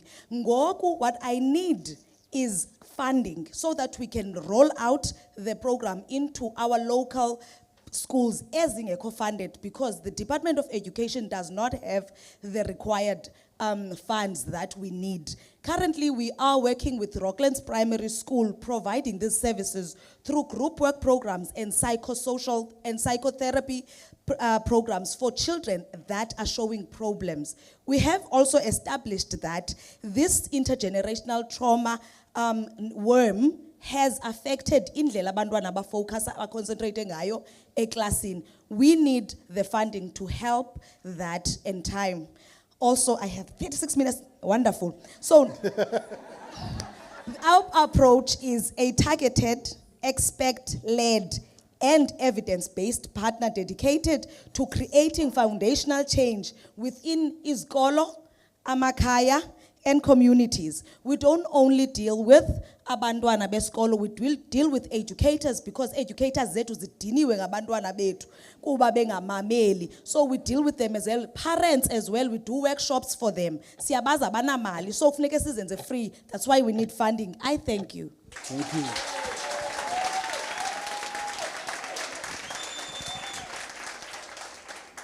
Yeah, talk about using every second. But that was a beautiful pitch. Thank you so much, Mom. Thank you so much, my lady. There you go, CEO. Please just center me there. Thank you. Thank you. The floor is yours. Be comfortable. We're going to count you up. Let's give her energy, guys. Energy. We're going to count it. 3, 2, 1. Bah. 3, 2, 1. Greetings, everyone. I trust everyone is doing well. My name is Ayamkela Nanise. I'm the founder and the CEO of Limise Cosmetics. Limise in Xhosa means build. So the name Limise is a name that I had given myself as a constant reminder to build my family a home. And on the business aspect, Limise Cosmetics, we are aiming to enhance and to build a woman's confidence and how they look and how they present themselves in the world, even in the corporate. With the research that they have conducted, is that women, they earn more. So one of the things, or the main features that help women to earn more is how they present themselves. So at Limise Cosmetics, that we are offering makeup artistry. So we do have a makeup artist. I do offer makeup artist, and also we have our own product. The service, the products that we use on women is that our own. We have our own products, and also our lip glosses and our lip liner. And also we do cater for men, and we are hoping to also to expand to in our services to also cater them in terms of barbershop and to have haircuts at Limise Cosmetics.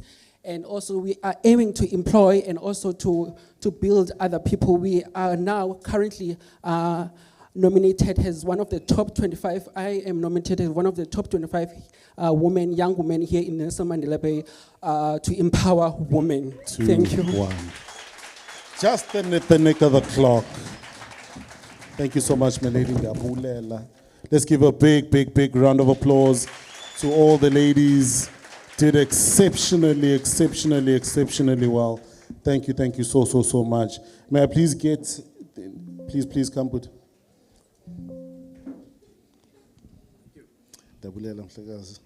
Just please feel comfortable. This is your center, it's your stage, do your thing. So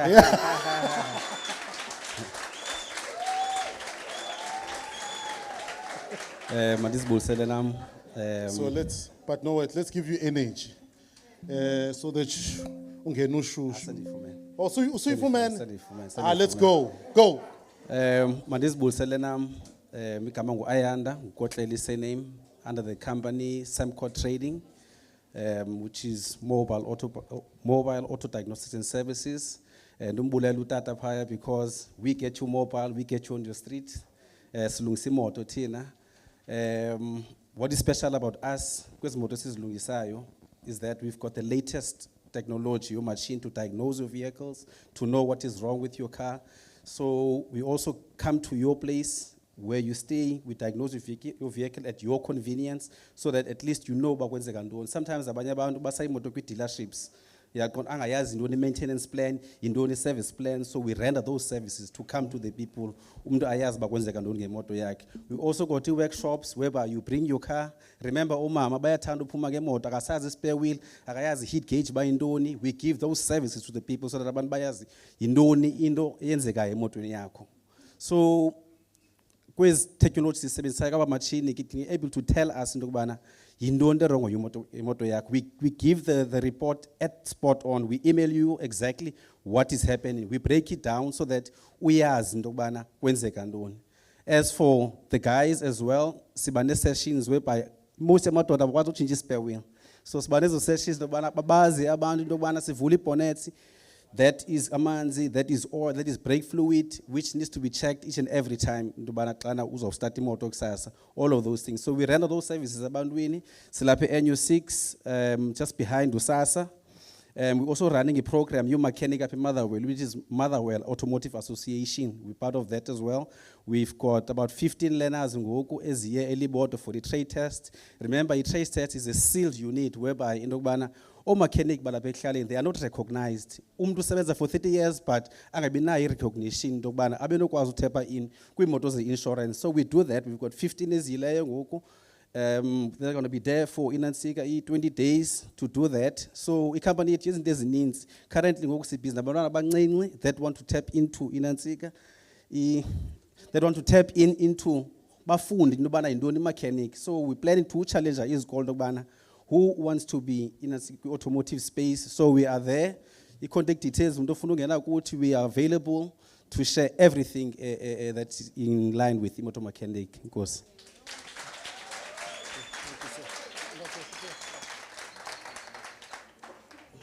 Let's give the gentleman who kicks it off for the gents a big round of applause. Yeah, please come join us. Please come join us, sir.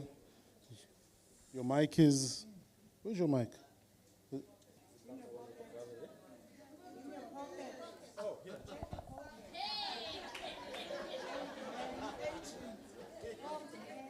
Yeah. Test. It was a test. It was...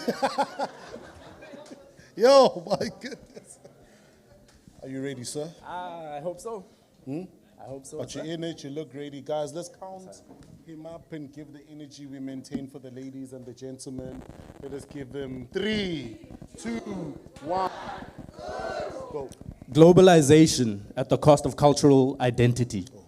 Good day, my name is Chipriwa Mayengo. I am CEO and co-founder of Bipolar Visions, a culture-forward filmmaking company. Our aim, our main vision as a company is to make sure that our cultures and our cultural identity is not the cost for entering the fourth IR world. We don't need to sacrifice our cultures in order to be a part of the global market. We aim to do this by making specifically and highlighting culture-forward films. So our first film, Ilobola, which focuses on highlighting only the beauty and just the beauty of African love via the concept of Ilobola. Our first film has premiered in Pumakapa TV, a local TV station. It has screened at a few film festivals, and it has also been awarded a Best Directing Award in Ghana for the Festec Film Festival. That was also directed by my business partner over there, Apiwes Khosana. How we intend to make money. I'm not good at business talk like that, but how we intend to make money. Streaming sites, more specifically, Showmax, hopefully Netflix, but we prefer Showmax because it's South African. Again, we don't need to sacrifice our cultural identity to join the global market. We really don't. What we need as a company, how we've been moving so far, has been completely self-funded. Our previous film cost us 25,000 to make. We cried. It was a lot. It cost us from our own pocket. The reason because we don't have equipment, we don't have cameras, we don't have lights. In order to make films at the level we wish to make them at, we need cameras, we need lights. How much is a camera? This camera right here costs 30,000 without that lens. We need to get lenses. We need so much in order to make things at the level that we are already making. We don't need to be made better. We need equipment so we can continue. Well done, you did very well. Let's give him a big round of applause. Energy, energy, energy, energy, energy. There you go, sir. I think he dropped his pen. Please feel free, center stage. The floor is yours. Do your thing. Let us count him up and give him energy up. 3, 2, 1. Good afternoon to everyone. My name is Buhlebenda Lunkai.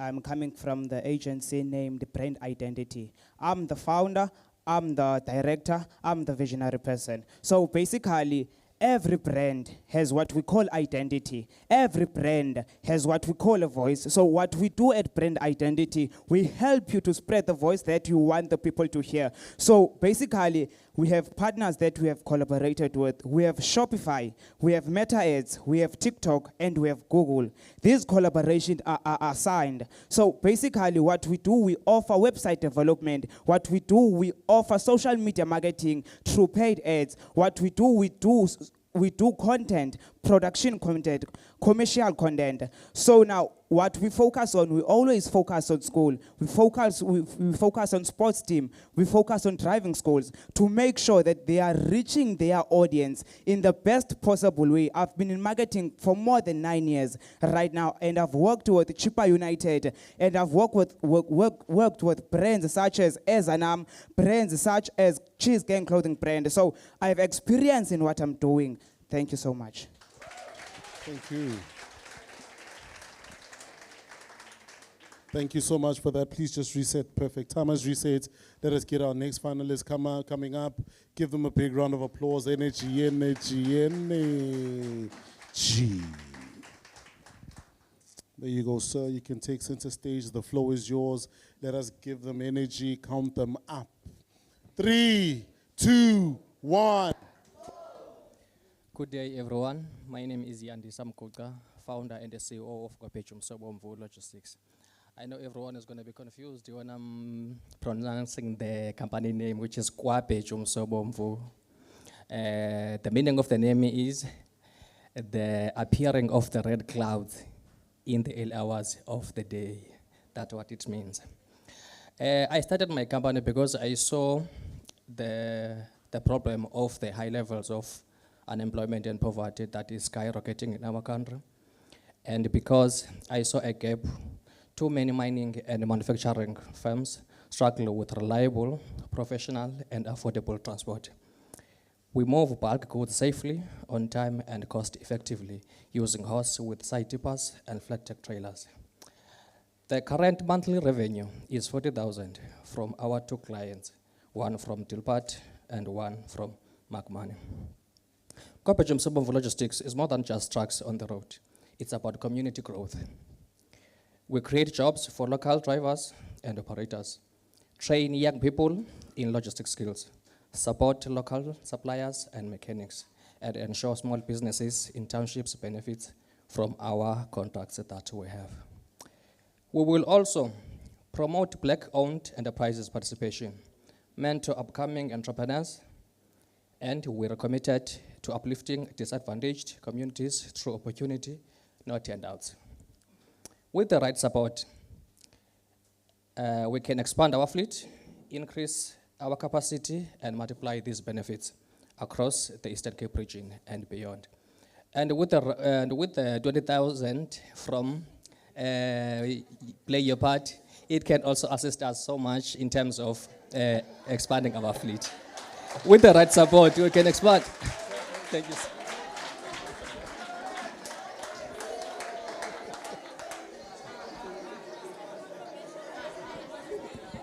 Okay. So please just, sir, Puti, I just want to confirm, no, Joshua is the one after, Andisa.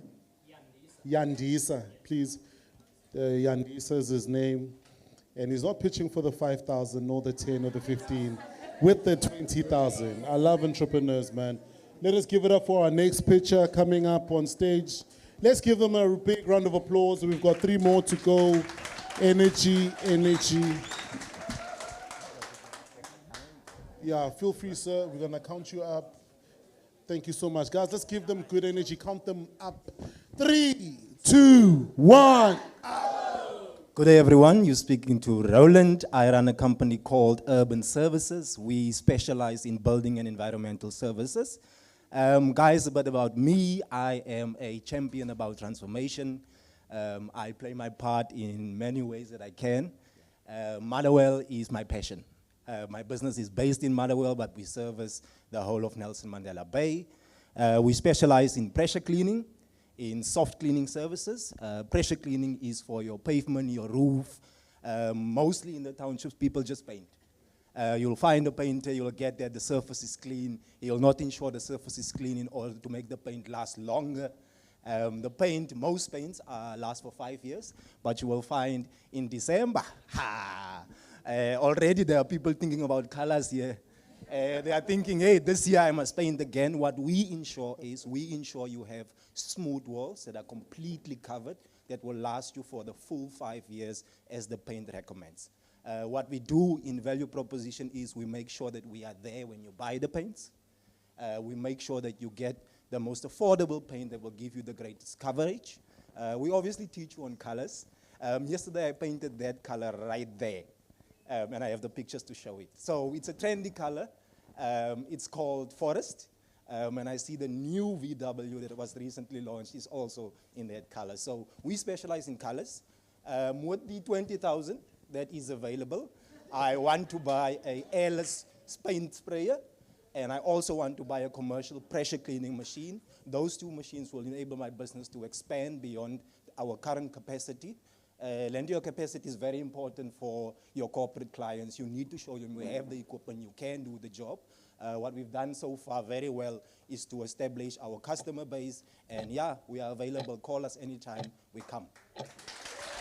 Thank you, sir. Yeah. Thank you so much for that, sir. The next gentleman, please, the floor is yours. Let's give them energy as they come to the podium. Energy, energy. Yeah. Feel free, sir. Stand in the center. Camera's yours. The floor is yours. Let us count them and give them energy up. 3, 2, 1. Hello. Good afternoon, everyone. My name is Andile Somachele. Don't mind the color. I will explain it another time. I'm the managing director of D. Griffiths Admin Solutions, which is a business consulting company, which we assist. Which all of you here are my clients to say, which we assist with all the company registrations, your tax clearance, your compliance, everything. But what makes us different is that we offer a free continuous support system that we support you. We do follow-ups on whatever that you as our client need. We walk with you the journey because we believe that your growth is our growth. When you grow, you come back to us. We are able to assist you in growing to become a better and future company. So we don't only do that, we also offer graphic designing services. But what's different with us compared to the other companies that offer graphic designing services, they don't copyright your logo. So anyone can take your logo and copy and paste it and create another logo that looks exactly like yours. But with us, we register it and then it's copywritten so that anyone can use your logo. You can be able to sue them. So we offer, we don't offer just business plans and business profile, but we walk the journey with you. We make you understand the vision that you have. We also support you in showing other opportunities that your business can grow into. So we don't only do that, we also have a plan now we are busy in talks with Kucha in also doing business workshops for entrepreneurs within the Nelson Mandela Bay. We're aiming to facilitate that in making sure that the economy of the Nelson Mandela Bay grows through us as the eKasi entrepreneurs. I thank you. Thank you so much. Thank you, sir. Thank you. Second last finalist.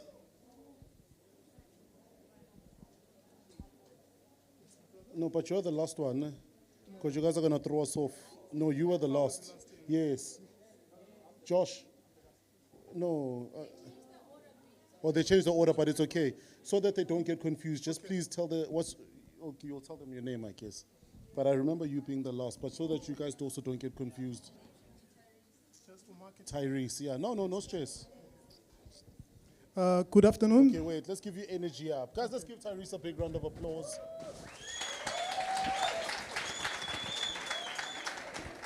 Then let's count him up. 3, 2, 1.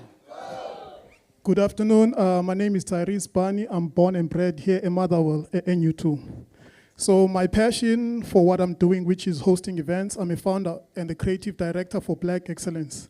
So my passion happened when I had an opportunity to go to Cape Town and study in Cape Town and do modeling in Cape Town.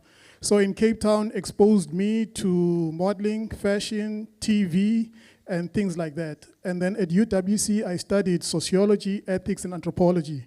As you know, sociology is more like psychology. So my love was to bring back what I studied and my experience back to our society, which is Motherwell. So I've been hosting events here at 469 with Uputusia. So we hosted events like Mcimbini. Mcimbini, as you can see, is an event that is cultural based. So we used to come here as creatives and then create umcimbi. So the reason why I'm here today, we have a concept called Farming Tech and Creative Exchange. So Farming Tech is a seminar type of vibes platform where we can have people in the agriculture sector and tell us about farming and agriculture. And then the creative exchange goes back to the guys like me who are doing fashion, guys who are doing media, marketing, DJs, and all of that. So we can have the two sectors coming together. As you know, if you guys are sitting here teaching us about farming, definitely you need media marketing, photography, film, and things like that. So the reason why we're here, we're looking for sponsorship, we're looking for strategic partnership so that we can do this event, which is Farming Tech Creative Exchange next year in March, 469. So we would love to have tea. Play your part and brand South Africa to be part of this initiative. Thank you. Thanks, Tyrese. Let's give Tyrese a big round of applause. Thank you, sir. Okay, sorry. The jackets are for sale, by the way, 1,000 rand.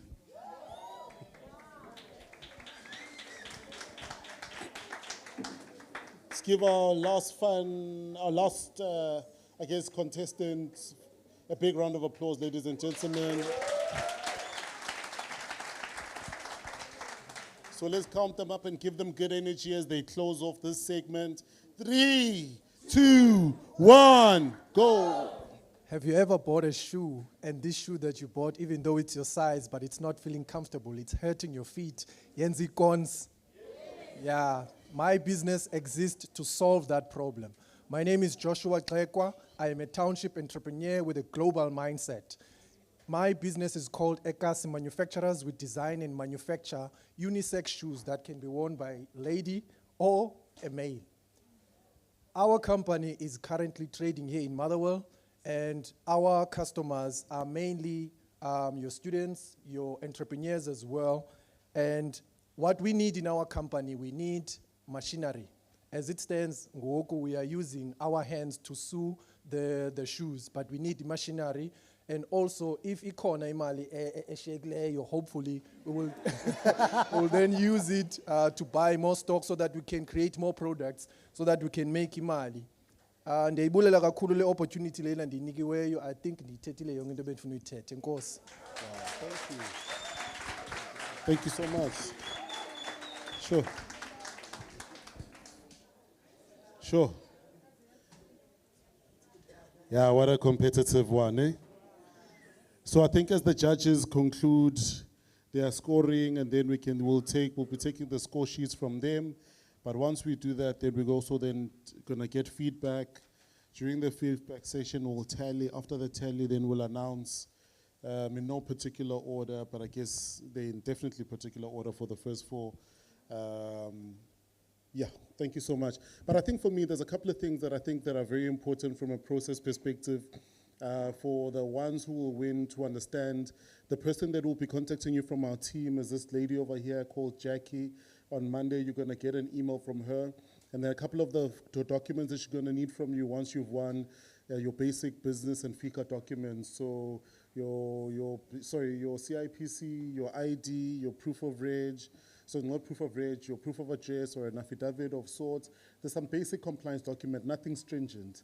And then you'll supply her with invoices from the suppliers for some of the things that you will need, so that we get a basic scope of the fact that you've actually clear on the business need and the resources in your business. And then from there, within 30 days, we should have concluded the process. So we work at your pace.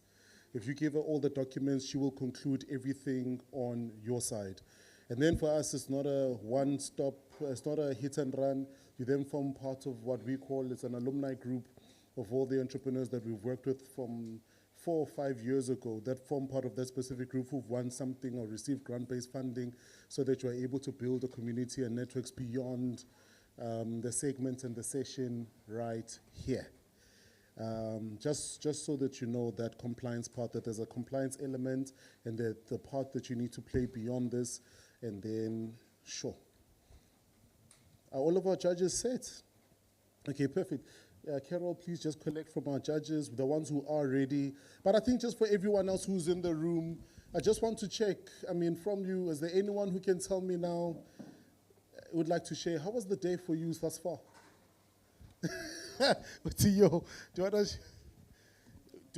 Maybe what is that one or two things you've learned?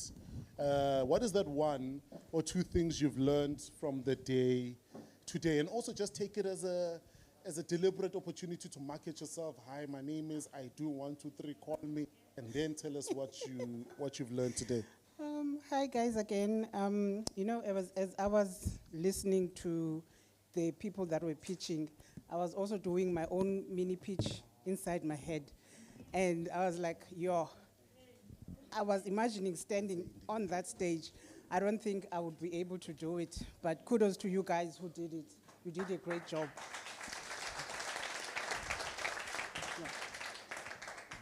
And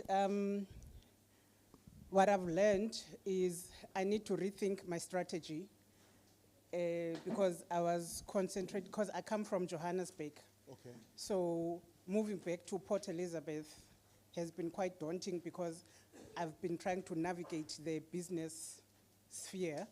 So now it's made me to rethink and to not try to put Johannesburg into Port Elizabeth, but to take Port Elizabeth as it is and work with what Port Elizabeth has and try to foster some of the changes that I would like to see in the business industry, in the different industries that we are at.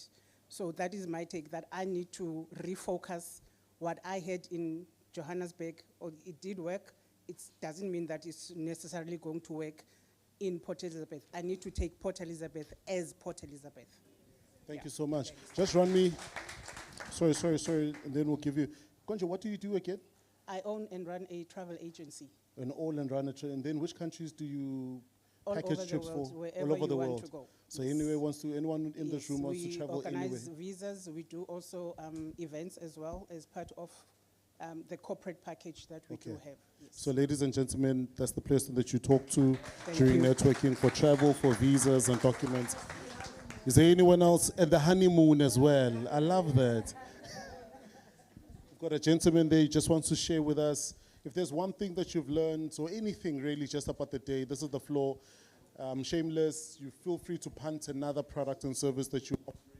The platform is yours. Just know that in the end, while we do this, the judges are finalizing their scores. The team will tally on the side. We'll get the judges to come up and give their own individual feedback, so that even if you didn't pitch, it becomes peer learning where you learn how it could have been done better, or alternatively, then we then announce the final score. Okay, thank you so much, my Thank you, brother. I think platforms like this one, we need more of them here in the township, more specifically here in Motherwell Township. Yabo. They are very helpful. We don't take them lightly. We truly appreciate such platforms, because they offer an opportunity for us as entrepreneurs to learn what is required of us as business owners. But it also is a platform, Upper Corner. We get information that has to do with the funding, how do we grow businesses. So I just wanted to start off there and say thank you so much, guys, for bringing this event here. And then my last point is that if UT is open for a collaboration or partnership, as Motherwell entrepreneurs, we are ready. I love it. Thank you.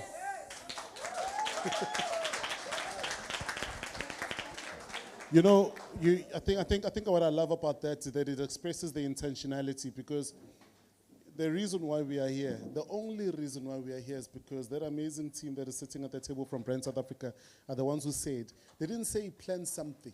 They said, we want to go to Motherwell. So that tells you something about intention, because this could have been anywhere else. But they were intent enough to say, we want to go to Motherwell in the Eastern Cape. And that for me goes to intentionality, because in most cases you find that especially when you're working with some institutions, they want to go to spaces where they think they'll get high value. But for me, here's high value. So it's the international. So I think for me, let's just give a very conscious and deliberate big round of applause to Brand South Africa and Play Your Part for being that deeply intentional. And then do we have, Tata, would like to, we'll get maybe about 3 or 4 more. I need to be buying a clash, market yourself, talk about your business. The floor, no, we'll move that side. Don't worry, I'll come with sections, I won't skip you. I see I've inspired them to want to talk. All right. I wish to really, say a word of appreciation to you guys for bringing this to us. It's really appreciated. It's quite informative and insightful. I enjoyed the most the business model canvas. Oh, wow. That was new to me. And I saw my business flourishing. Wow. Flourishing just because of that model. Because with that model, my business will not lie in the mercy of a manager. But I will know what is going on in my business. And I will be able to sit every morning and strategize using that model. And I believe that I can use that model also to check on how my business is operating, is working, whether it's making money or not. I am in a funeral business. And yangwaba. Ndibathatha emhlabeni ndibafake ngaphansi. But I am a pastor as well. The reason I joined this business was to see the pain, the suffering that our people are going through. And some of our business, funeral business people, well, not all of them, very few of them, fortunately, because I'm the chairperson of the funeral undertakers here in the metro. Very few of them take advantage of that moment, and they only want to make money. But fortunately now, most of our funeral undertakers understand the pain and suffering part of the family. So I am in this business because I want to minister.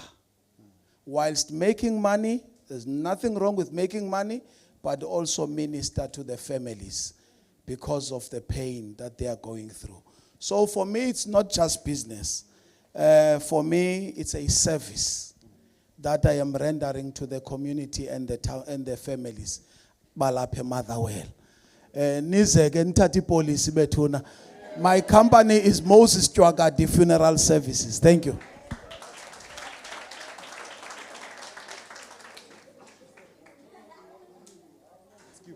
I know I've got 3 there, then we close it off. The lady there, and the other lady, and then there, yeah, sure. Feel free, let's go. Do your thing, my lady. Let's give them a moment, then we're gonna come to, and thank you so much for being consistent with that hand. Definitely we're coming to, thank you. Now we're coming. It's a wave, and then we tally score, we announce winners. I'm coming. Yes, my lady. Good afternoon, everyone. Let's give it just a moment. We're almost there at the end. Yes, my lady. Good afternoon, everyone. My name is Noma Tola Faleni, known as Ulisa Faleni. I sell weaves from as affordable and to the luxury ones. Today I was challenged when Bensenza task. What challenged me is that I realized that Ndimo's Valela in my business. My why is not known out there. I started the business last year, and the reason why I started the business, someone close to me was diagnosed with cancer, and she started losing inwele. And it hurt me so much, naye. So I wanted a cover up at that moment. But I realized that more than ukunxiba inwele, it was the confidence abayabanayo. Now we ended up as a family cutting our hair, sonke, in support of that. And it is so foreign into a cancer kubantu abamnyama. Kanye mangathi it's foreign. It's just that we don't talk much about it. And we feel like, man, it is not affecting us. And I started to create a space whereby I do installations to people so that I can offer as a space so ba umntu abe nguye. Anga feel uncomfortable for coming to me and ngobunjalo bakhe, and I will be there to cover them. Xa besiva kabuhlungu, not with just uziva ubuhle bomzuzwana, but know that they are beautiful either way. I think that's about it. So if someone wants your products, how do they get a hold of you or your services or to work with you? My number is 079 575 079 575. Nah, she's got it. She's in the moment. 079 575. Okay, wait, so let's run it so we don't lose it. 079 575 0785. The last 4 digits that she was missing was 0785. Let's give her a big round of applause. Please pass the mic to this lady in this segment, and then we'll jump to the last 3, then we close off. Molo. Molweni bethunana. Molo. Mna ndinguNomazojoyi. NdinguMarhadebe Isiduko. Ndihlala apha eMotherwell. Okay, ukufika kwam apha ndingumuntu owenza izinto ezininzi. Ndenza i-beadwork, ndiyacrochet izangwane, ndiyadecorata, ndiyakheitharisha, ndiyahayarishisa ngeendende nezitulo and zonke ezaa zinto. Ndiyabhaka imibhako for imingcwabo, imicimbi, imuffins, ijinja, imidoko, and all that stuff. So ukufika kwam apha, I was confused because andikhange ndikwazi ukohlula between i-customers zam okuba zeziphi ezinto ethile, but now that I'm here, ndifunde kakhulu, but eyona nto bendiyiphakamela ingamandla apha bendifuna ukuthi enkosi kuthi for having us, enkosi ku play your part for having us. Sorry guys, no, ndinayo nje no emotion endichukumisayo, but apho ndiyakhona ndifuna ukuthi ndicela kuthi sonke sithi noba kwenzeka ntoni singadinwa, because ndifuna sithathe abantwana bethu back from the streets. Let's take back our kids from the streets. Guys, andifuna ukhala. Ndilapha nje ndino brother ongasekhoyo because of drugs, and he was 18. So ndifuna ukuthi kubantu man abalapha ndiyacela siqiniseke kakhulu kula party yothi take back our kids from the streets, because I believe uba sinoba nento esiyenzayo ukukhuthaza abantwana bazawuphuma estratweni, bazawuphuma kwi-drugs, babone ba we are the future, we are the entrepreneurs zase Motherwell that can make it happen no matter kwenzeka ntoni na. Inkosi. Thank you so much, man. Please, Ndabulela, let's please pass the mic to the lady right there. The one with the t-shirt with the green print. Yes, yes, definitely, yes. Yours has just came up now. I just need, time is not on our side. We just need to do 1, 2. We do the score tally, feedback, and then we announce. Then it's going to be 1, 2, 3. We close. Feedback from all the judges. We announce the winners. We hand over the check. We take the pictures. And then we can continue networking. Thank you so much, my lady. Good afternoon, everyone. So I stood here and I was consistent with my hand because I wanted to say to T and Brenda Say, thank you very much for this workshop. This has been extremely insightful to us entrepreneurs, especially with the things that were touched upon by the panelists with regards to scaling up businesses. Because starting a business is something, but actually knowing the right tools to scale it up is something way different than actually starting out. So thank you very much for the tools that you have equipped us to actually utilize in making sure that we are sustainable as businesses, as well as also for us to know that as entrepreneurs that we are not only in business to secure the bag, but it actually influences each and every single one of us in our communities. We actually are a hope for the future, as Osisi mentioned. And also, this I'm just throwing out there to T. The next time you come back in Motherwell, can you please focus on financial management? I feel businesses start out, but they're not sustainable because Sinalando, or that we do, that we actually self-gratify with the business's money and then equals us going back down into nothing. So if you can actually facilitate a workshop for us, eKasi entrepreneurs, to actually teach us on financial management, because it goes back to speaking to us as a black people that we're not financially literate. It's not something that we are skilled with when we start and in our normal schools that we go to. So thank you very much in all essence. Thank you. Thank you.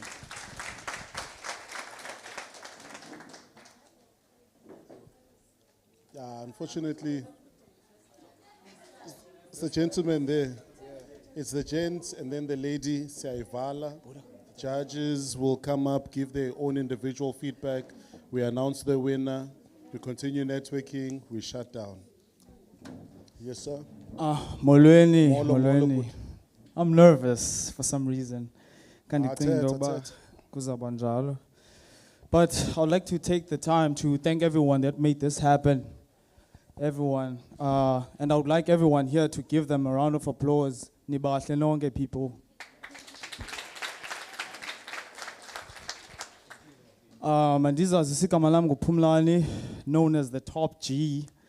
I work for a company, I own a company called Into Outlets that specializes with regards to cleaning services. There's fun and look, Vasily Festirizently, Ako, Moto, Ako, carpets, and we also do couches. And what else? Okay, the thing that I've learned Apa so far, I came here late. And then I was going to the gym, but I was curious what's happening this side. Yeah. Well. Then I went home, bathed, came back to see my clients at the school. And then I saw here, okay, I was like, okay, let me go. I was coming with a friend, but unfortunately he couldn't make it because he's not an entrepreneur. Anywho, what I've learned so far, Apa, is that you should take a chance. Take a chance in meeting new people. anywhere you go. Anywhere you go, talk to strangers. You will never know who might be there for you, yeah, bro. For instance, up in Figure, I saw some familiar faces. I was like, Wena, entrepreneur. How is that even possible? Yeah, bro. Yeah, Buddha. Oh my goodness. Otherwise, yeah, that's it for me. Thank you.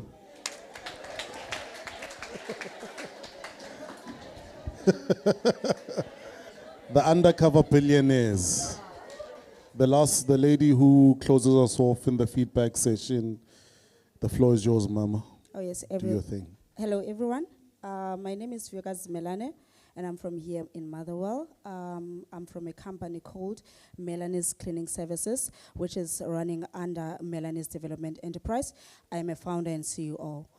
We are a cleaning services. We offer deep cleaning, office cleaning, to both residential and commercial businesses. The nice part about us is that we come to you.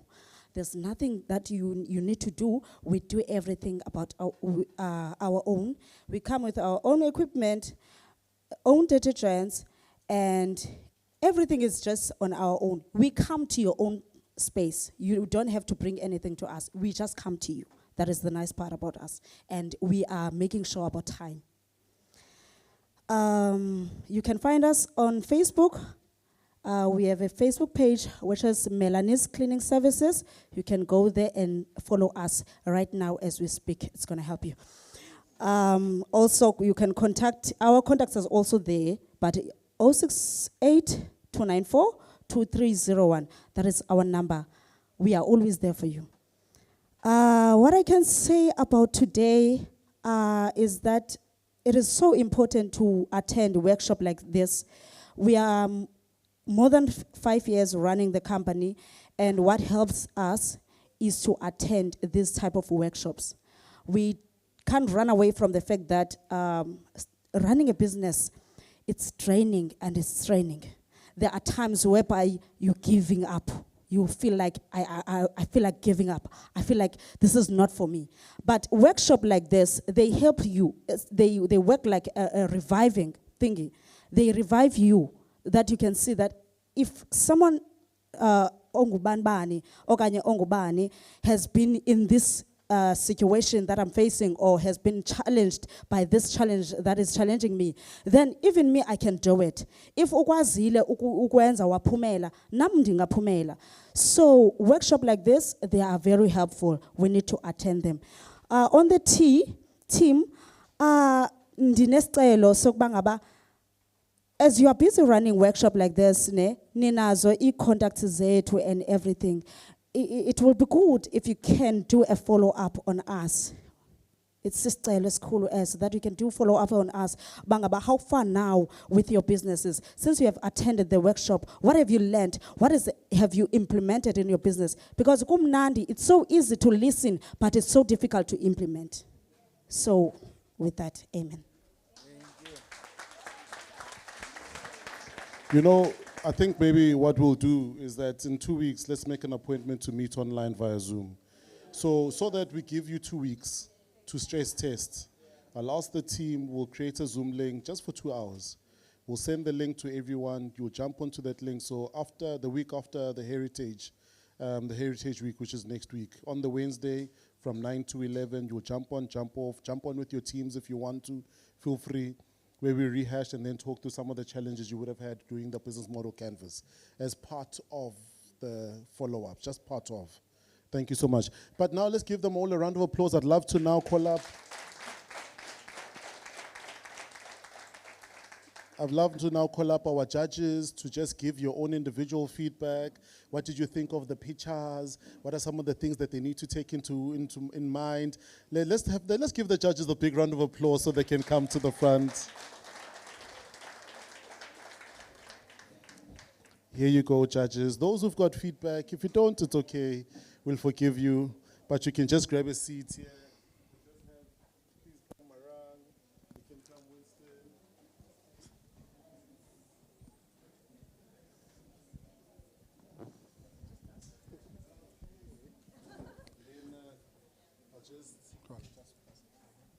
Good afternoon.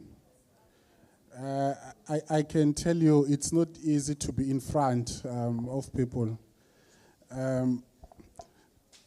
But I think it should be easy because you are speaking about your business.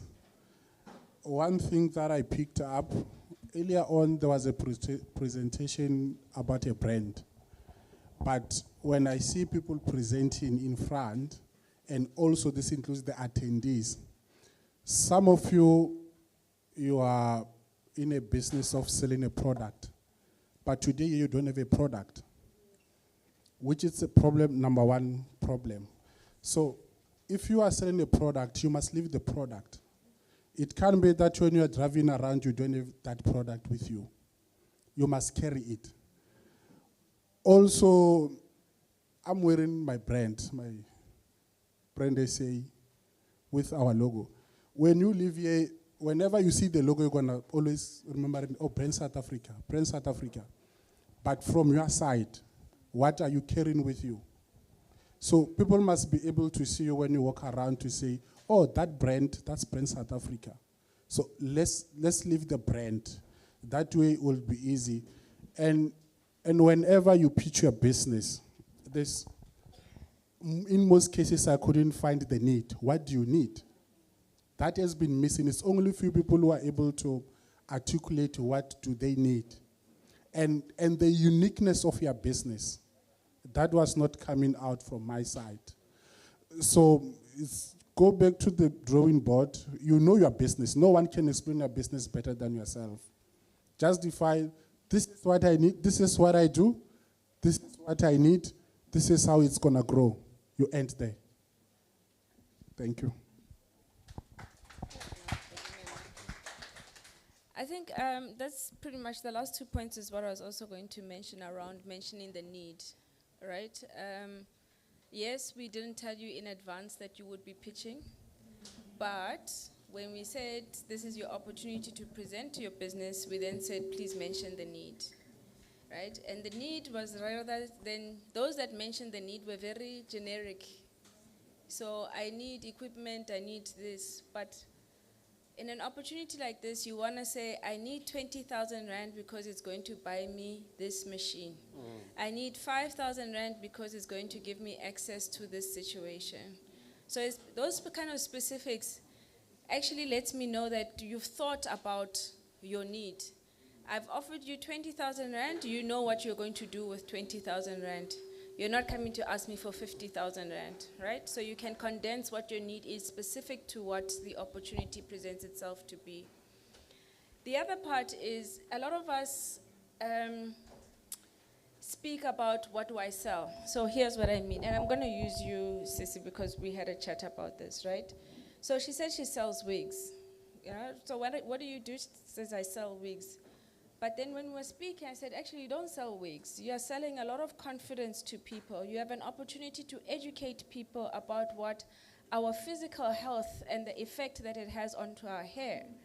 So to me, if she's were to come to her to pitch and say, or next time I ask her, what do you sell? She says she needs to be selling to me, I sell confidence. I instill confidence and I educate people about what your physical health can do for growing your hair. But I also give you a wig should you want to style yourself differently, right? It's no longer about wigs because she set herself, her why for being in the business was specifically related to a health issue. It wasn't about glamour. So I'm not just going for the weave because 16 inches and Peruvian and whatever, it matters not. I'm going there because I've got a health issue that is affecting my confidence and I need an outlet to, beautify myself in a different way now that I have to see myself differently. Same thing with the undertaking business. I mean, I sitting there, I'm just like, there's so much opportunity here to rebrand it as a grief consulting services. Because we see undertaking can be a very cold business other than that. But we need that grief support that comes with it. Somebody who's going to come and journey with me as to how do I need to be burying, because some of us don't even know, right? So think about how it is that you're presenting your business. Don't focus so much on the product and service that you sell, but focus on the value that you are actually creating to people.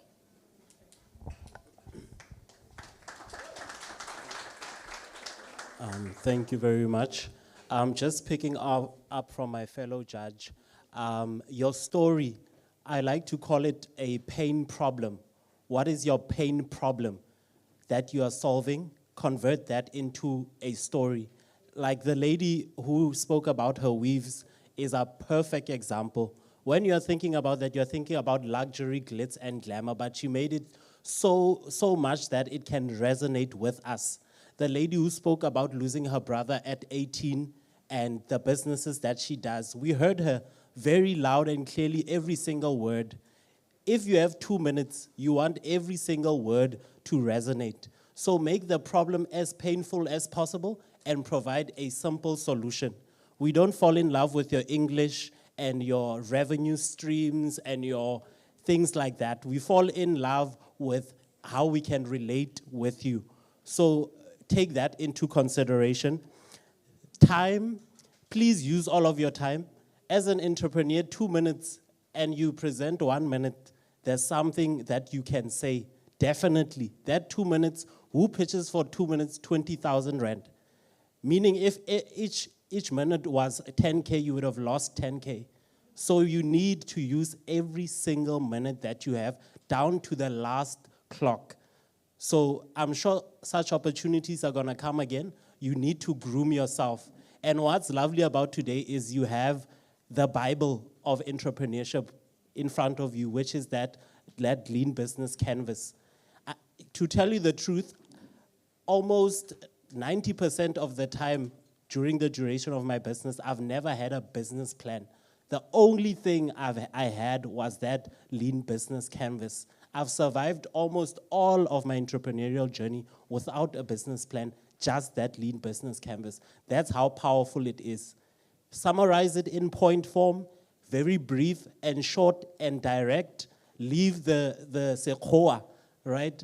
Get straight to the point. That is your Bible. Meditate on it, and it is going to change from time to time, so don't be afraid of change. Criteria, right? Understand what we are looking for as judges, right? I know that you did not know, but you came and presented. They did state, Oguti, we are looking for a story. We are looking for the story behind your business. We are looking for why your business deserves this. Some of you touched on that. Sadly, those ones who cut their time were doing so well, the ones who finished early. But because they cut their time, they lost points on the last two things of the criteria.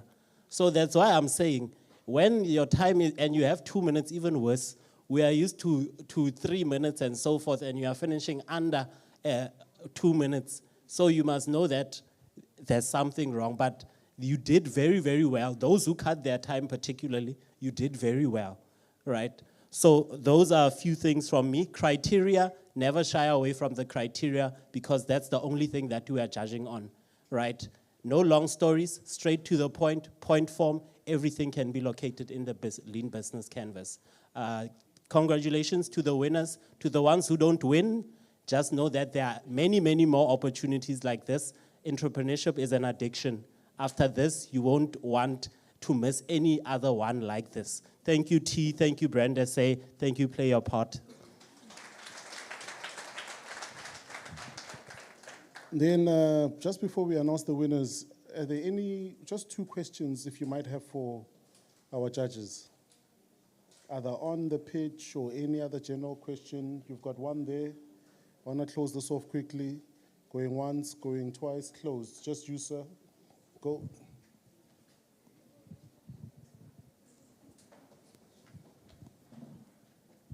Okay, thank you so much. My question to the judges, what is the best possible way you could structure PYP so that it can be impactful? Thank you, judges. Did you get that? What is the best possible way? Feel free to answer. Anyone who'd like, doesn't have to be one individual, because there was one question, so that we give them meat for the benefit of the room. Then we go to announcing the winners, we close. We'll start with you, Marang, then we'll cascade down. My simple advice is if you tell a story, it's easier. Then you're not stuck on, point 1, point 2, point 3, and you're not saying my business need is, and. So if you tell a story of this is why I started the business without going too far. So the why is this is what the root cause of the business is.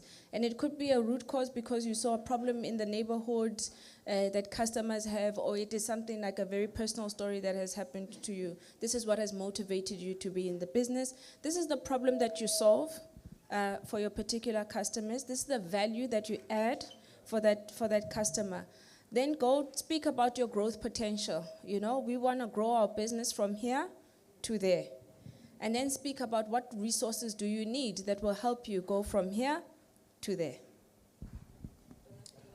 No, just to add criteria. You make your story from the criteria. Look at the criteria and write that story.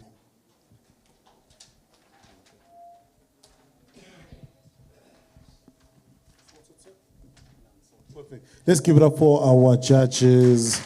Thank you so much. We're going to be announcing, I think maybe the judges can stay, and then we'll please get us folks here to please join us. Yes, please, please, please. And the rest of our judges come. The checks.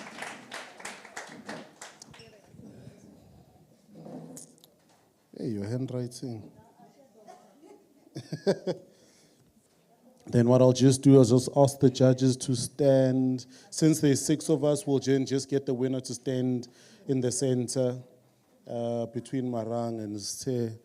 Okay, perfect. So what we'll do, sure. We are at that moment just before we close. Thank you so much to all those who really participated in the pitch. Success favors the brave, and you were brave enough to accept the call, stand for the call, and continue. Because you could have said no at any given moment in time, but we appreciate the courage that you showed in this moment.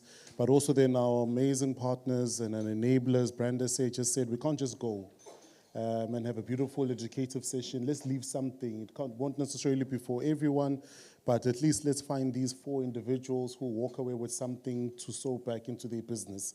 So this is what this moment really is about. So ladies and gentlemen, we had about 16 or 15 finalists. How many finalists? 15. We had 15 finalists that came up on stage and pitched their businesses. Thank you so much for the courage, for the bravery of coming up in front, because you did a lot with those 2 minutes. But we're now going to announce the top 4, cascading down from the 5,000 all the way up. You'll get a check and a photo opportunity. Give us the biggest smile. Then as we close, we'll then just have a group picture in front with all our judges, all the winners in between each judges, and everyone standing, and we close off. So in position, coming up in 4th place, we have, come on guys, big drum roll. I'm rather drum roll is not convincing. Eh? Coming up in 4th place, we've got Roland. Let's give Roland a big round of applause.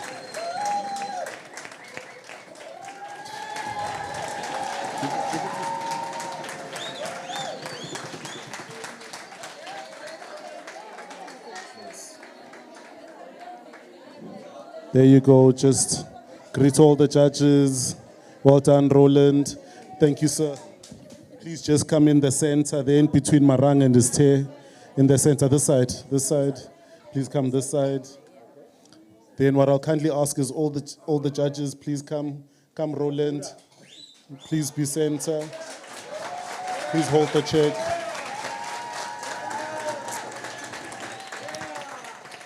And then just before you guys exit your pose, I just want to confirm from the photographer if we are good. All eyes are on camera, so that we don't have people with their eyes closed. Are we good, sir? Thank you so much. Well done, Roland. You can grab a seat, but don't go too far so that we interview you as well as do the group picture. Give it up for Roland. Thank you so much. Play your part. In position number 3, now 3rd place, we've got Chifiwa.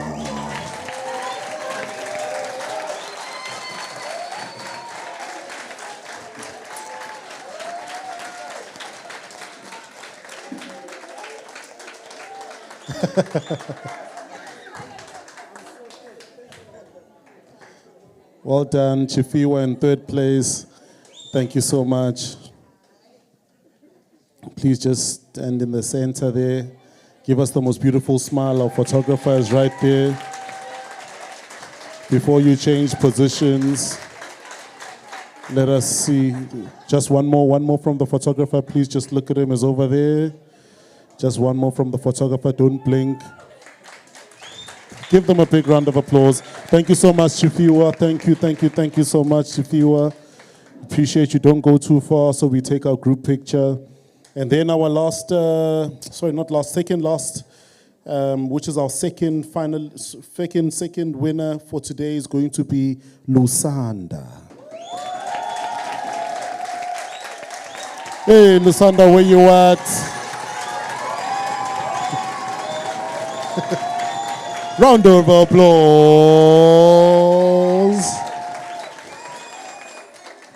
Just mind your step. Ungawi.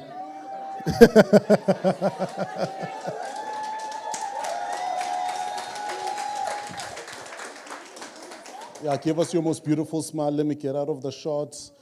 Photographer will confirm if we are good. All eyes on camera. Are we good, sir? No closed eyes. One more. 1 minute. Okay, we're taking a break. He just needs 2 minutes. Yeah.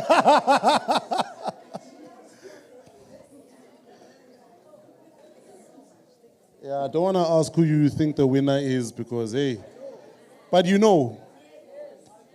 And you also know. Okay, does that side know who the winner is? You don't know. Not a hunch, nyana. In this section, class section. Nyani.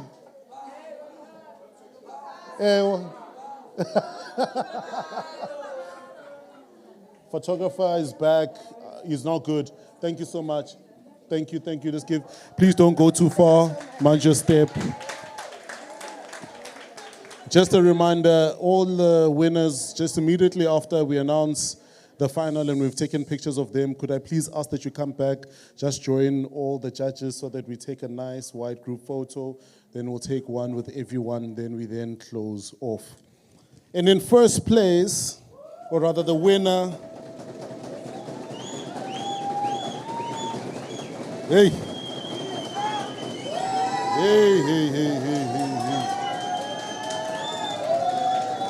And in first place, we have Lubaba.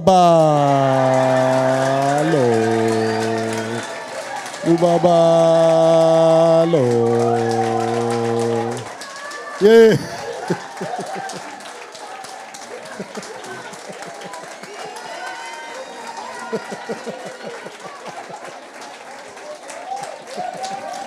Big round of applause. Let's show us some love. That energy, the excitement. Oh, wow, man, what a moment.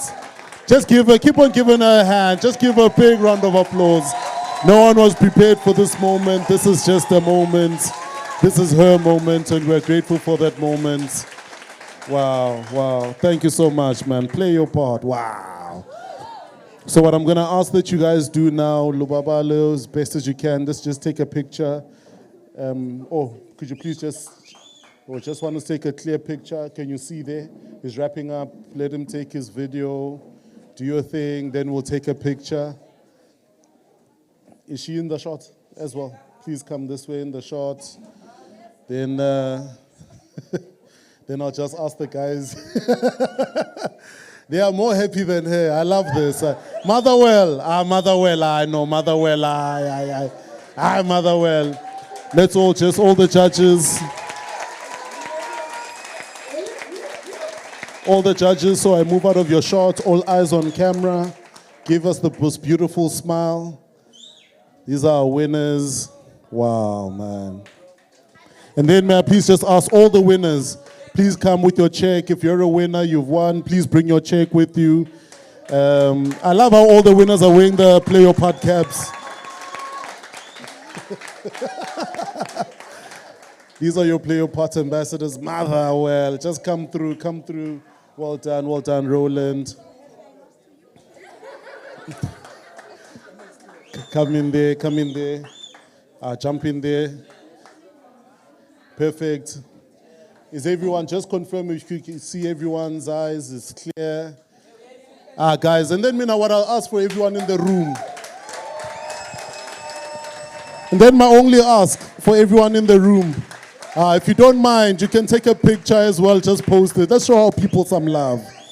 You know, if you don't like, let's take a picture. We're going to also share these images, take a picture, reshare them so that people know.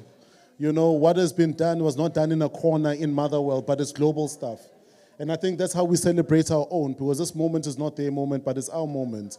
Because we are showing appreciation to our own people. And I think being able to participate is also a win in itself. But it's the picture, because I was busy with the monologue, the group picture. I know, in front. Ish. I'll sit. Let's try this.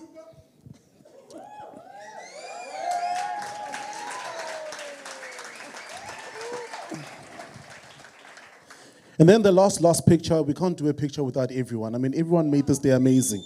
What I'm going to ask is it possible that we have all the judges, maybe in this row, we push the chairs in and the winners, everyone stands, we take a nice wide group picture. Mr. Photographer, bring your chair to the back. Let's take a nice wide picture. And then to those who don't have, thank you. Can we all just stand? Take a nice group picture. Are they in front here? You can even...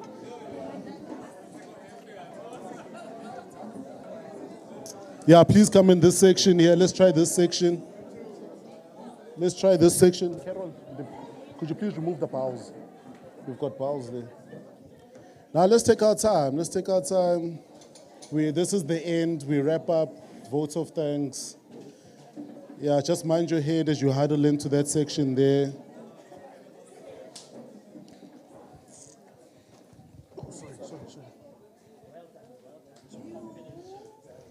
Please come in, please, I need you, please.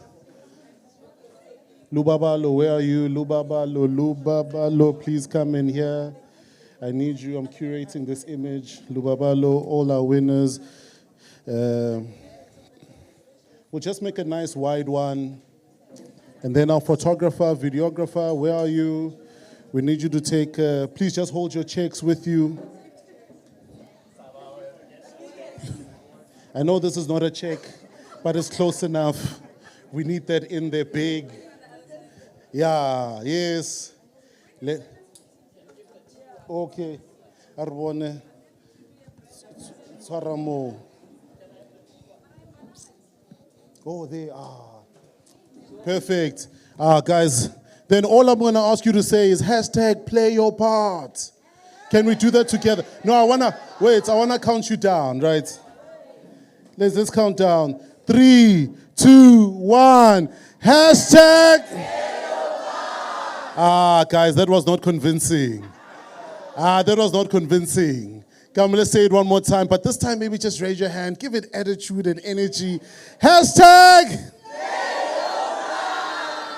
Come on, guys, one more time. We can do it better than that. The one last time, now raise both your hands in the air. Almost said wave them like you just don't care, but no, it's the wrong event. I need you guys just to wave both your hands in the air, right? Give it the last biggest energy. #.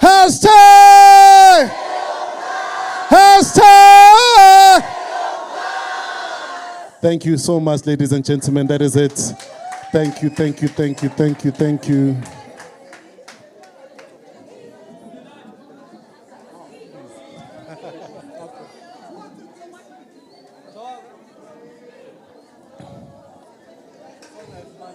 Yes.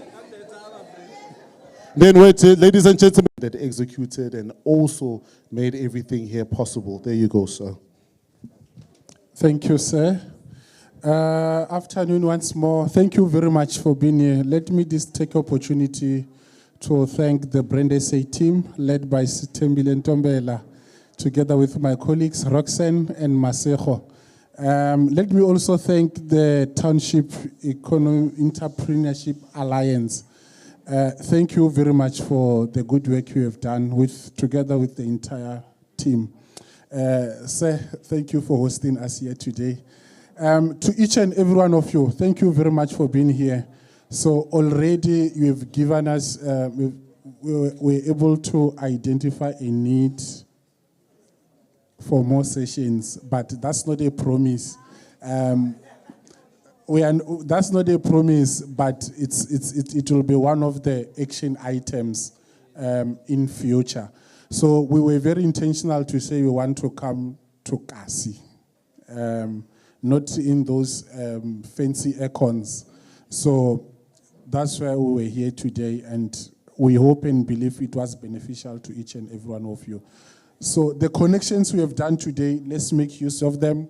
If you need more information, you can always reach out, and then clarifications will be done, and then let's make money. Thank you.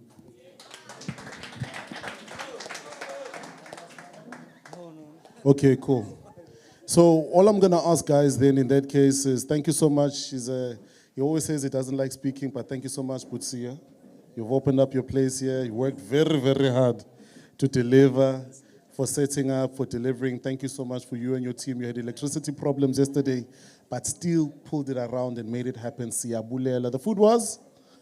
The food was amazing. So guys, just so you know, my only request is the certificates are there. I think we've got about 160 certificates of participation you will get.